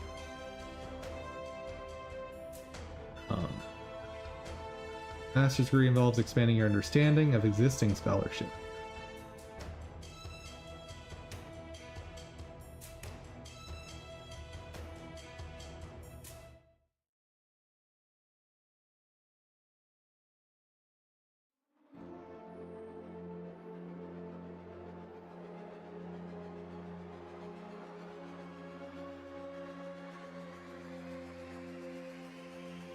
Course structure designed by you and your supervisor. Yeah, but depending on your supervisor, you may end up with a very broad area of study in your 3 to 5 years.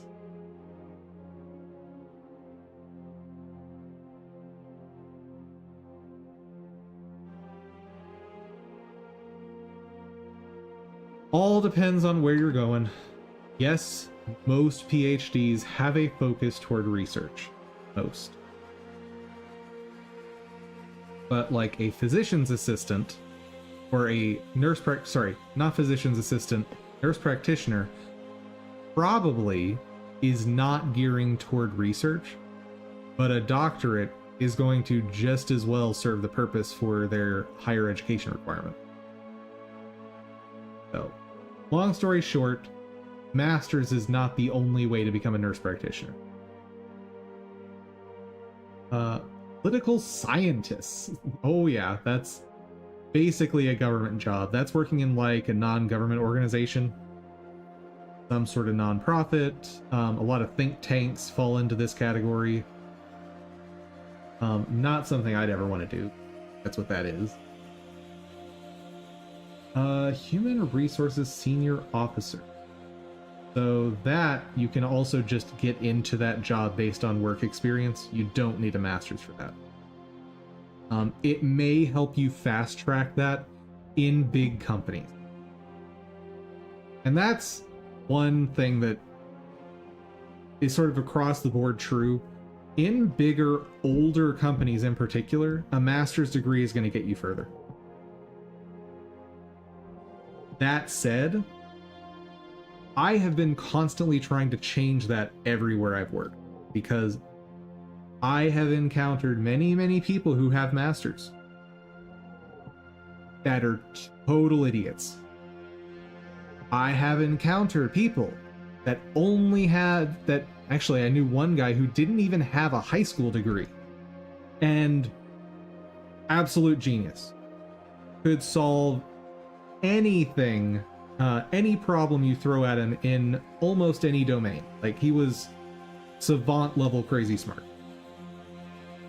and could adapt to any sort of knowledge base that you needed to throw at him. So I have constantly tried to push for loosening or even removing degree requirements in my workplace. Because at least in my experience, it did not lead to better employees.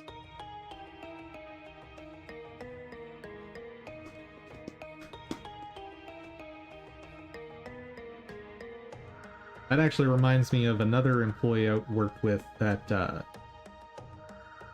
he was pretty easily the most valuable employee in our department. Only had a high school degree. And because of that, he was denied promotions above a certain level. Even though he knew more in the field than anyone else in the department. His work output was higher than anyone else in the department. His leadership skills were better than most of the department, except for I think maybe one or two people that were managers. But because he didn't have a college degree, he was denied promotions. I think shortly before I left that company, they finally managed to give him one more promotion. But they had to essentially make a new role for him because, for whatever reason, the company would not allow people to have an engineer title if they didn't have a college degree. Which was extra absurd because the requirements for your college degree were non-existent.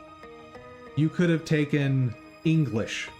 Like, you could have been an English major, got a BS in English, and if you had work experience in IT, you could be an engineer in that company. Wild. Absolutely wild the way companies see this stuff. Let's see, IT manager. Many managerial careers requiring a master's degree, and IT manager falls in that category. So this is a lie. This is 100% a lie. School counselor. I think this one might actually be true. I don't know though. Economist, malarkey.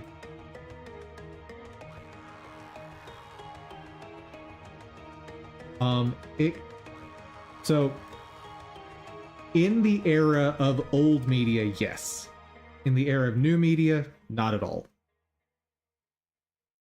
In the era of new media, meaning podcasts, YouTube shows, live streams, the only thing that matters is if you know your stuff. It's all that matters. So you could have no degree, and you would be considered a valued economist if you know your stuff.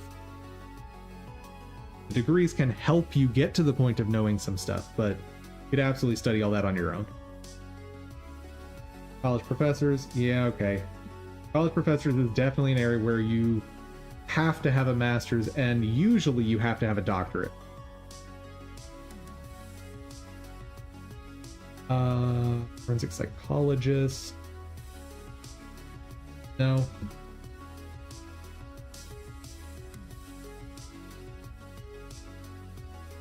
Speech language pathologist.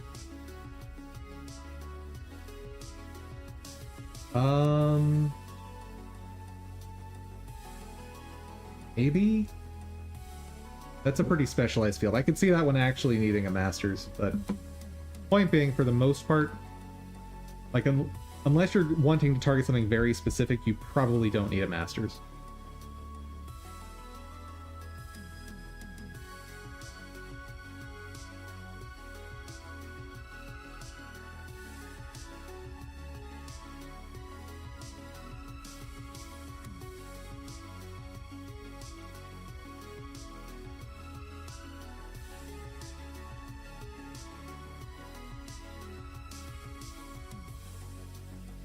gay because you're sick of school already?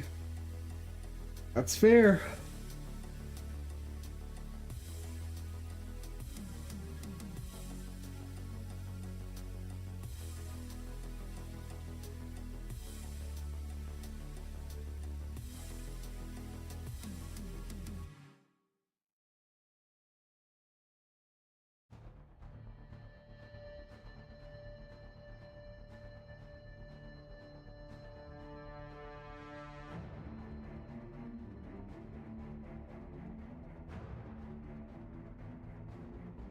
I should probably get rid of Trigger here at some point, because this is not a great way of doing this.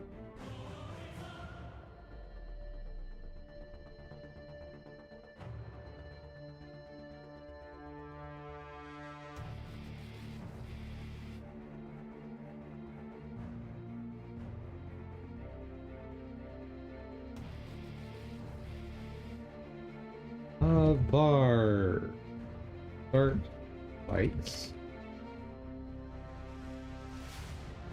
equals false set value.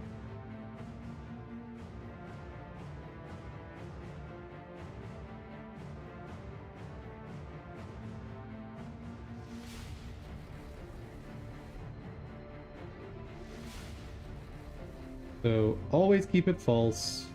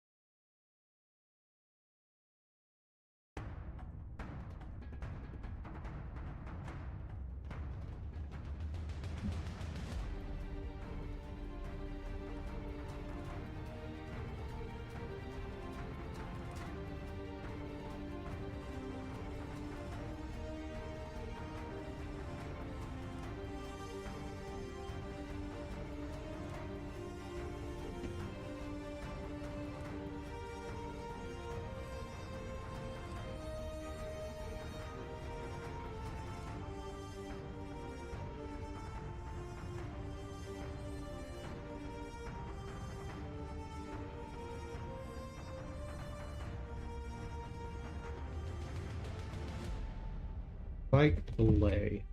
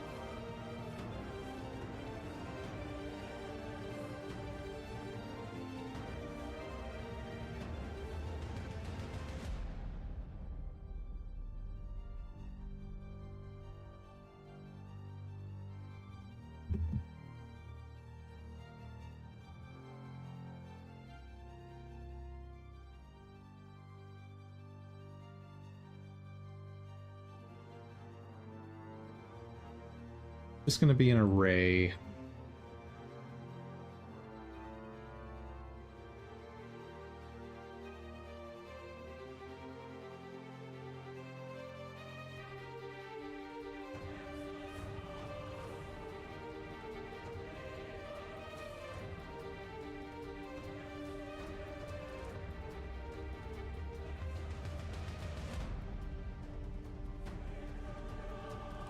Really wish this defaulted to physics. Really wish.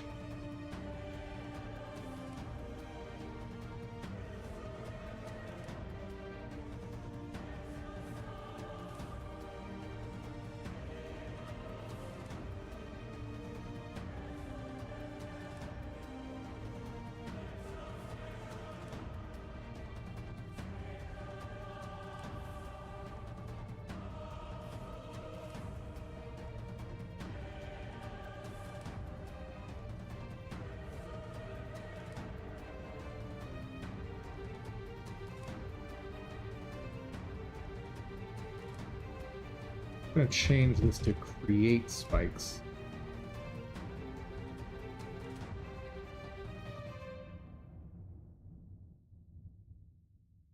Okay, so I need another picture. Okay, I have character.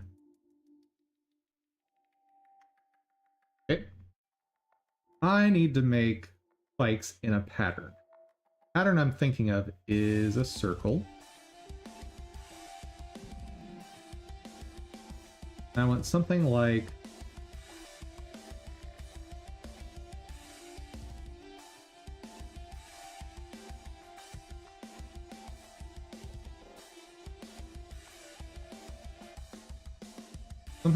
that.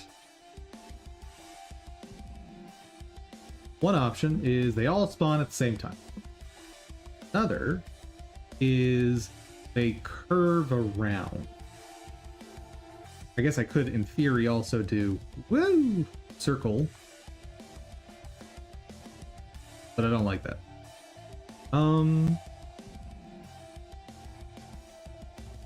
Essentially, what I want to do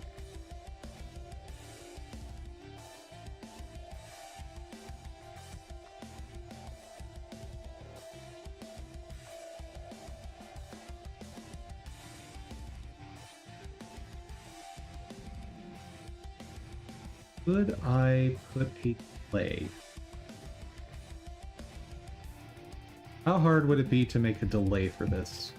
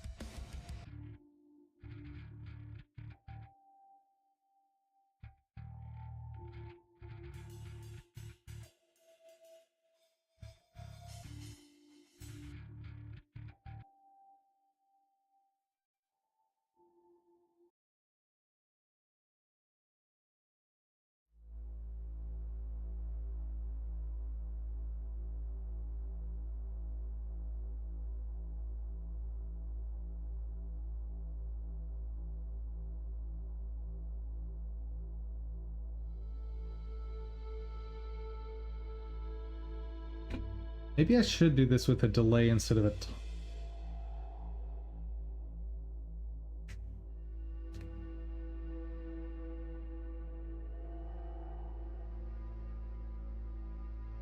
but how would I do that?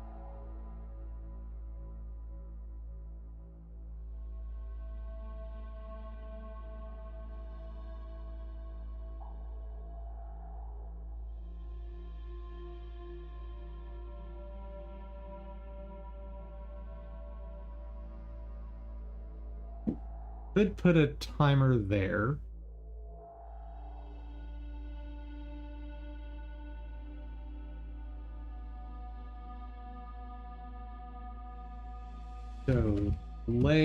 Perfect.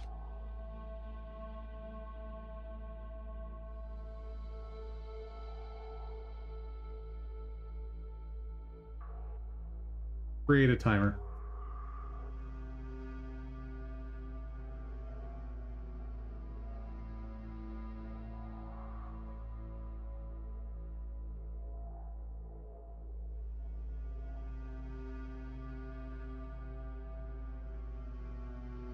Yeah, let's control it from the golem then.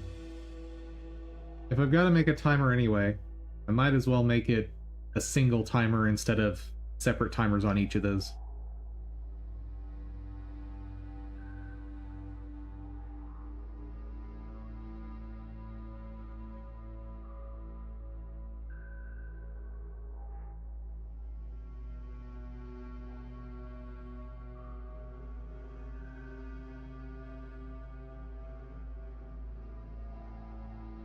So I can create them and initialize them.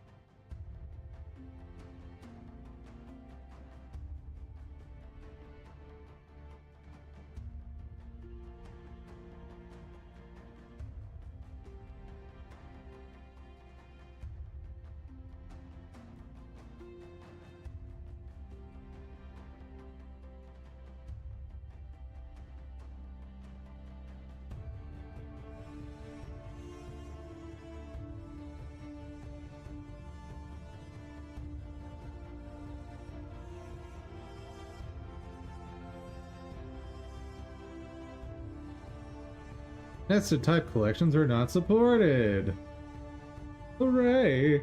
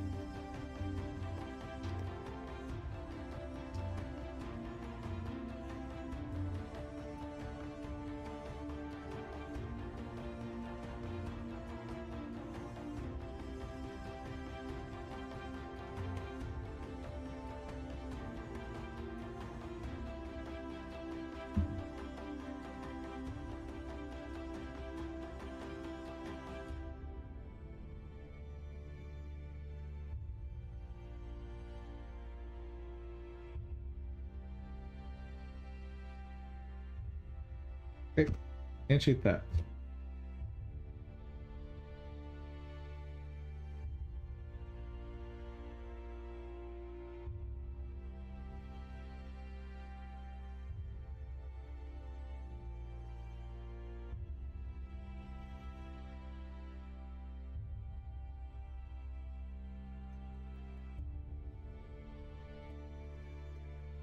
Of course.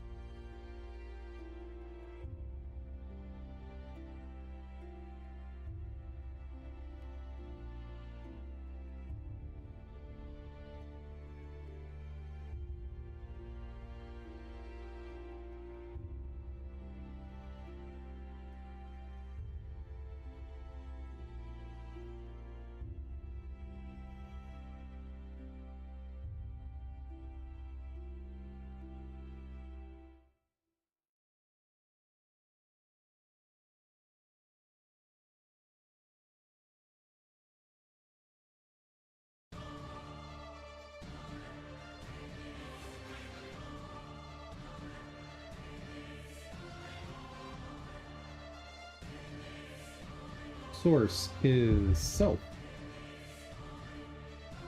Direction is self dot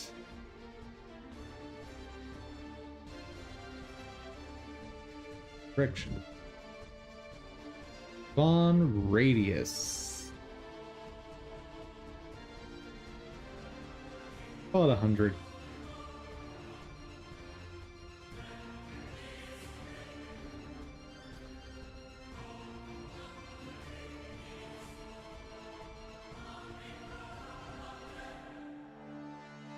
Targets.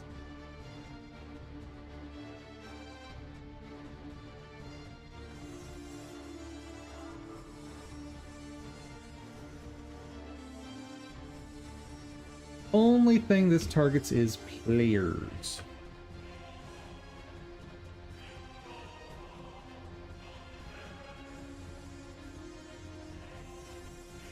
Oh.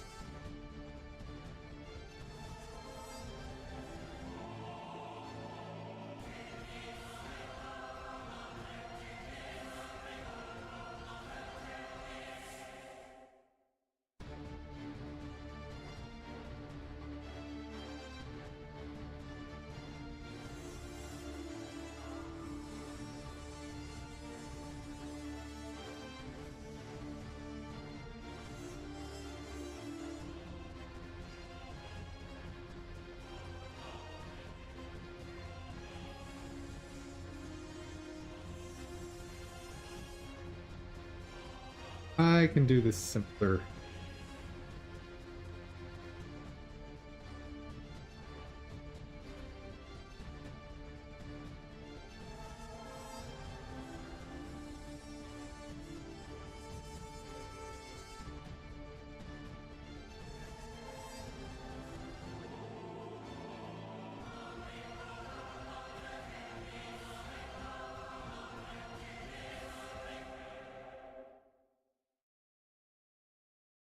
Can't remember in GD script how that works. GD script frame.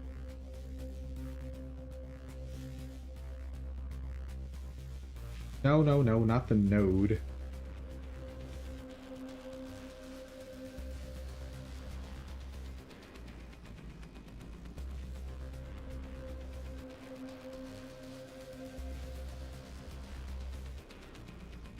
Turns all the elements until specify a beginning default 0.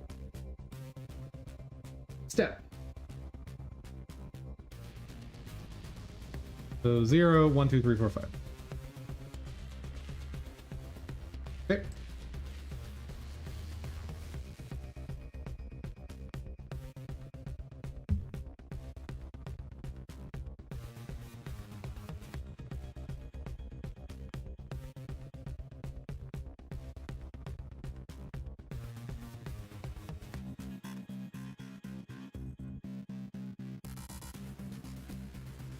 Oh, wait, these are not the same.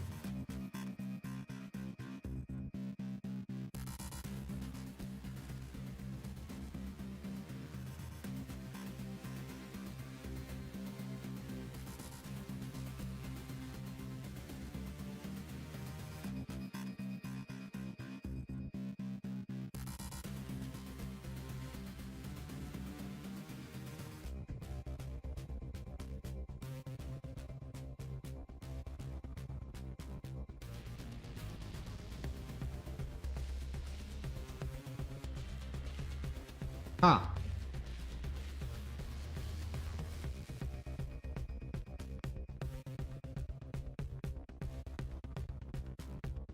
Forget it. I'm doing it this dumb way.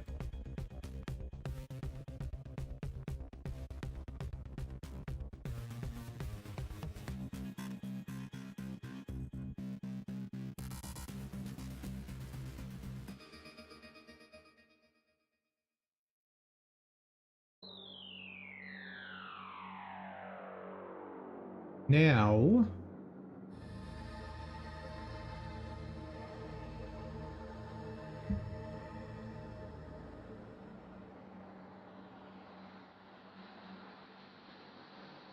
pi over 3.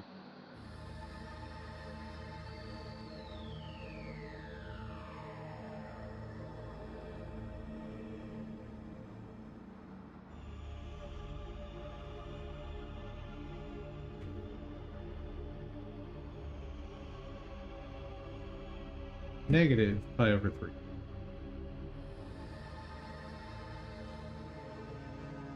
Negative 2 pi over 3. Or just 2 pi over 3. Then negative 2 pi over 3. And finally, rotate by pi.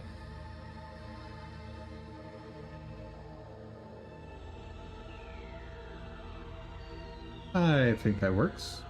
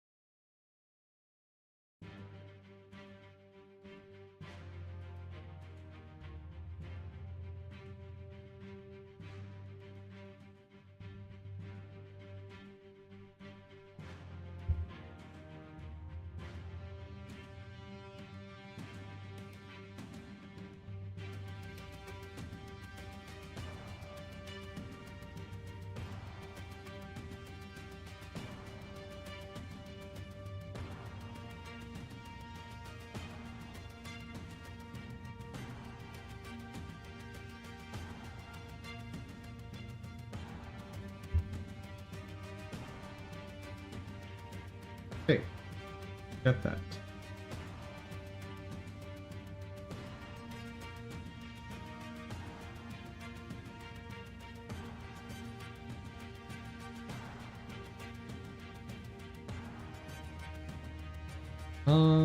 Pop, bike, and bad boy. Let's start.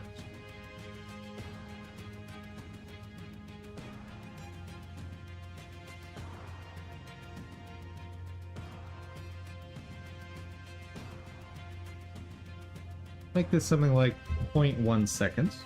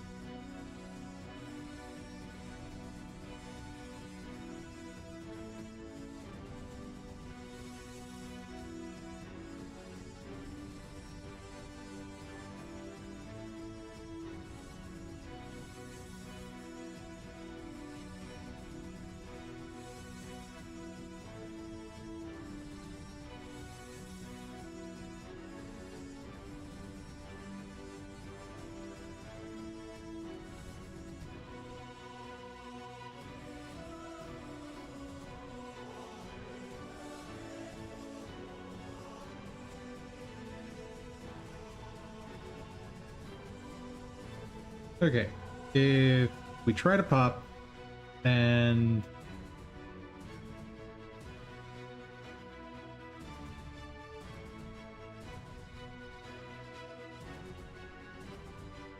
there's nothing left to pop, stop.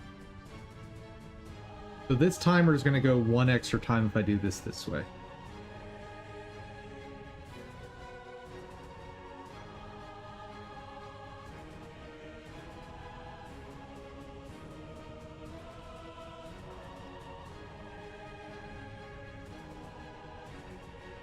Alternatively, I could do this at the end.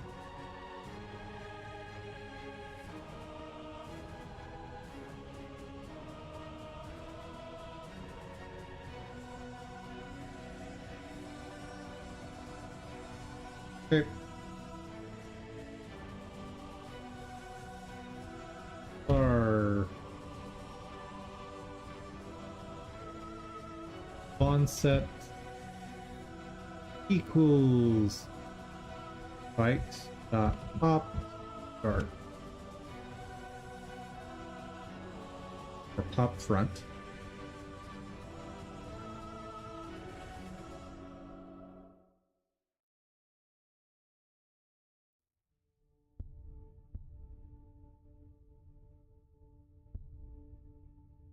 For node in onset.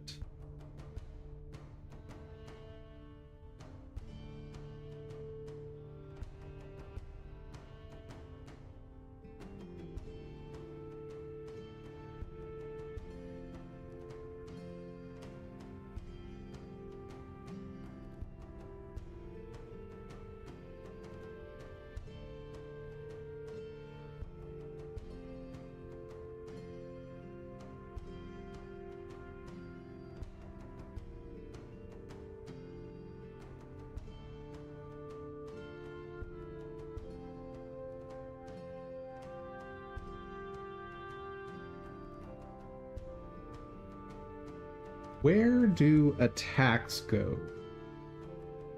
Did I make an attack container? I think I might have.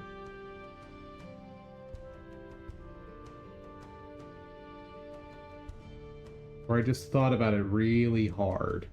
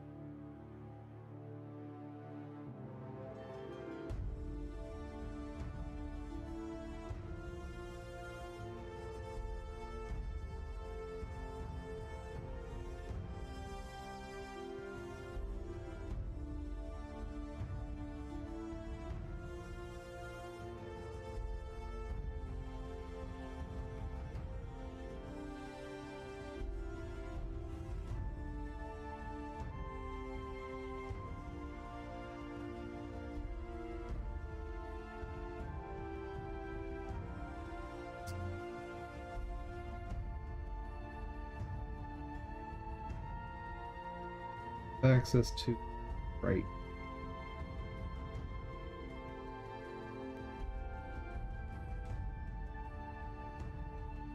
Should I get access to the sprite same way I did?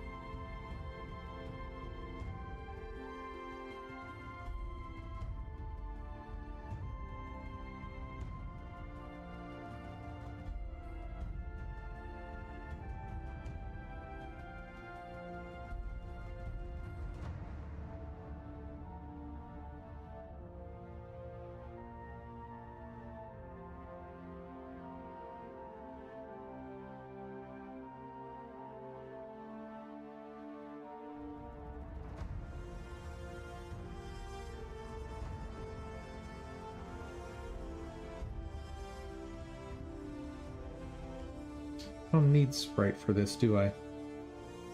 That's not what I'm trying to move. I'm just trying to move self.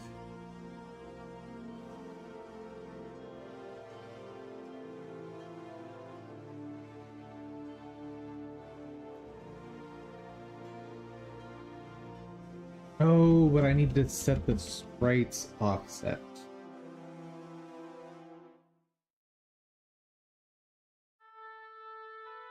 So I do need sprite. Okay.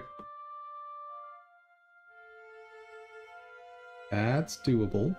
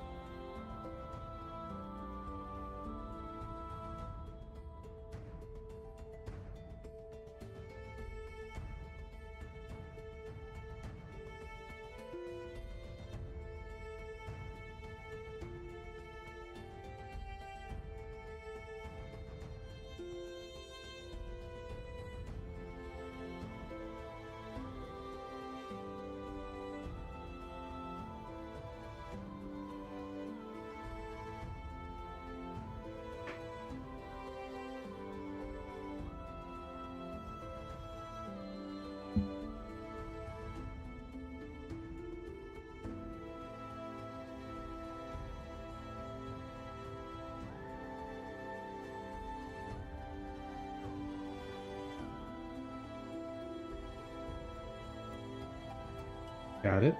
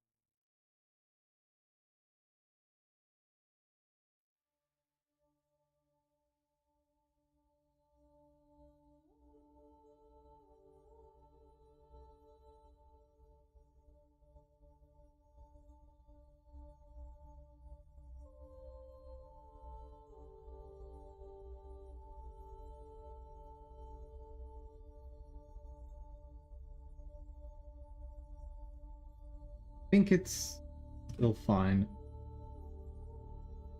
Maybe.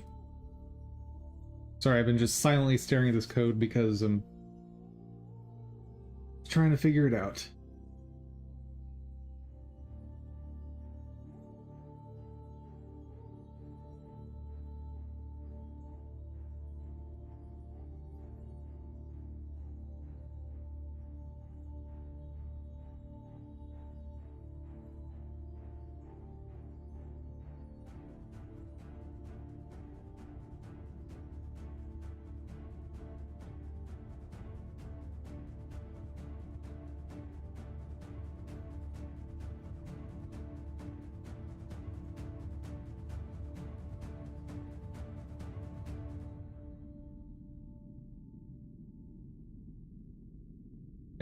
First, set its offset.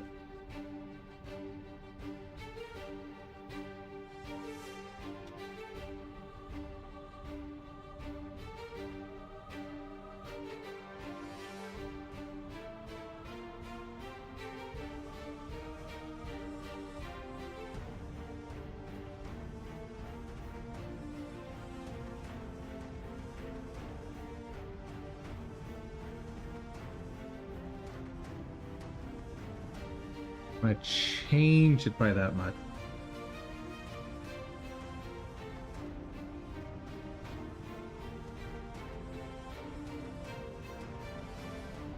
Because it might have an offset already.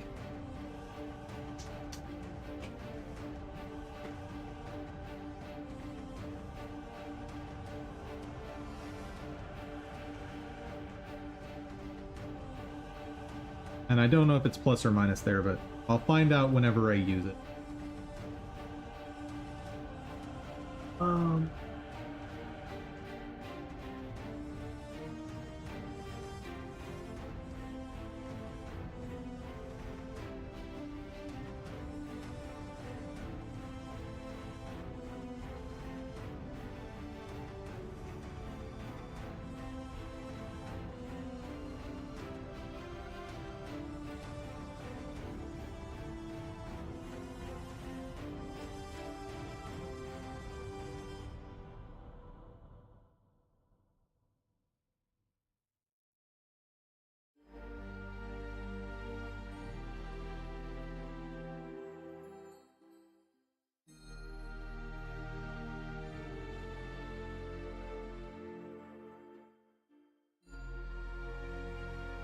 Source not stick around, does it?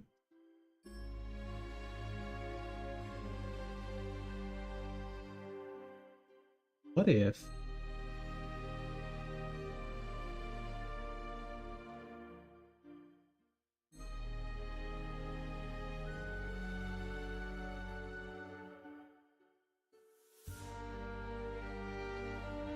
hold on.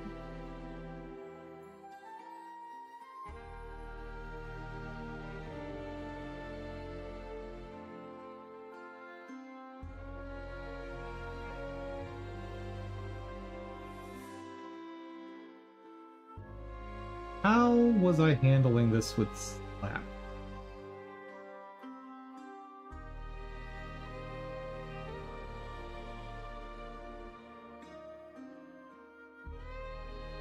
Oh.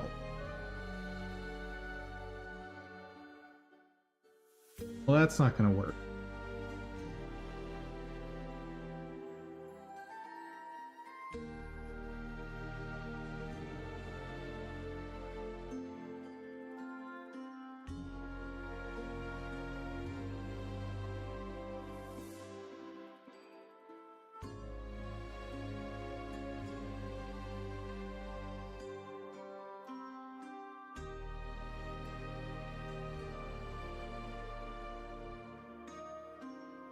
Yeah, I'm gonna have to do something else over there. Fine.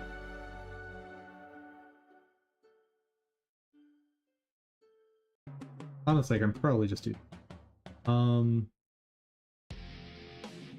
AttackBase, wherever I call super, just do.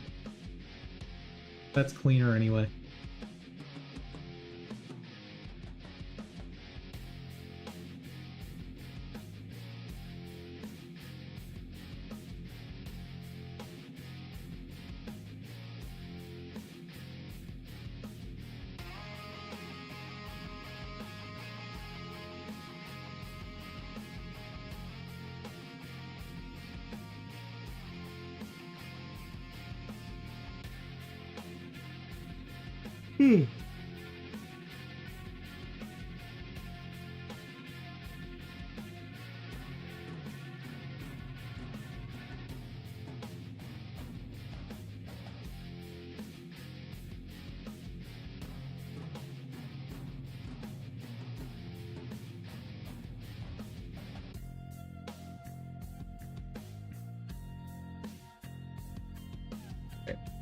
Initial global position is vector 2.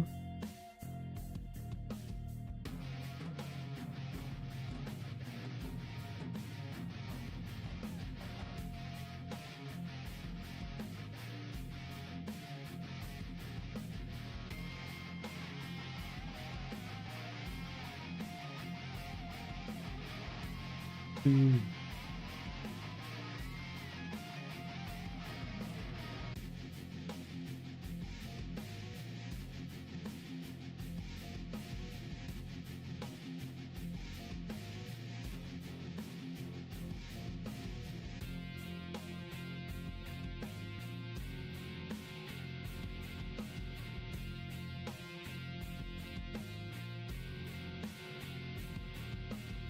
Get the global position and add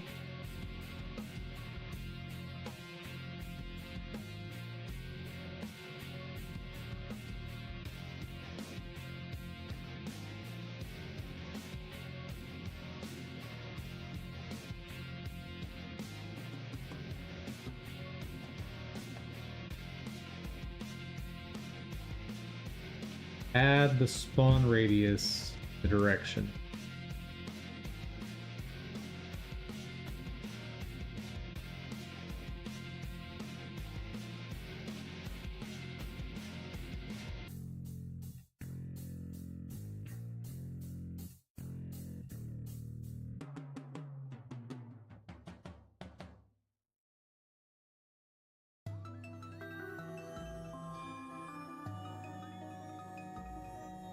Hey.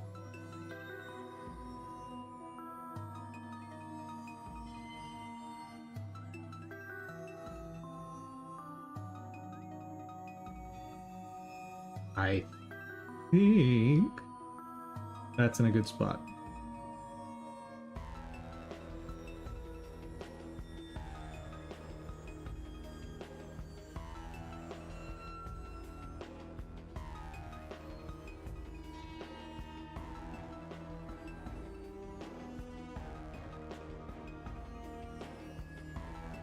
Okay.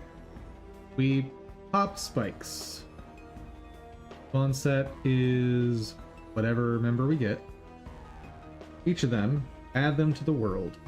And they'll know about their own location. They'll handle all of that.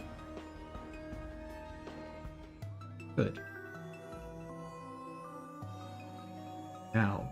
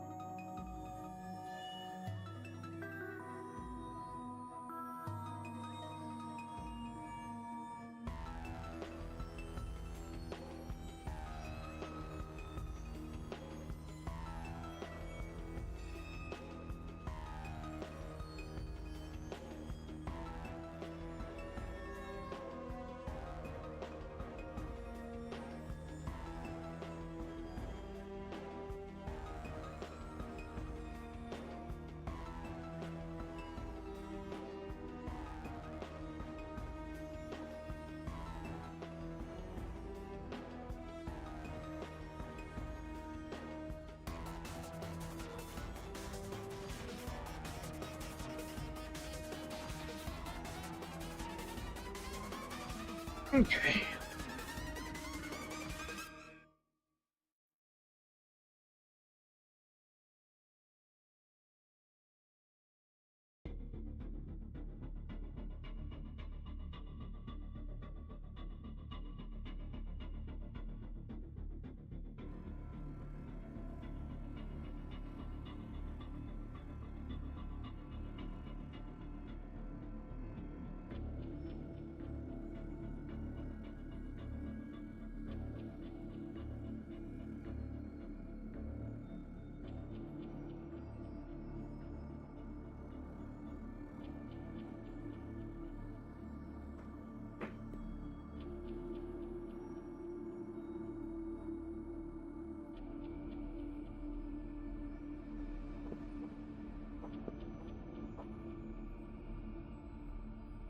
So for attack 2, I want same behavior as something else. Let's see, enemy base.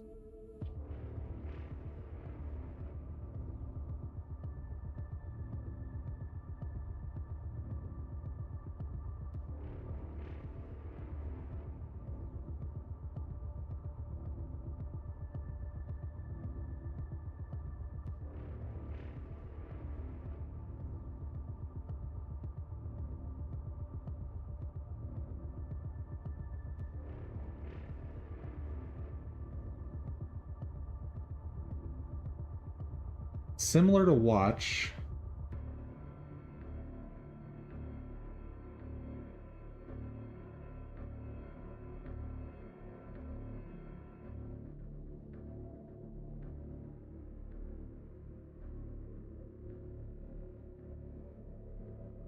How did I do jump state? Hold up. How did I do jump state?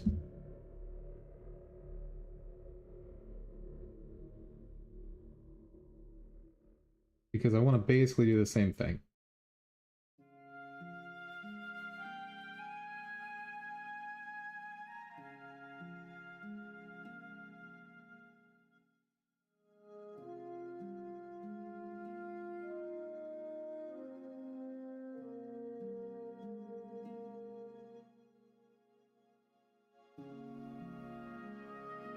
Ah, there's jump.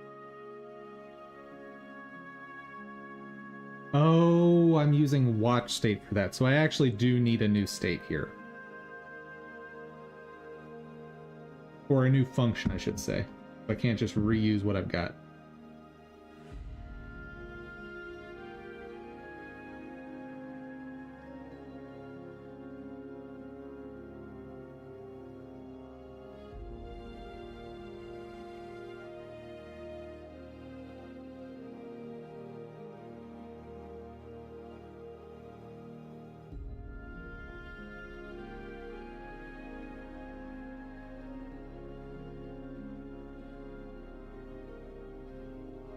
Want something kind of like that.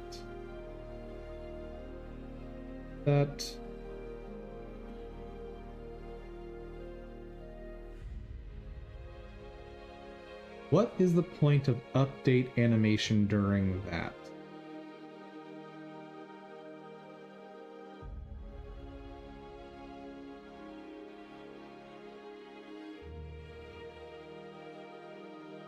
Because the direction isn't changing.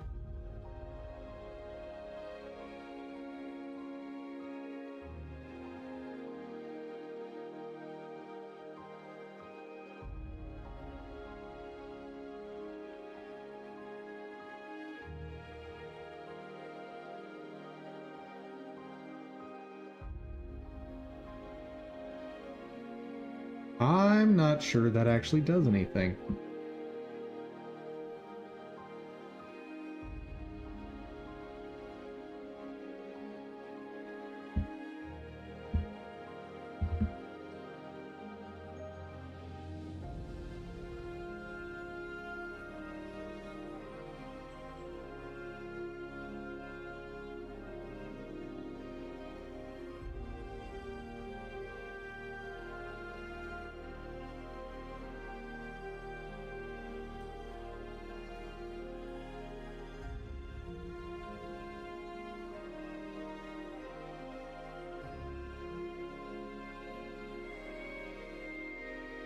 So, I want to do nothing, just let physics happen.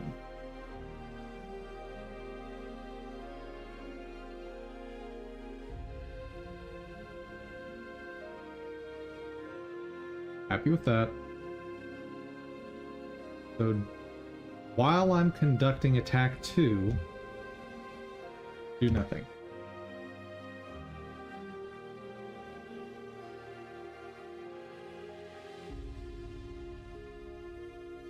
Actually, that should that go in modular AI?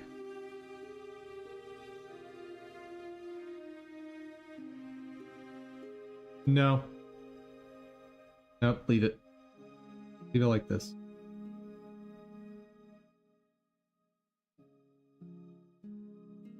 Because it is going to be heavily reused, I'll bet. Alright. Animation. So, we got a slam animation happening.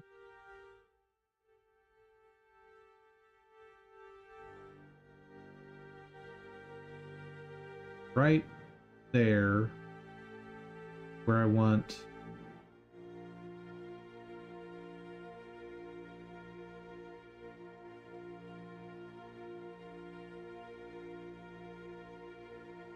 Right about there is where I want these spikes to start.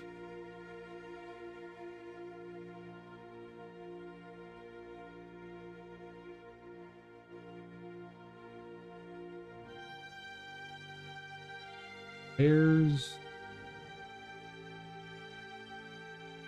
next.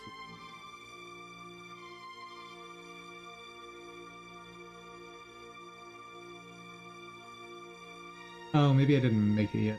Oh. Ah.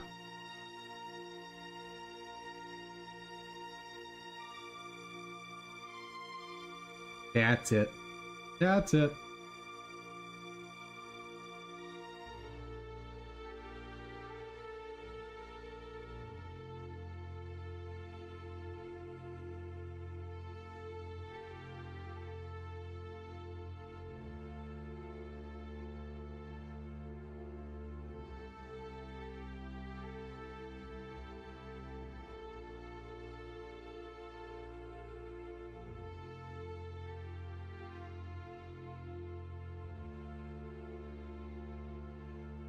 Make sure that's set nice and tight there.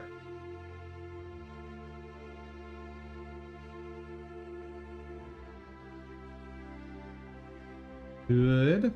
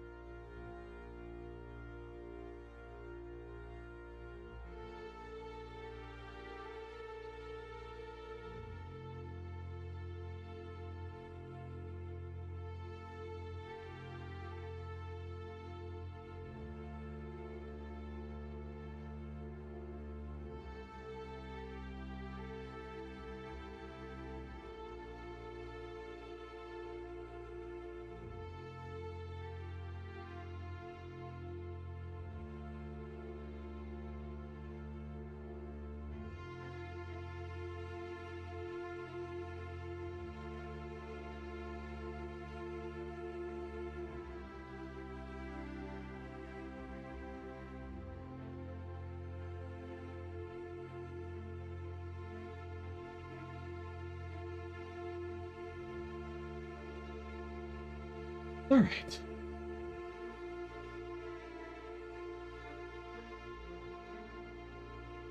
First, let's test to make sure that slime is still jumping the way he's supposed to.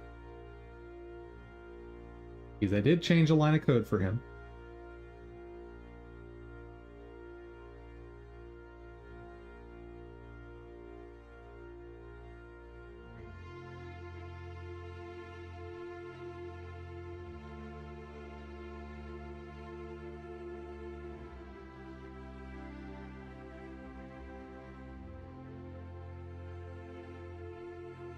Okay, seems good.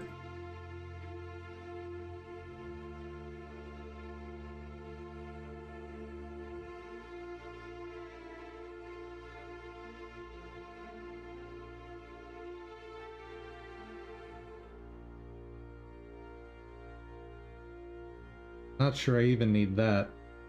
Whatever. It's fine. Fine, it's fine.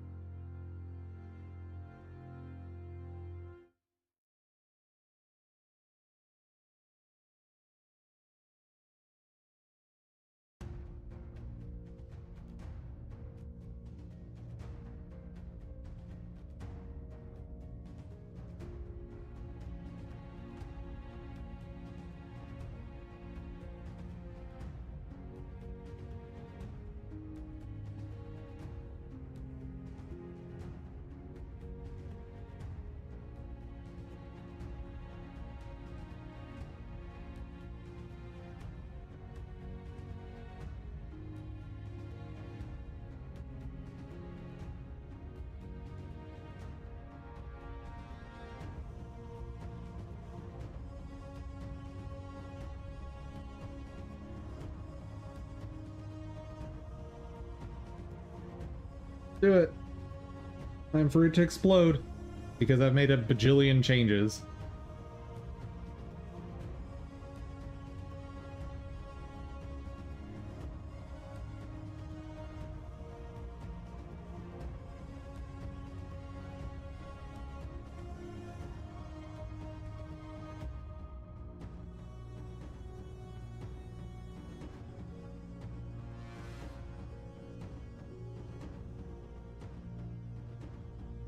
Let's go, big boy.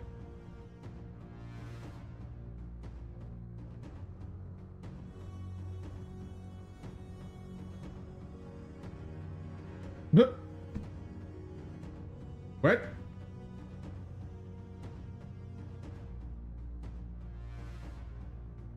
Oh, that makes sense. That actually makes a lot of sense. Whoops.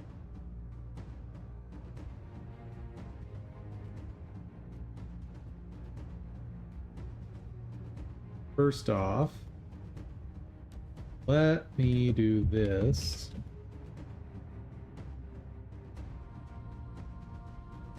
Only gonna give him attack 2 and chase. Also, yeah.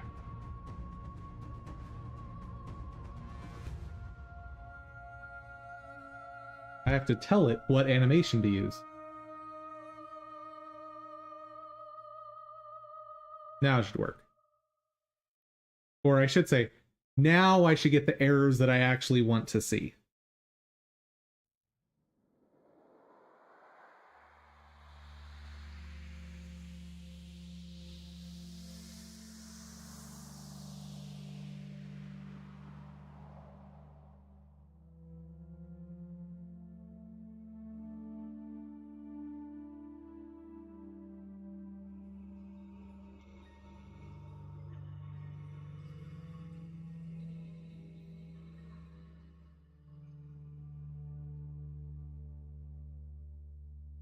Hey.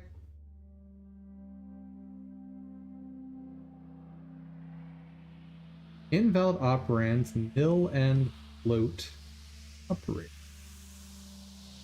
Oh, right, because I haven't actually initialized anything for this. Well, that's going to be fairly problematic.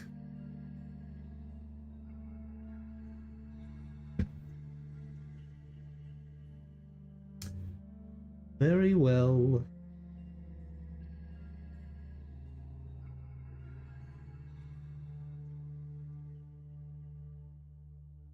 What do you mean, voice changer? I don't understand.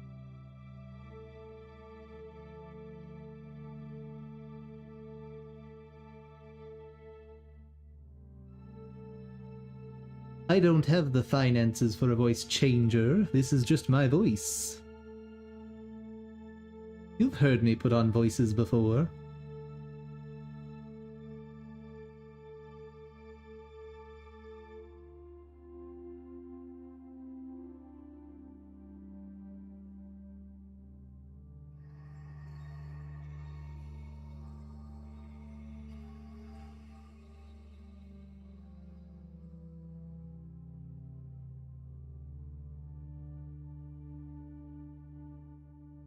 All right.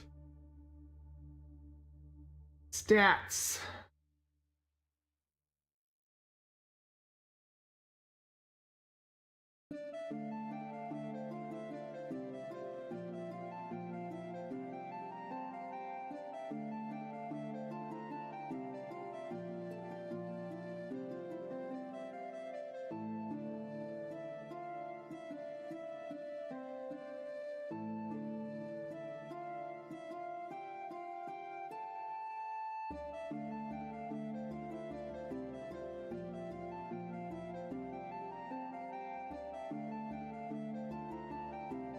I wonder if Godot has default constructors. I assume not.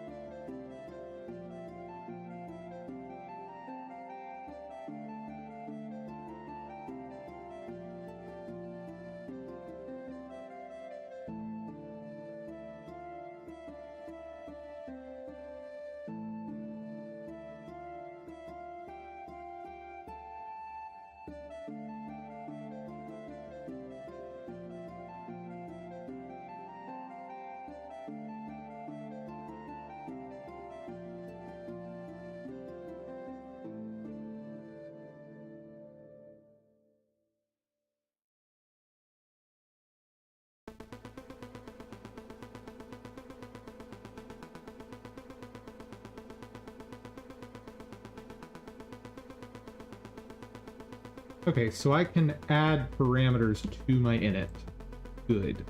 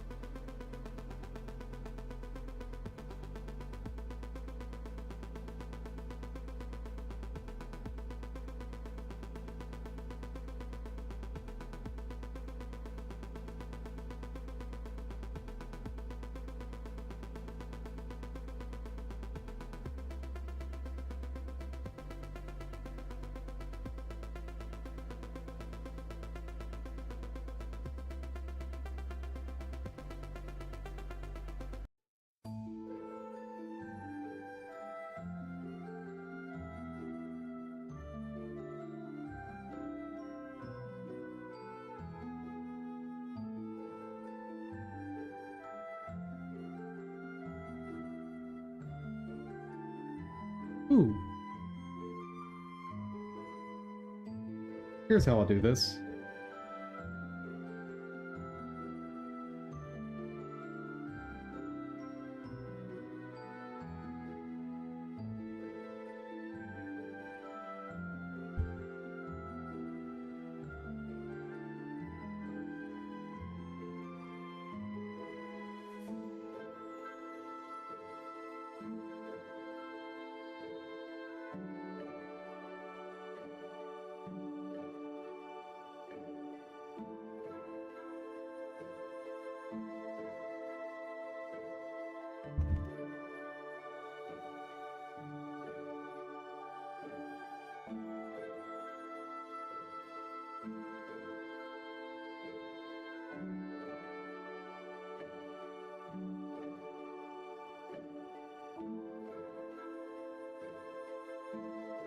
No, that's not... What can I use here? It's not going to have a conflict with other naming styles. And doesn't look terrible. Because the stats object I'm also going to be using for things like... not just base stats, but also max stats, also stat modifiers.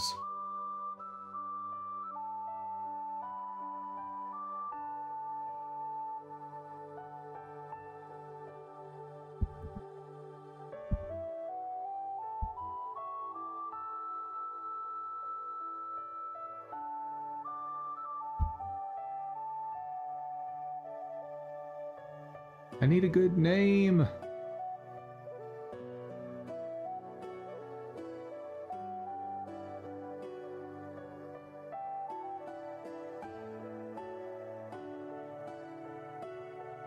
Fine. I'll do it this way. I don't like what I'm about to do, but the best way to do it.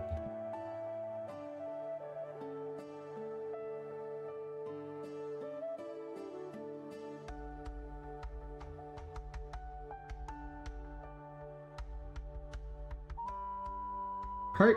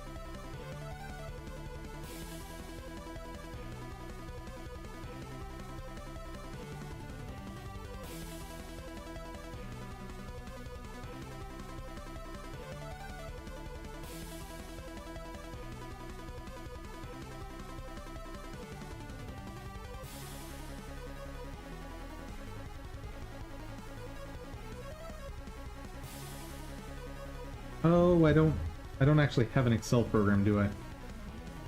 Never mind.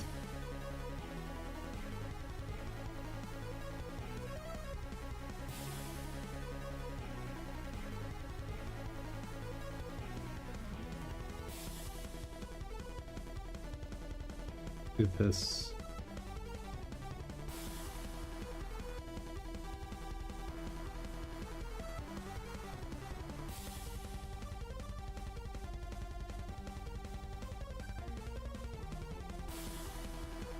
That'll help me out a little bit.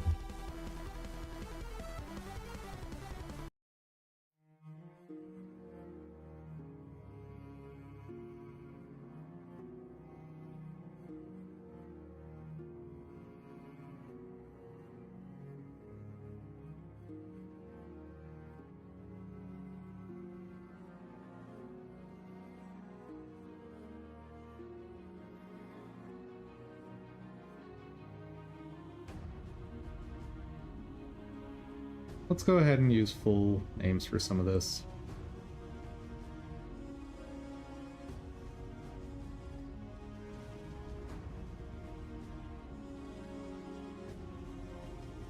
Attack move speed, I think, makes sense.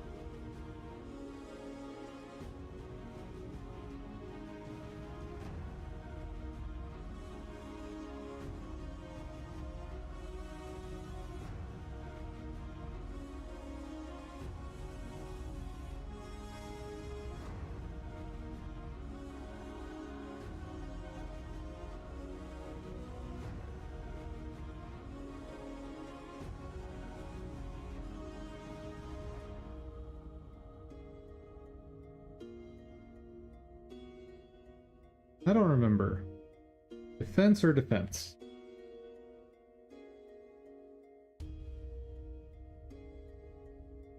Right. American versus British English. Well, Dum Dum is American.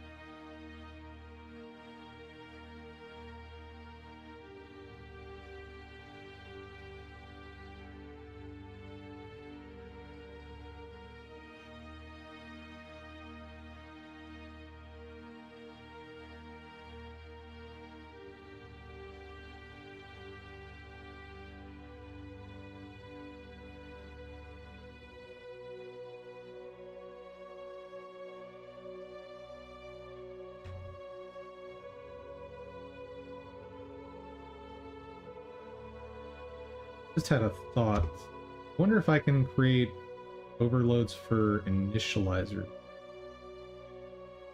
or constructors. Probably not. Worth a try.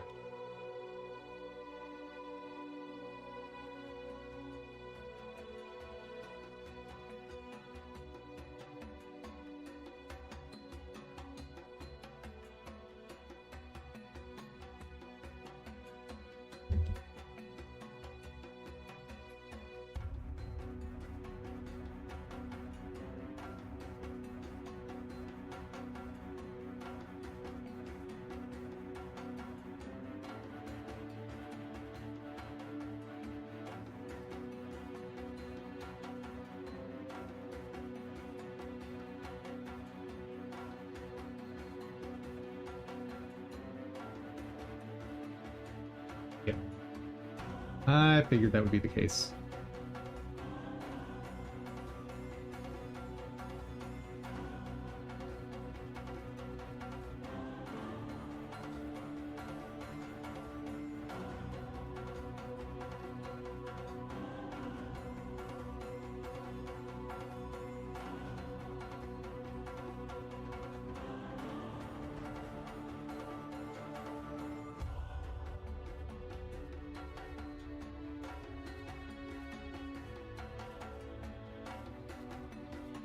Entities, resource.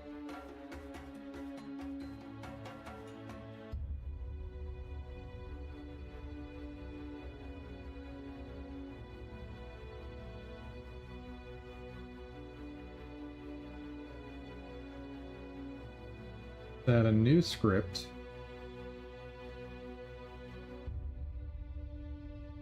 This would be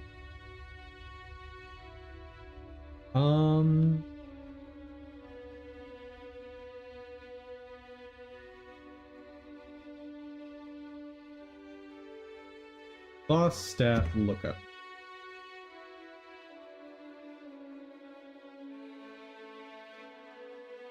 Extend object. Class name.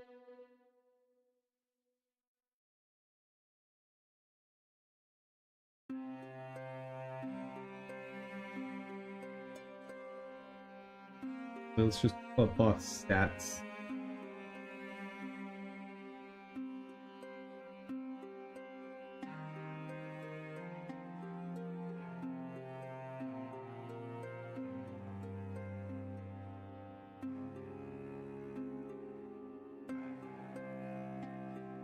Wait, I already started a stat lookup. That'll change.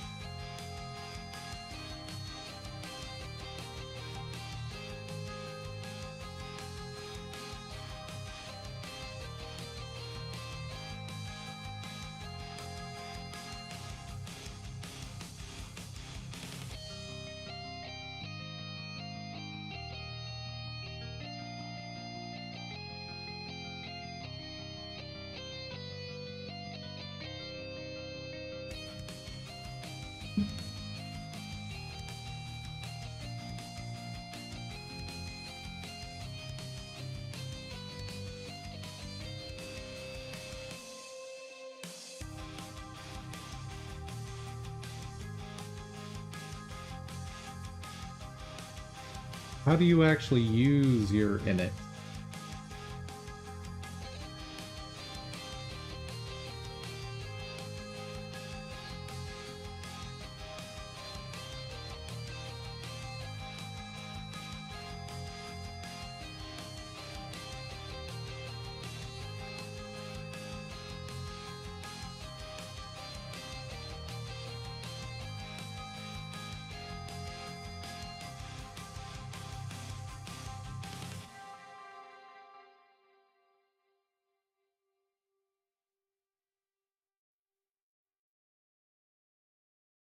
Go create constructor.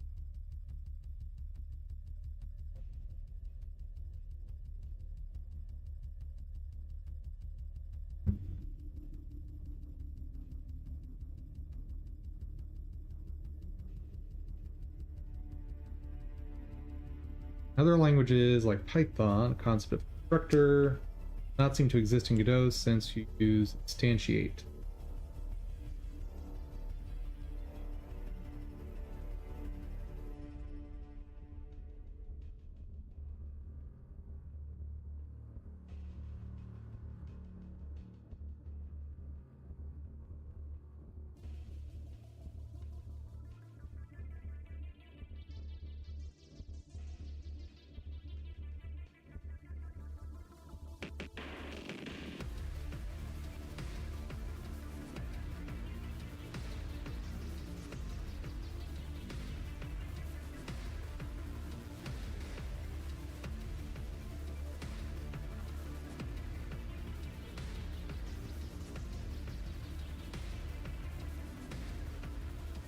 Because it is not really a constructor and I shared an alternative solution.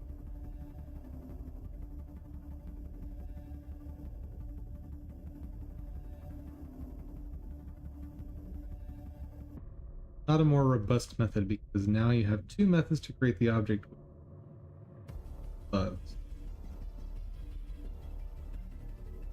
Not a matter of discussion. Oh my. Named constructors, factory methods, well-known design pattern. Need to use it. Instead. Also a matter of semantics. Project reality.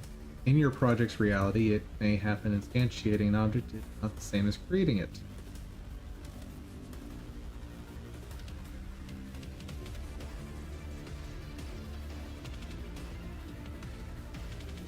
Yeah, static factory method, that's what I'm doing. Super lame though that that's not built into the language.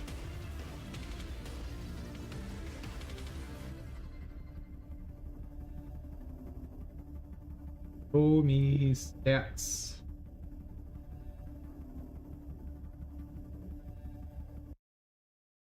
Okay, instead of init, you'll call it new. Is that allowed?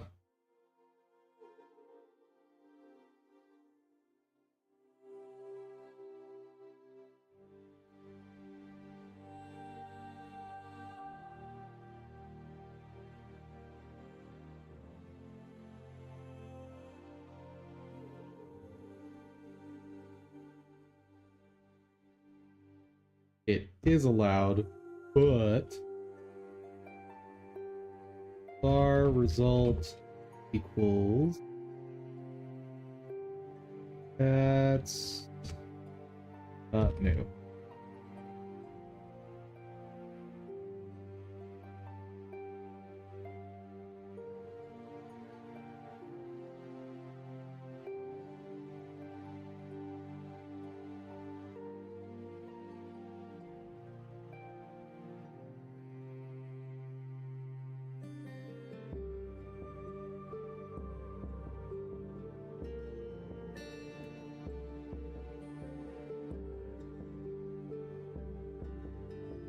And I should call this something else. I should call this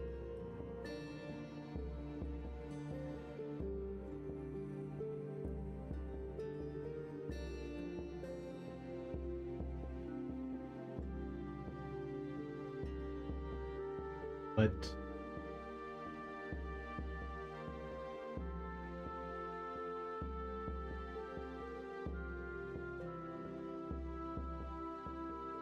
new template?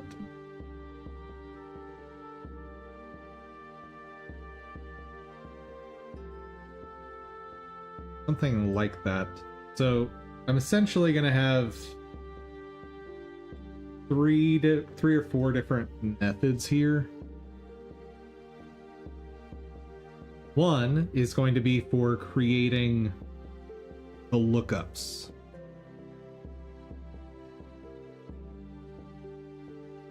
Another is going to be for actually creating characters, and another for creating enemies.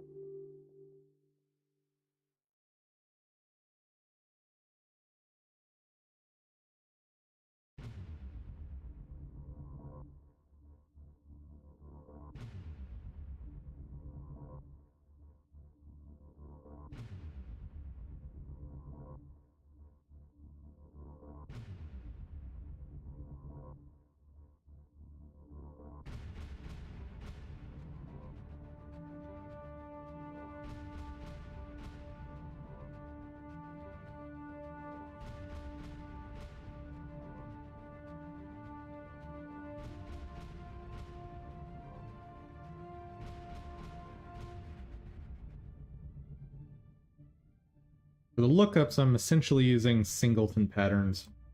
But who do I call you? New template's too wordy.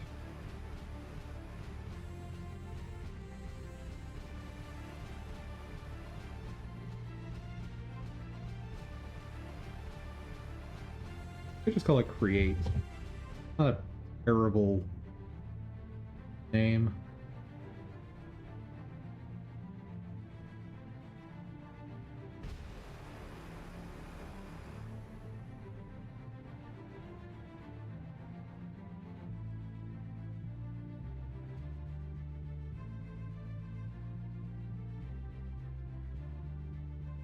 Okay.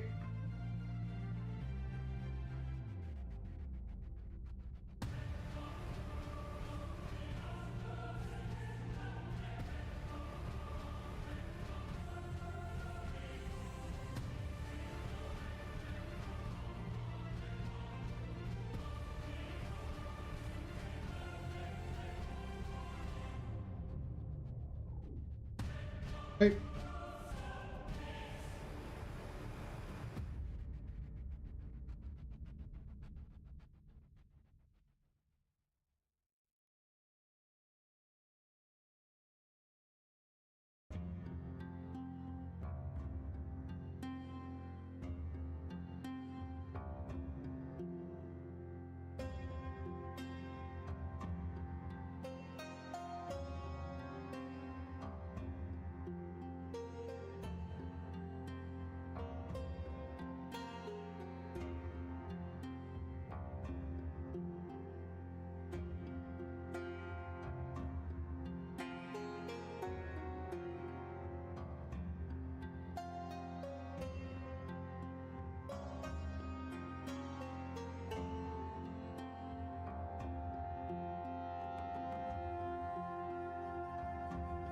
And let's give these types.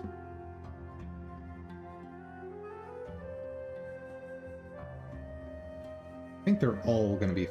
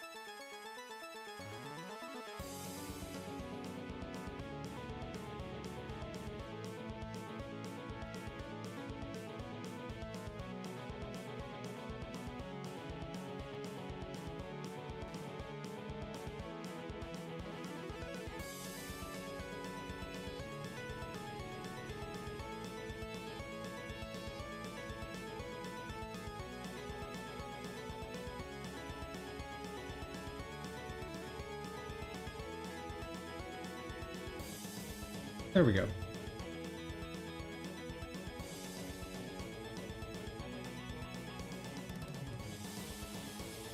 Damage.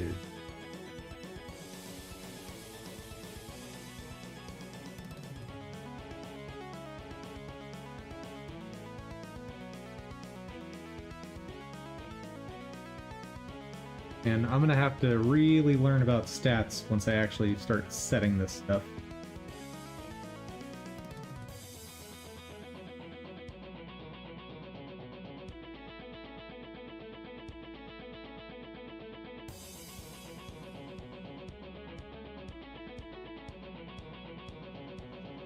Move speed.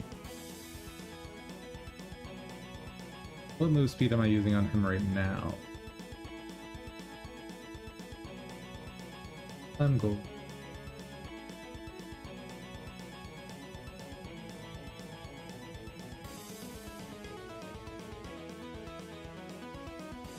$85.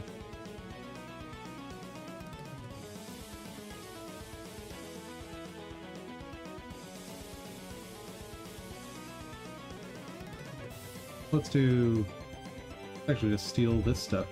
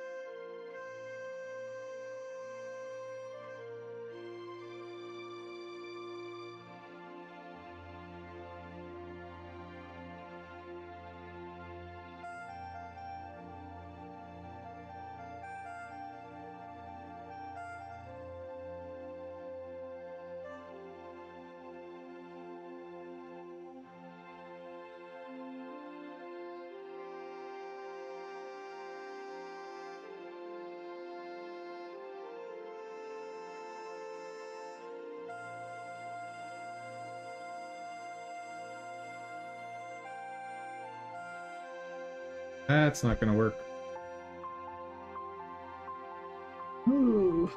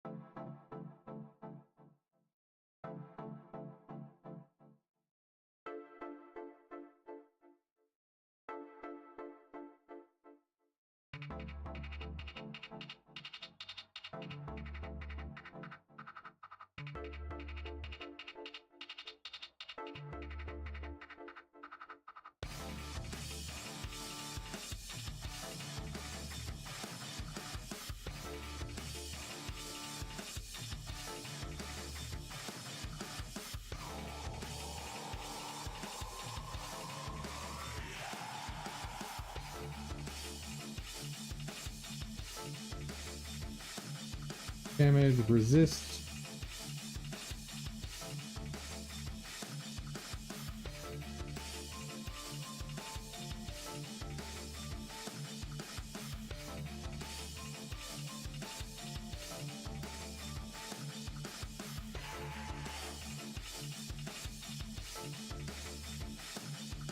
Finally, life seek.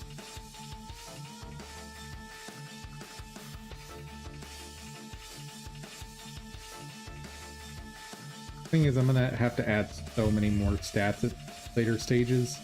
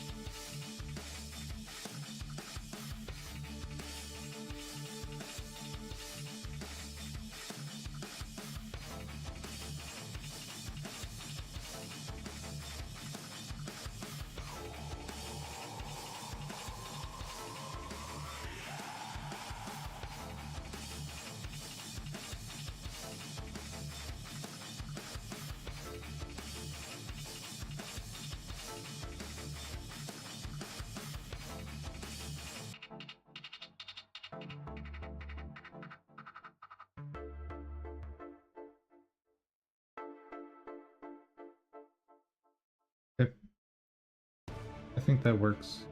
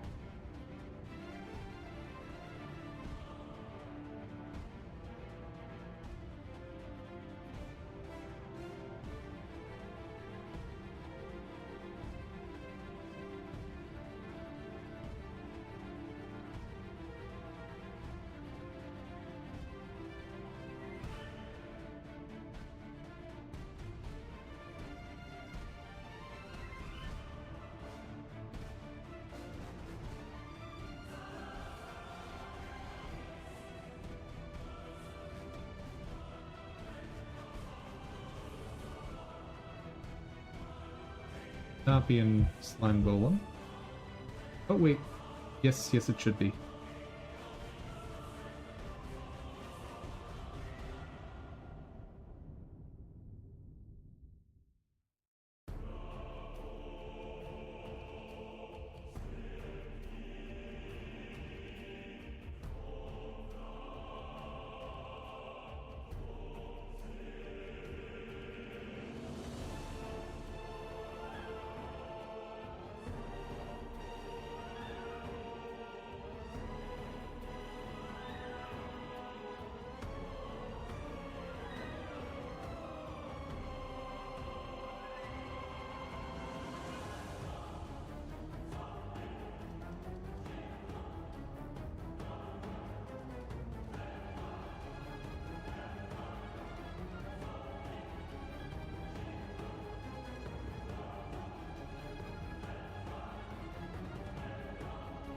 I need to make a new pattern for this.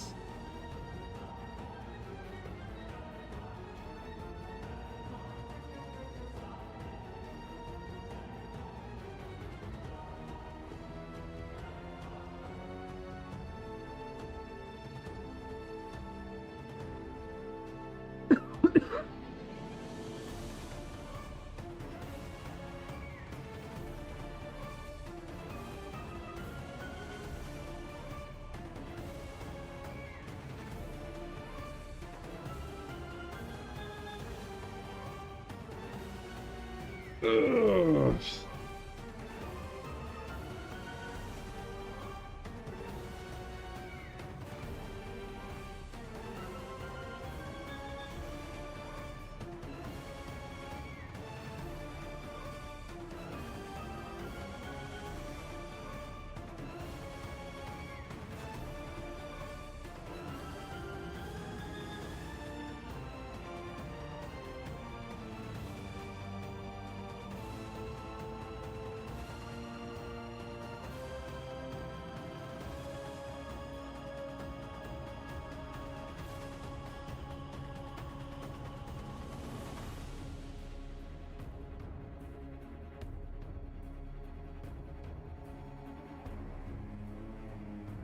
Funk, static, funk.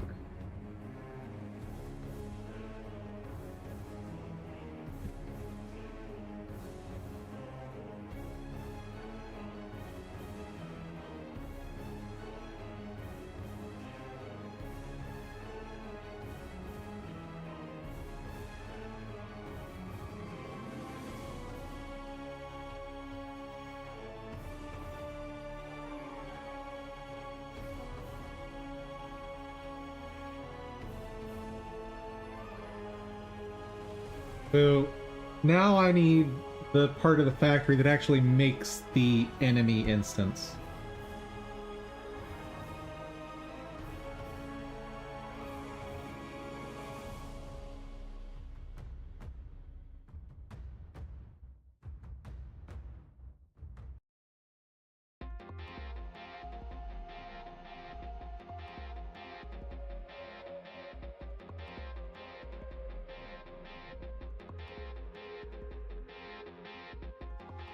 Better yet,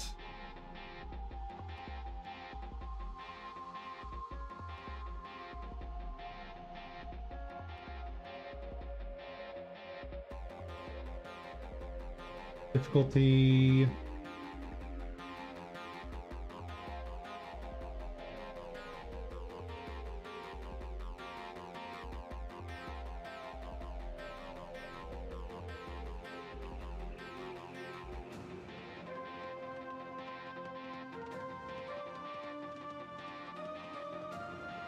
Our result equal to that. Move.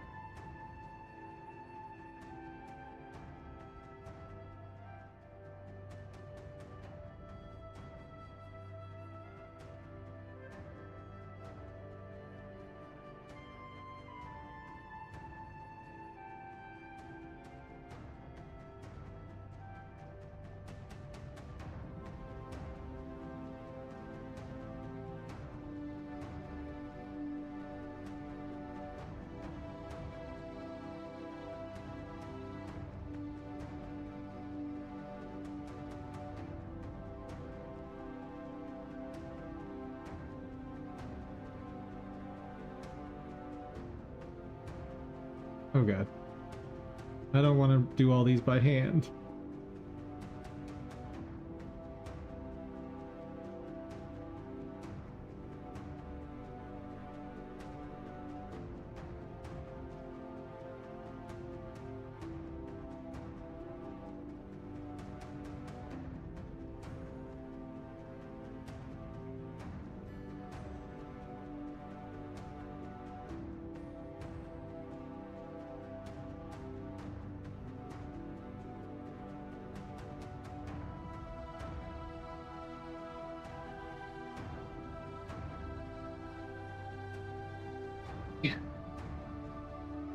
I miss having .NET's clone functionality.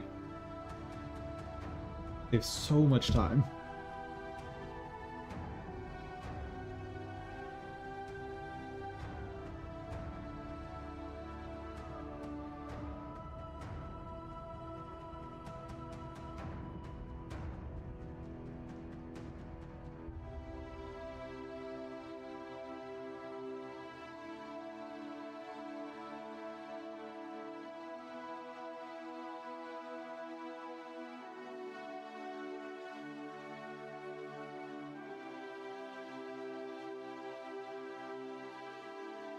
Just to double check. 1, 2, 5.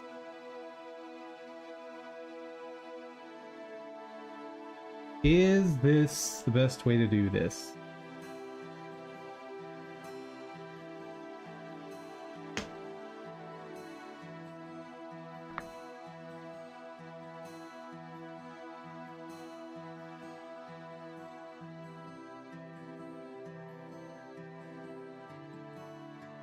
Yes. The alternative way to do that is I could make stats an array and then have an enum that tells you the index of a stat.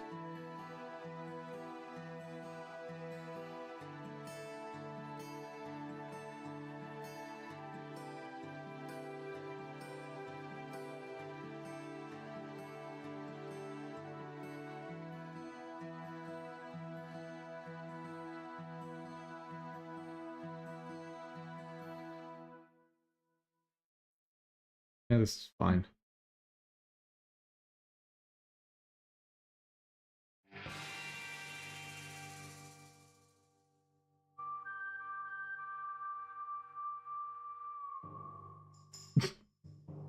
This song.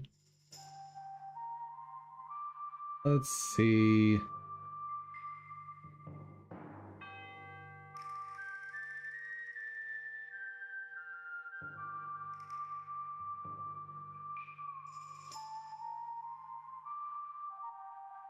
I could use reflection for this.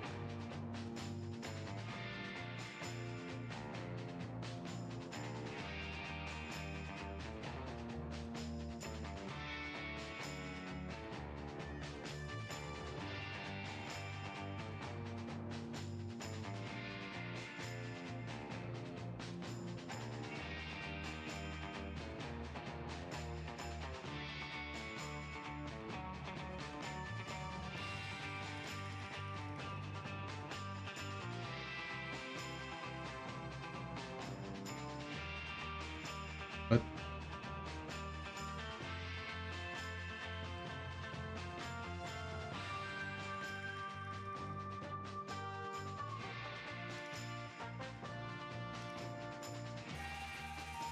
turns the objects property list as an array of dictionary.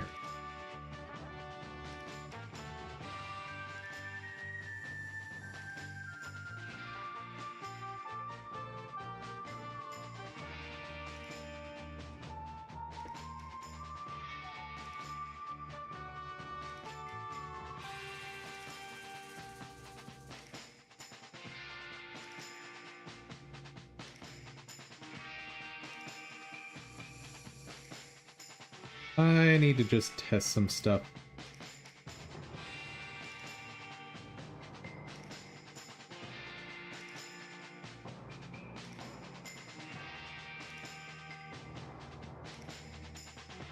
Give me one of my test scenes. Sucks.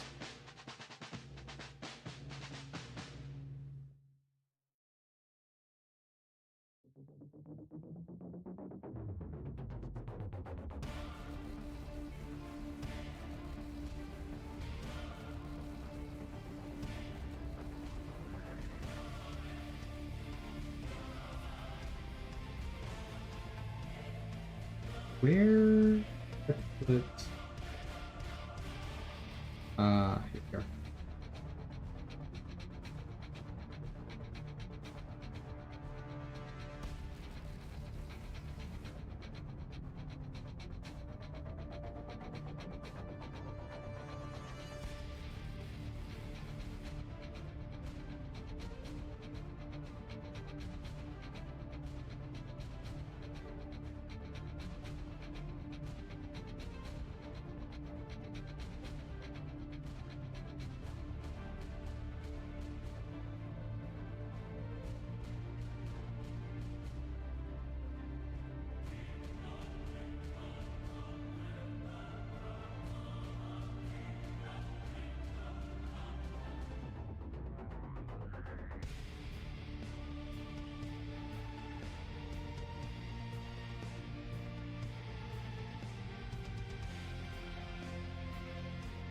That's not right. That, I think, should work.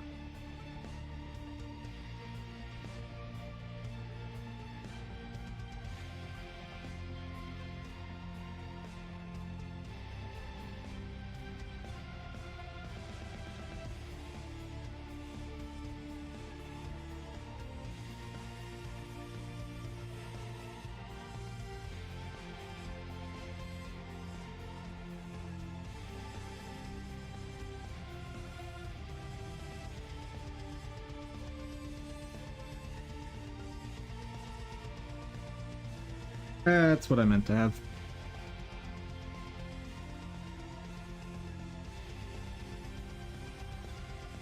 What printed? Excellent.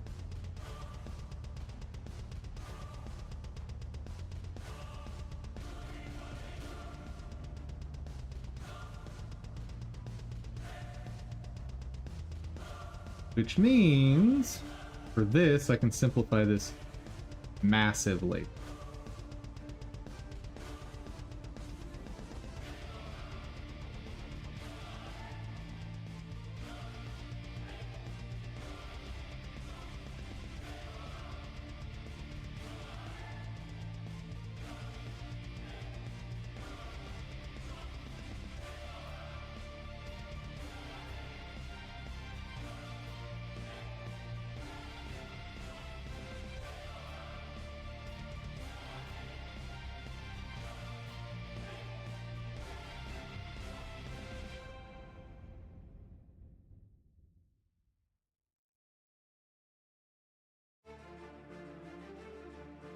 But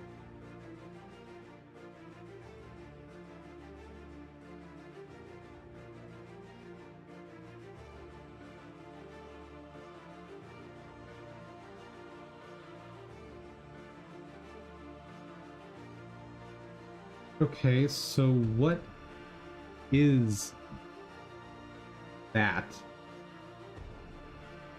That's obviously invalid, but oh, it's probably a dictionary.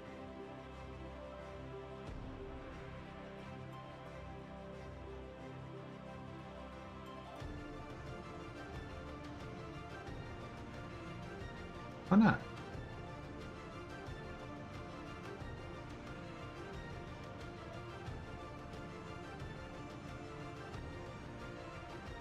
Oh, I can probably just ask what the type is.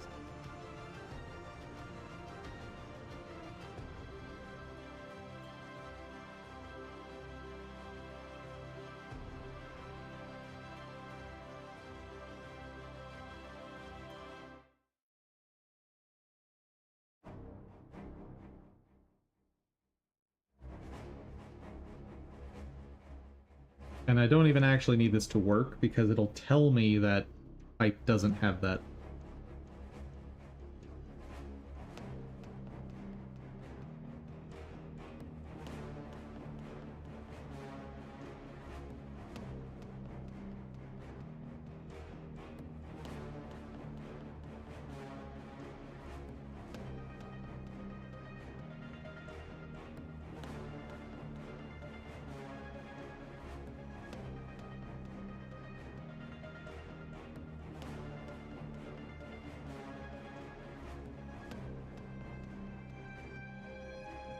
Invalid access to property or key type on a base object of type dictionary. What?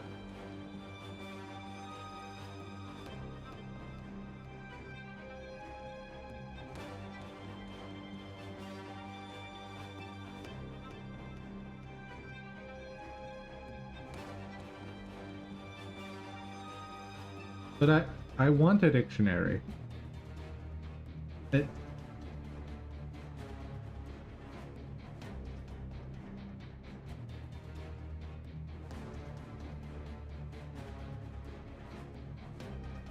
GD script can't extend dictionary.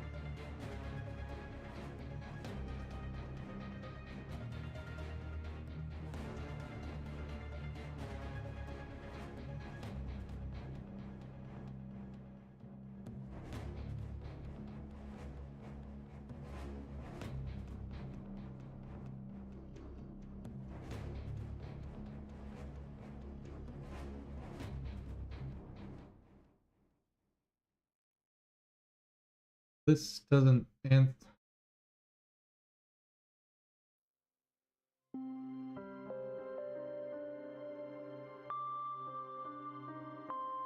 Cannot use it to traverse the array, such as.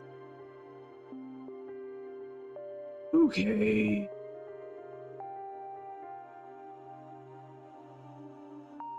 How can I squeeze this into a dictionary?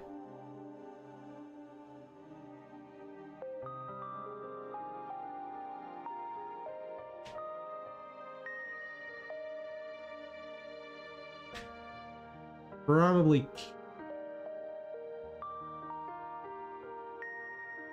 Not while being reasonable. Oh, that's pain.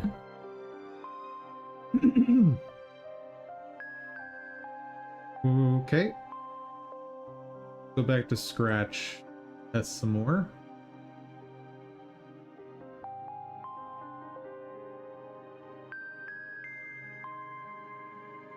Class.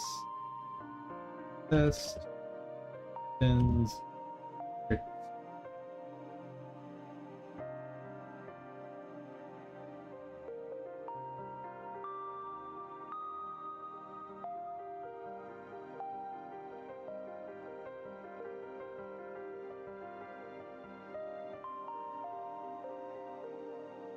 Okay.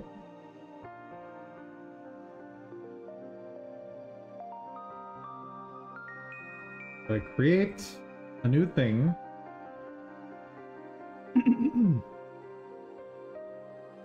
And what do I get here? What prints out? Give me something reasonable, pretty, please. No.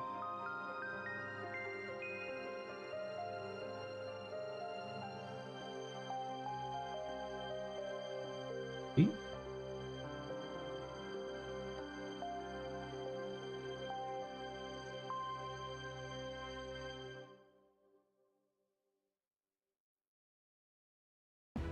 That should be valid, right?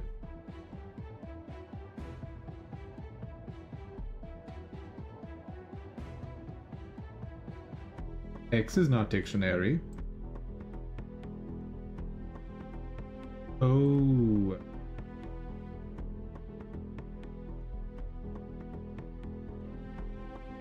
What do you want? I don't think that's right.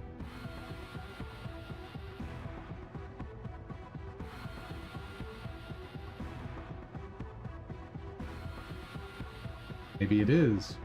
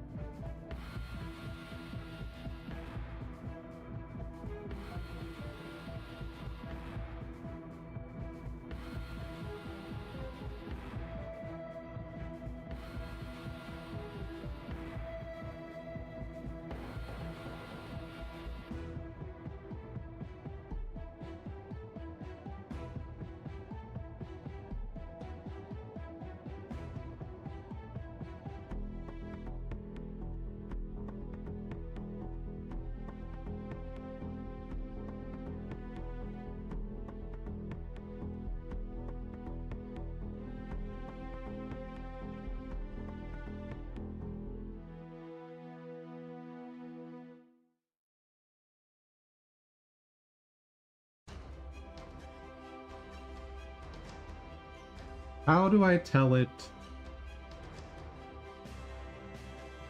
Don't give me the built-in types.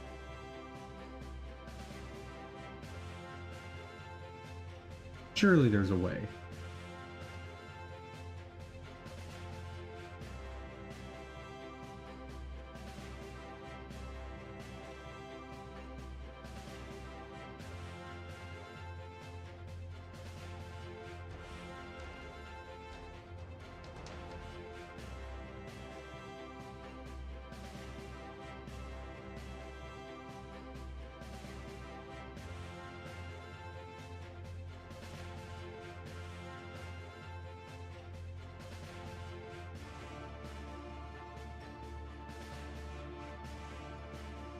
How can I tell these two from each other? Last name is the same. Right? Same.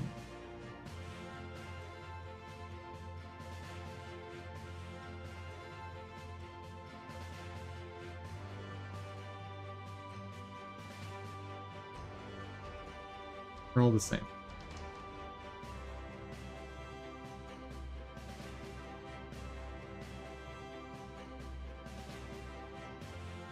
Maybe it's fine to set it.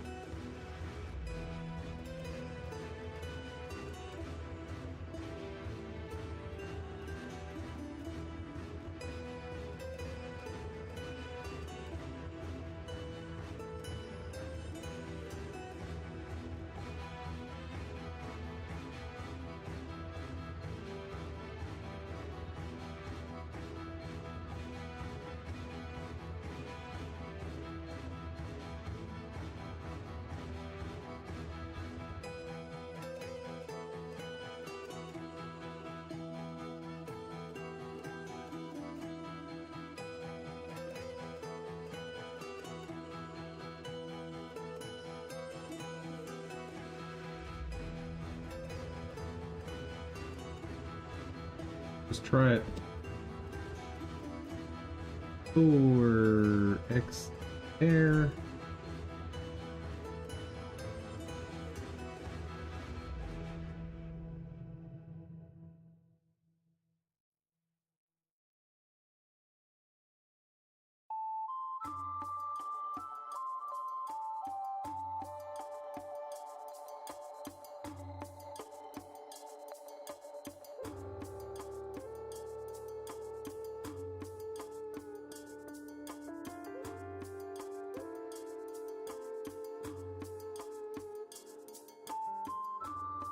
Are you okay with what just happened? Yeah. Sweet.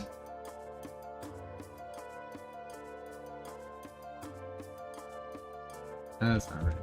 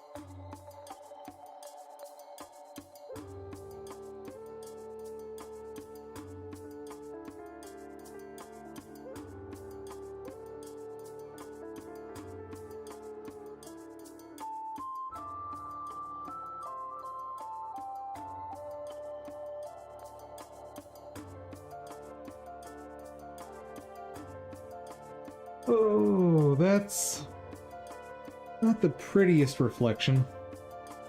Like, it's like it's not working quite like C#, and it's also not working like JavaScript. It's doing its own thing somewhere between them, which is not awesome, but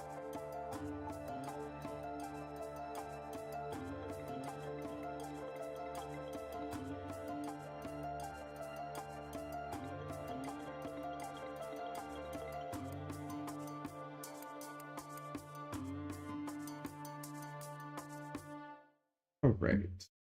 Now, Slime Golem.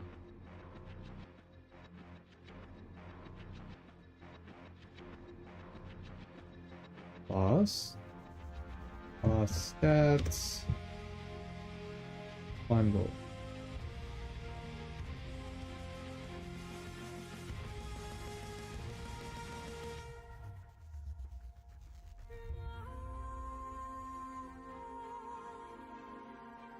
Excellent.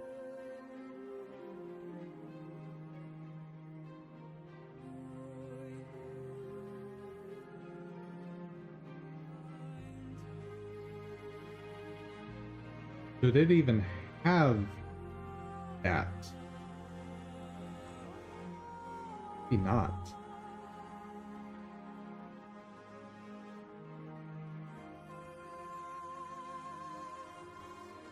It's coming over from... It's coming over from enemy base. So I'm gonna have to just wait and refactor that later.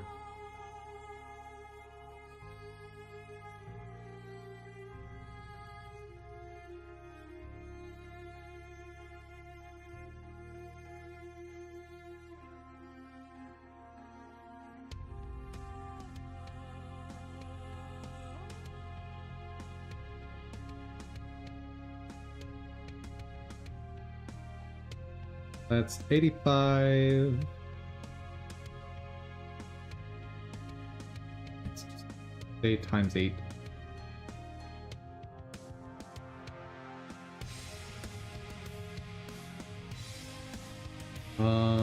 Max health.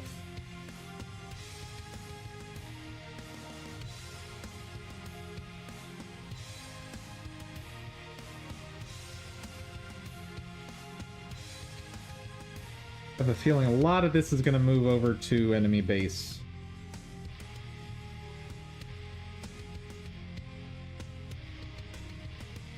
I have a distinct feeling.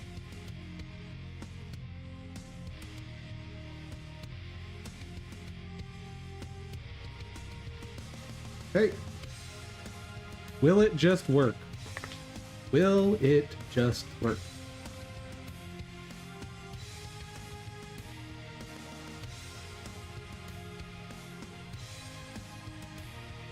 No.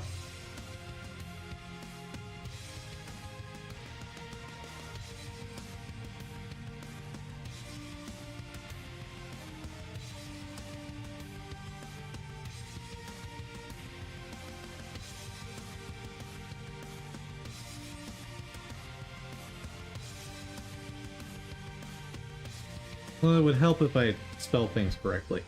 That typically makes things work better.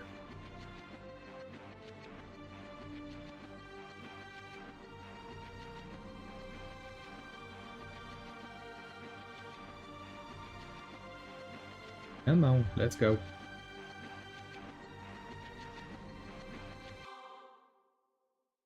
You know what? I don't need to use the orchestrator for this, do I? It's actually really silly of me to use the orchestrator for this.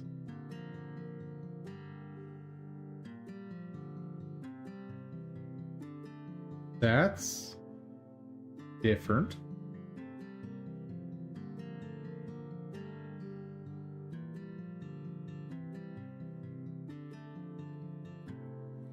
Par-delà le temps, la menace grandit. Si loin dans le silence, on entend ses cris. Par-delà les terres, son nom fait frémir. Préparez-vous, Play world, level orchestrator, get rid of that wave. Dead.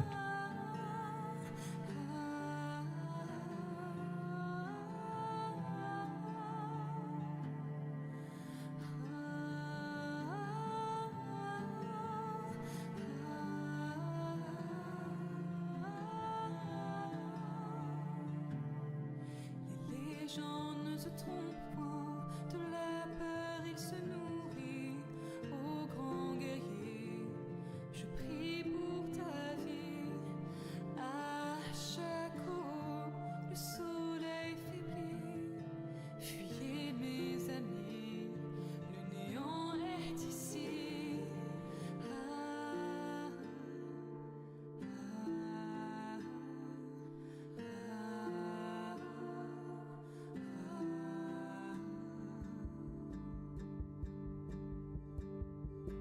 Ah, Non-existent function has animation base.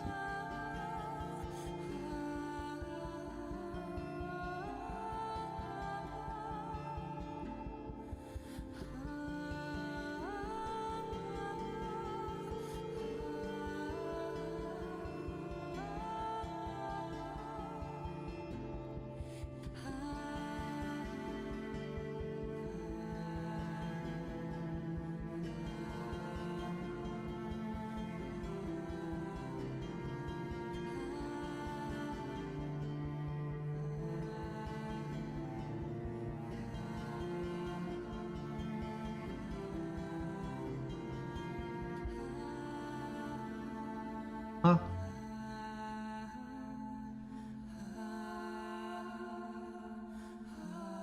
What? Why would Anaplayer be nil?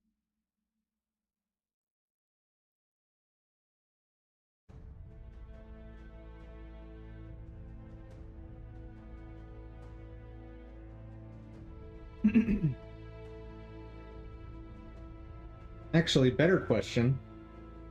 Why is it calling destroy? Questions for tomorrow. Definitely questions for tomorrow. Before I sign off, though, I want to finish this stupid level. We'll take one last break. And then I'm gonna go to sleep.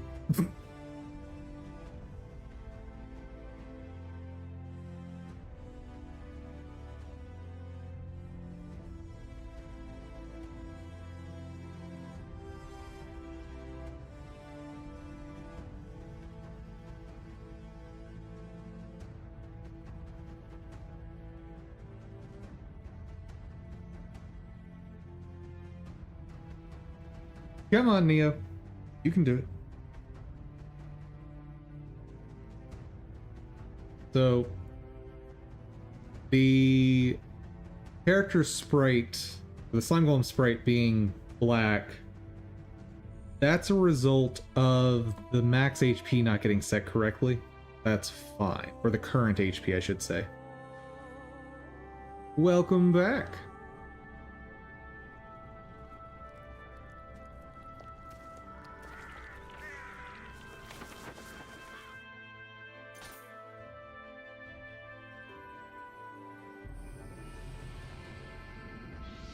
Now, as for why destroy is getting called on those attacks right when they're supposed to be spawning,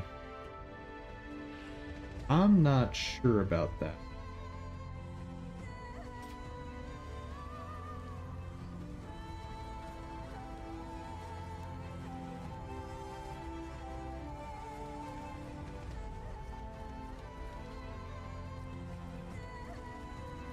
Right.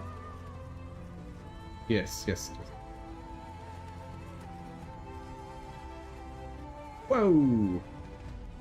Just a few people dying here. Wow!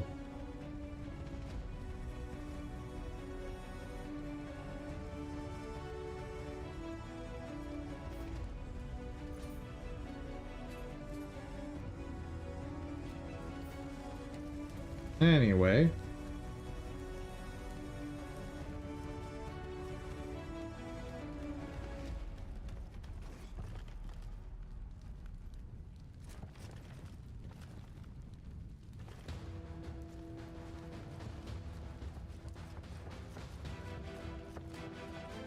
think this is the way. Yes, this is the way.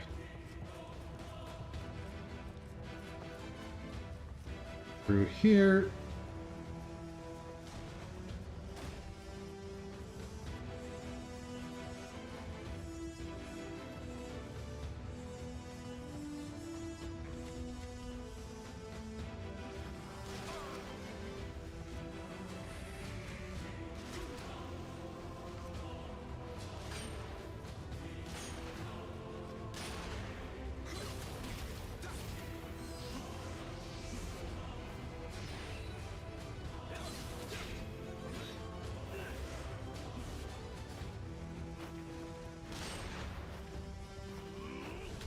What? Oh, you cheater. What? Excuse me?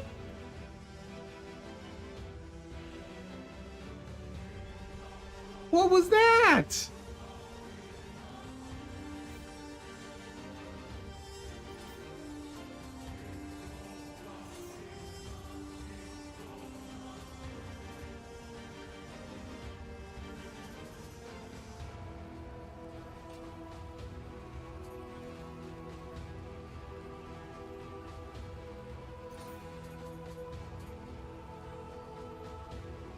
Finally get something new with Amrita-san.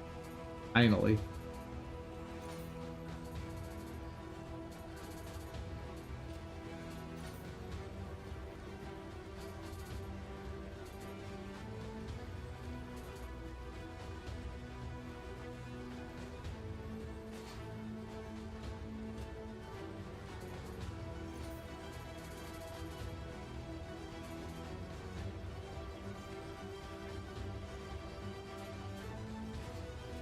Sure.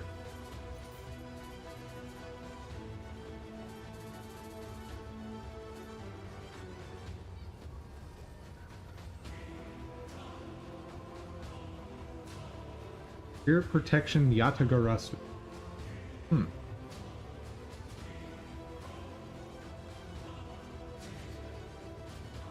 Sure.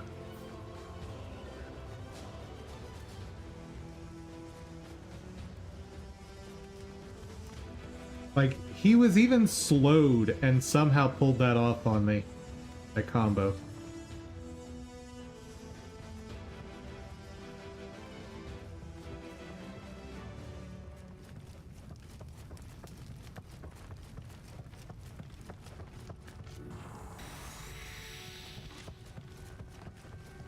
So many enemies.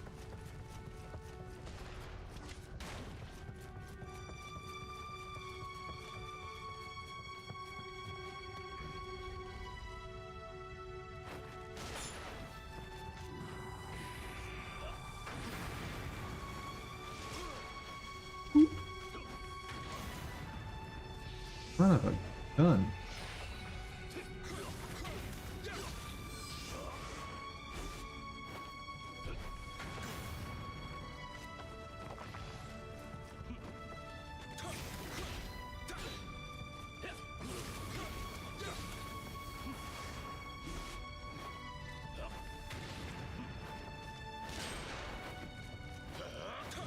What? No!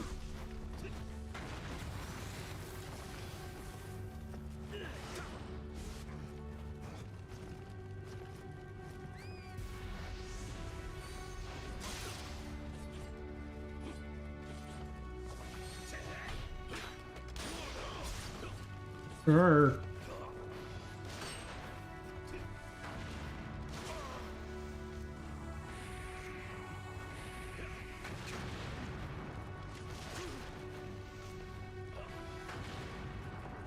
Okay.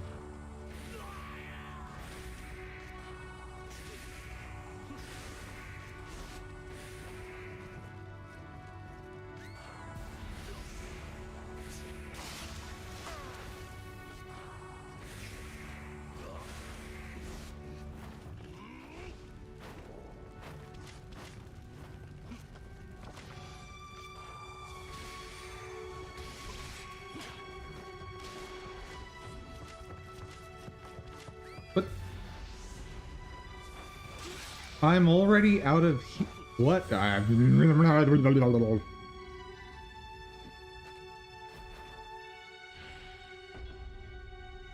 Okay, so wind and fire do nothing.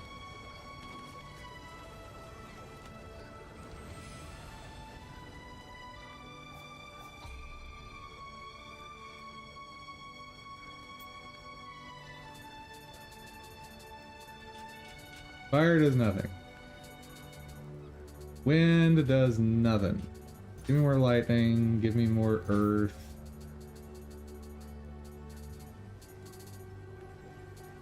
Got weakness. Could bring more sloth and weakness. Give me more time to fight him.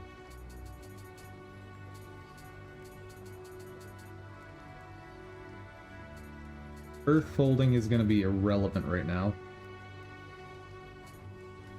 Flying sword could be useful. What did the most damage? Probably water. Oh no, earth.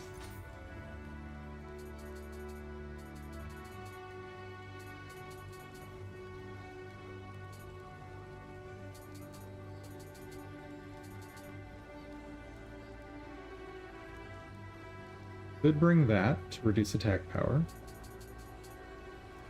I think I'll just get more sloth and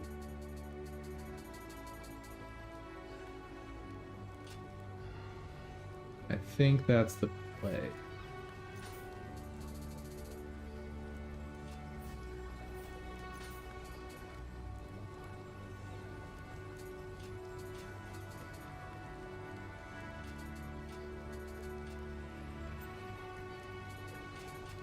Okay. I got my basic set.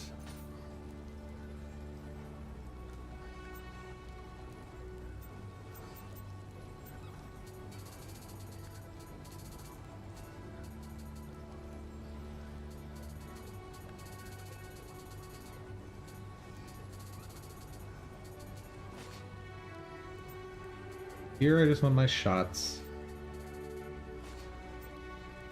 Then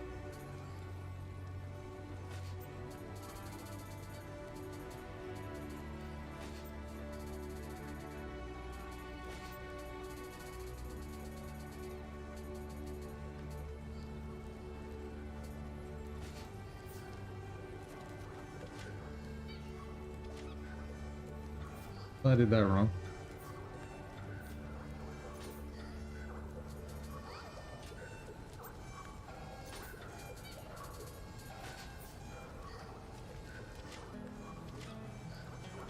Okay, so when fight starts, block, and then fire off all of these shots as fast as I can.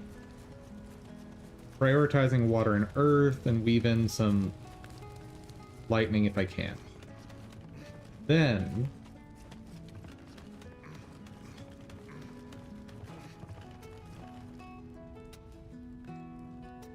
swap over to this. Debuff, debuff, buff, buff. Then just start fighting like a madman.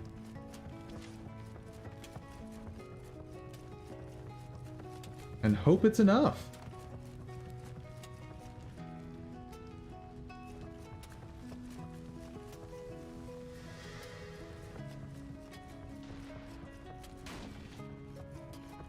We'll see.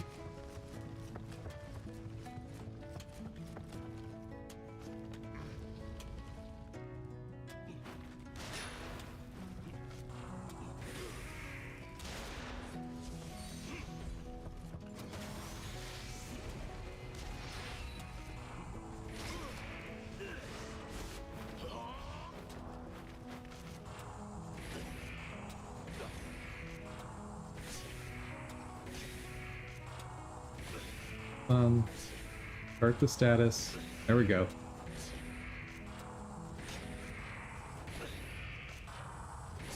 I'm fine with the fact that I'm not efficiently using this.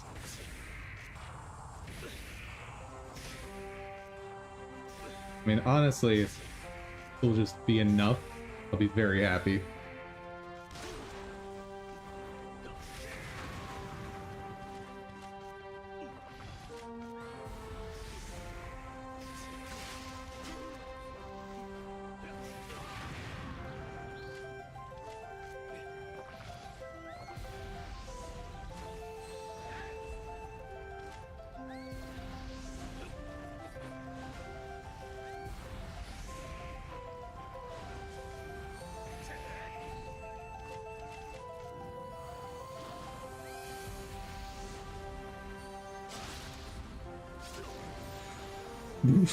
So much prep for a single hit.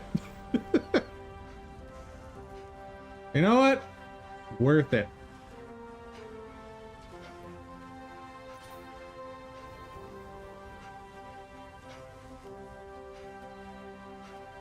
Woo.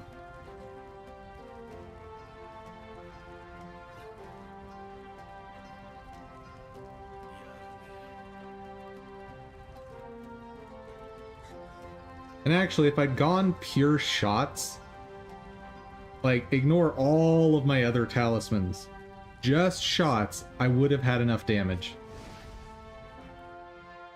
But only barely.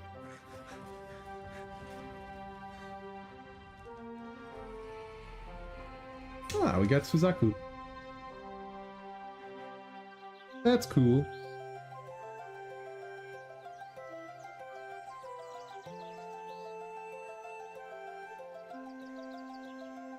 It was a little weird that once he started blocking, he was just like, oh no, I'm standing here while you shoot at me. Which, I'm not complaining.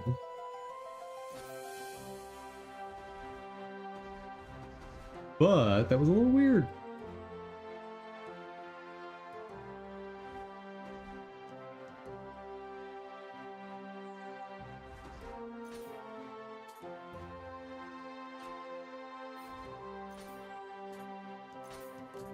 Got anything good for me? No.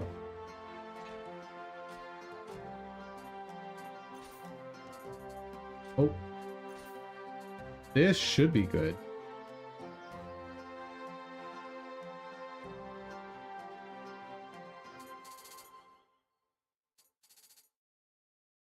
You know what? Fair enough. In theory, I could keep using this for a while because of that purple stat there. I'm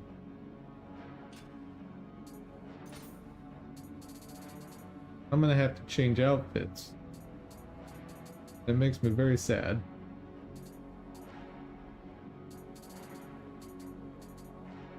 Oh yeah, 84 versus 129.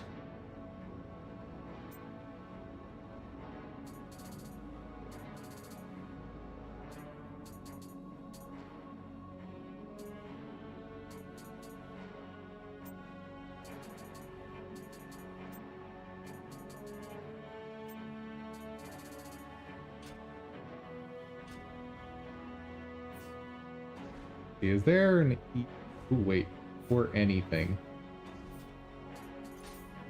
Sure, I'm good here. Yes. Blacksmith. What stuff do you have? Oh.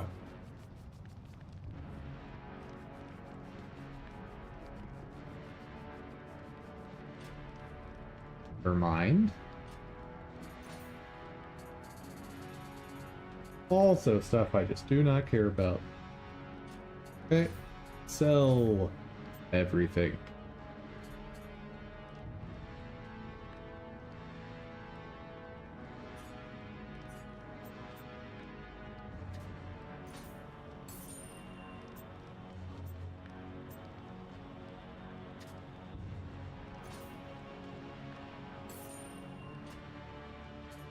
I like money.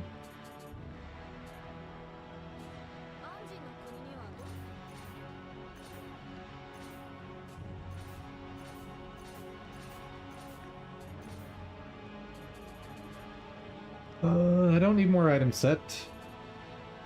Harbor, forging.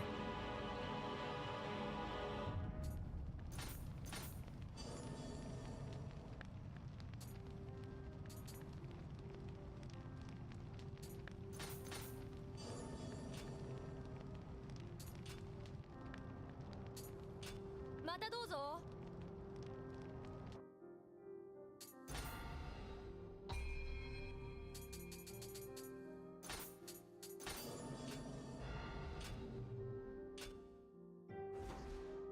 Do we have any quick and easy ones?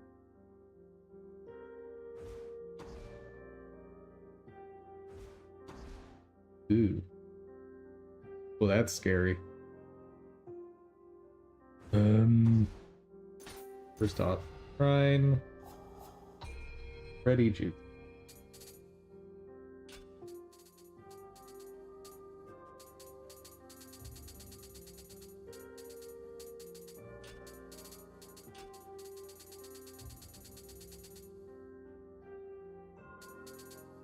Divination, flying sword. Get there.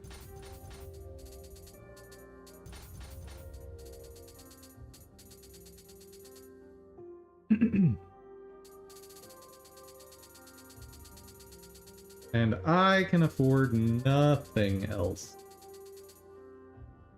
Is there anything I can get reduced cost on?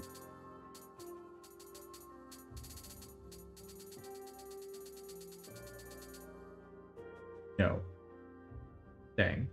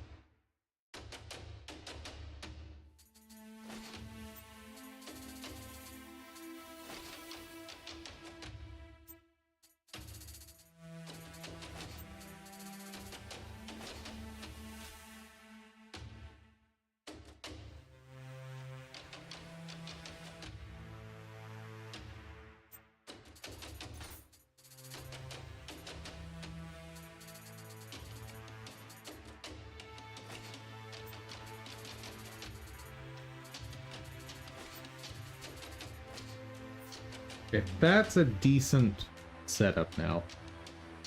This should just be a single fight, so let's try it.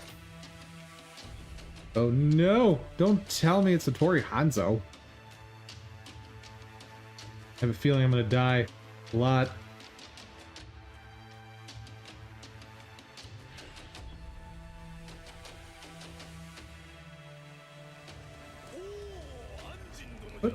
But you said I don't have shrines here. Game, you liar.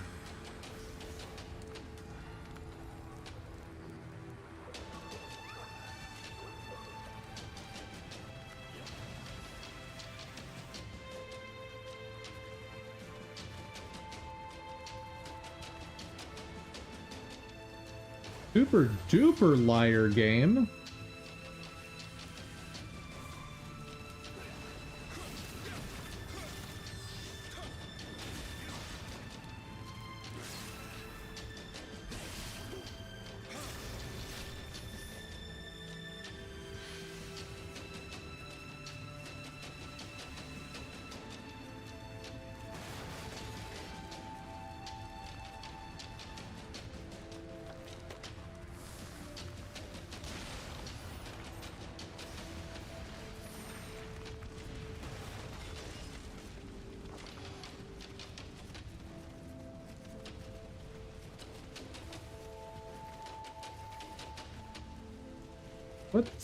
What is this place?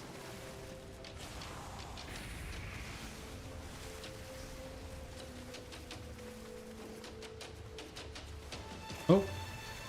Well, that's death. I've been freed from the mortal coil. Huzzah!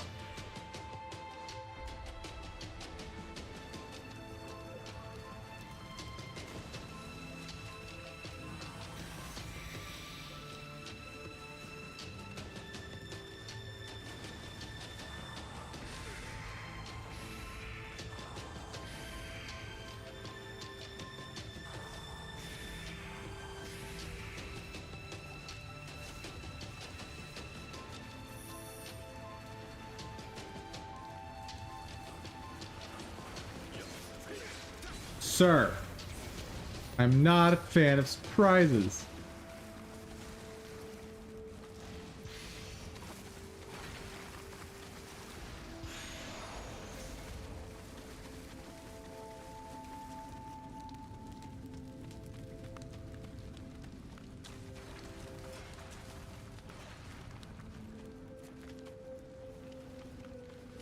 Hello. Goodbye.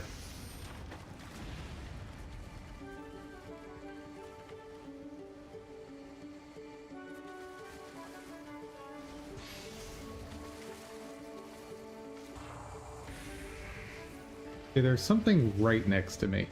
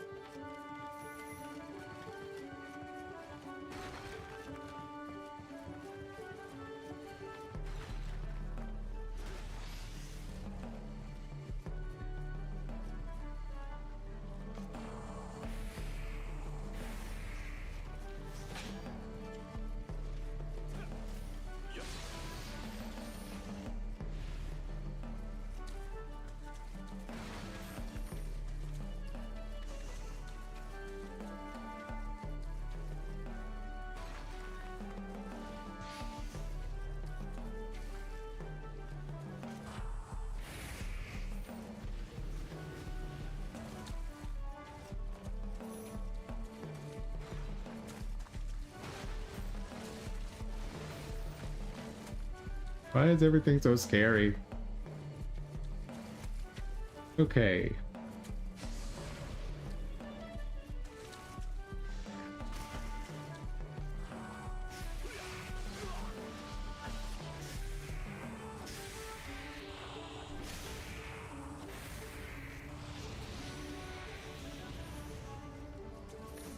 You know what? Having someone else to tank the hits is really nice.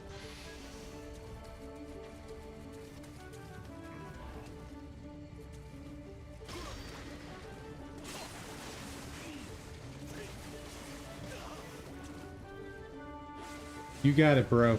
I believe in you.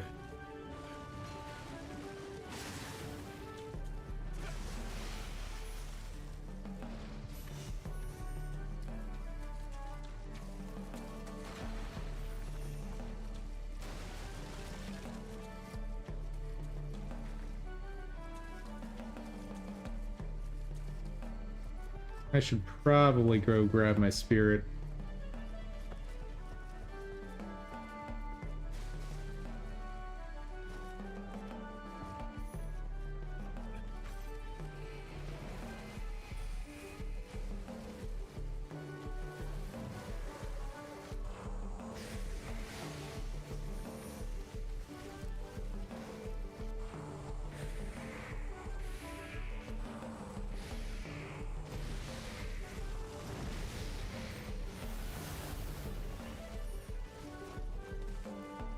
I'm on fire while standing in water. That feels illegal.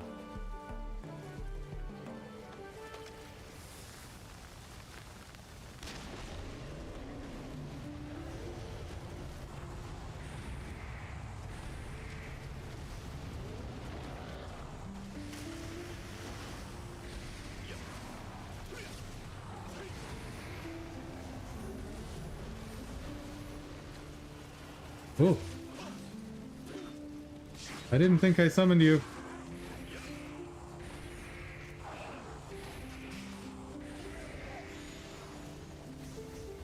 But I'll take your stuff. I love stuff.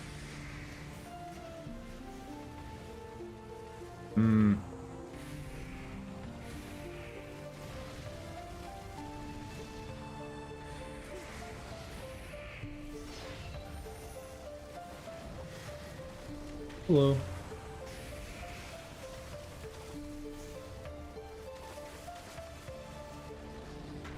Oh, God.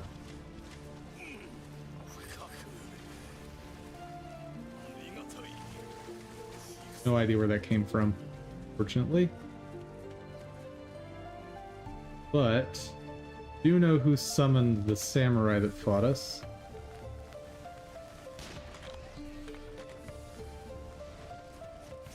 But now he's dead.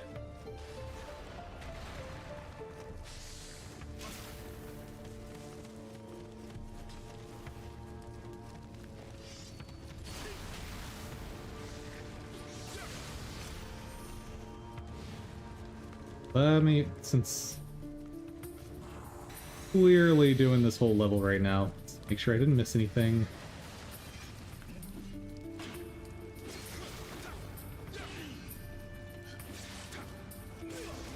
Oh, bro. Where have you been all this playthrough? And why can't I take you with me?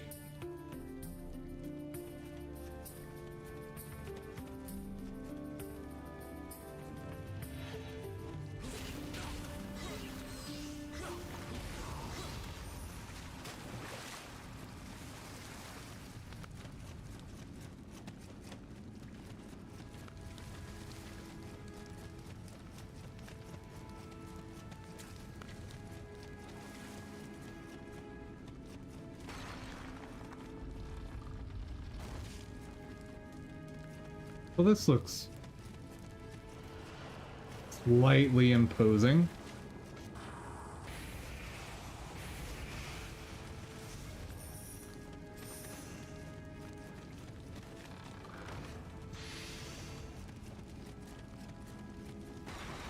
How do I reach this chest, wherever it is?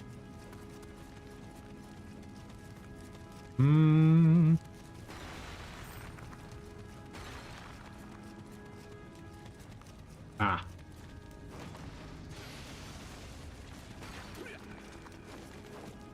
Her? Was very concerned that he just turned against me arbitrarily.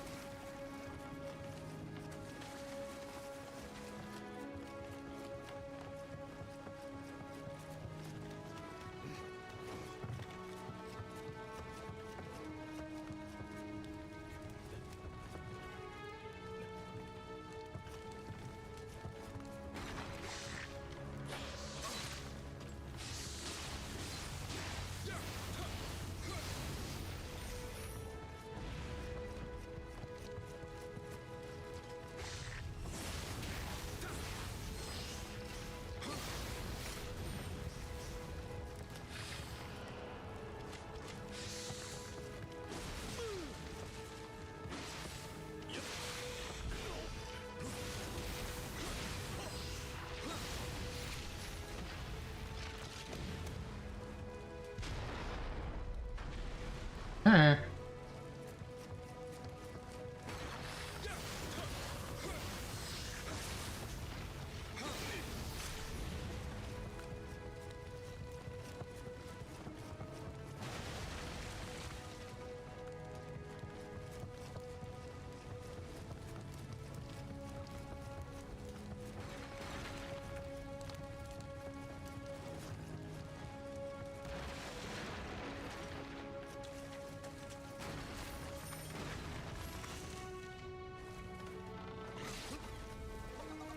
For realsies, bro?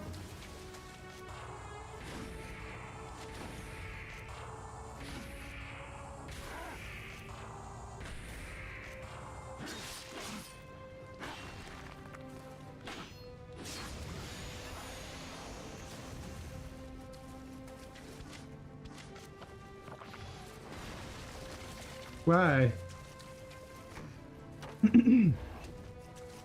I have nothing left.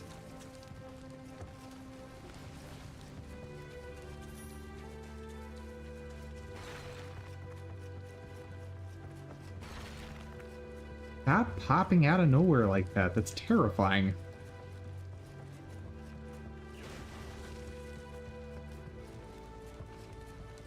Above me, maybe?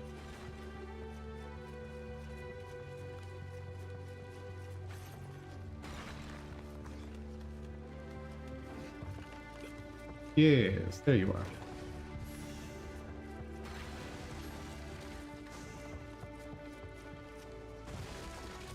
Now, where are we actually supposed to go? Oh, here.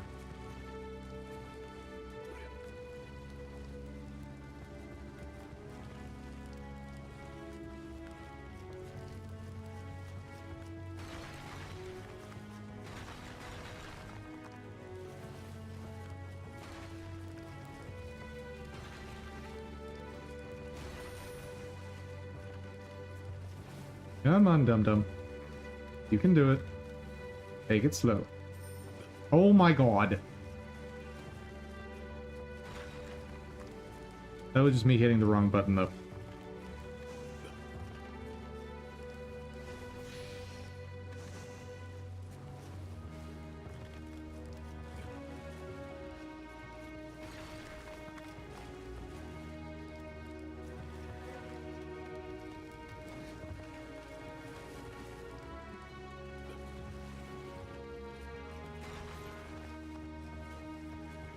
I did miss the cap over there.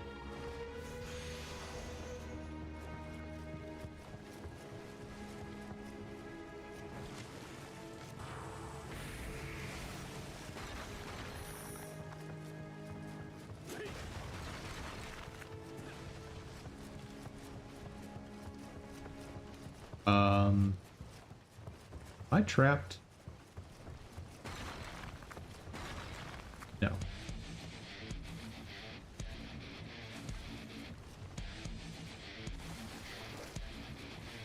Ooh, I've also got the wheelie demon.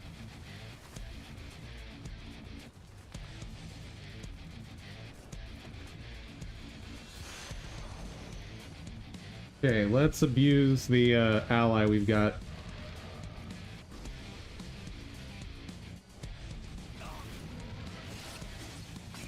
Yeah, no, you got this, ally. You got it. I trust you.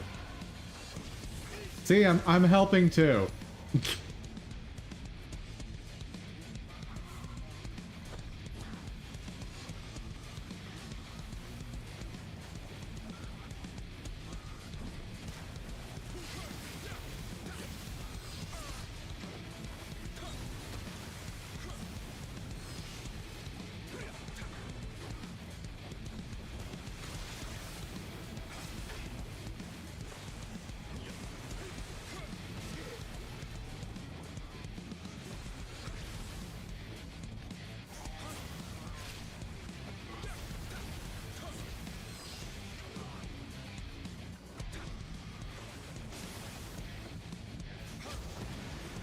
Oh, so that was the goal.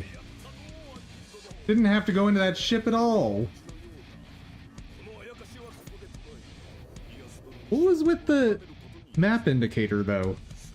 The map indicator was like, you don't have to do anything here. It's just a fight. Garbage.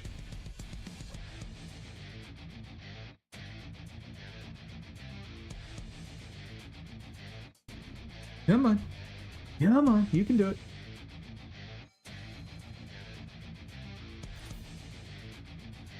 Okay, so what is the top right here? What do those indicators even mean?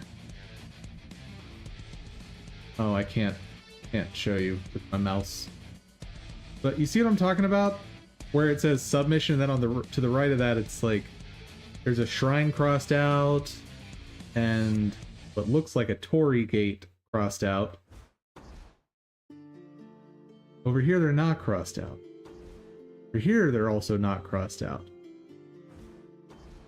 What does that mean? Oh well. I've been cheated, but it's over. And it's time to sign off for the day. Righto. Folks, we made some good progress today. It was mostly coding and refactoring of stuff that I just had no way of knowing how to get right the first time around. But anywho, let me check one thing that I almost am positive is not a thing in GD script, but would be really nice if it was. Need to see that.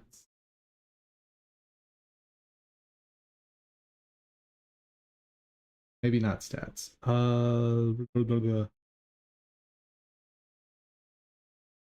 Lost stats.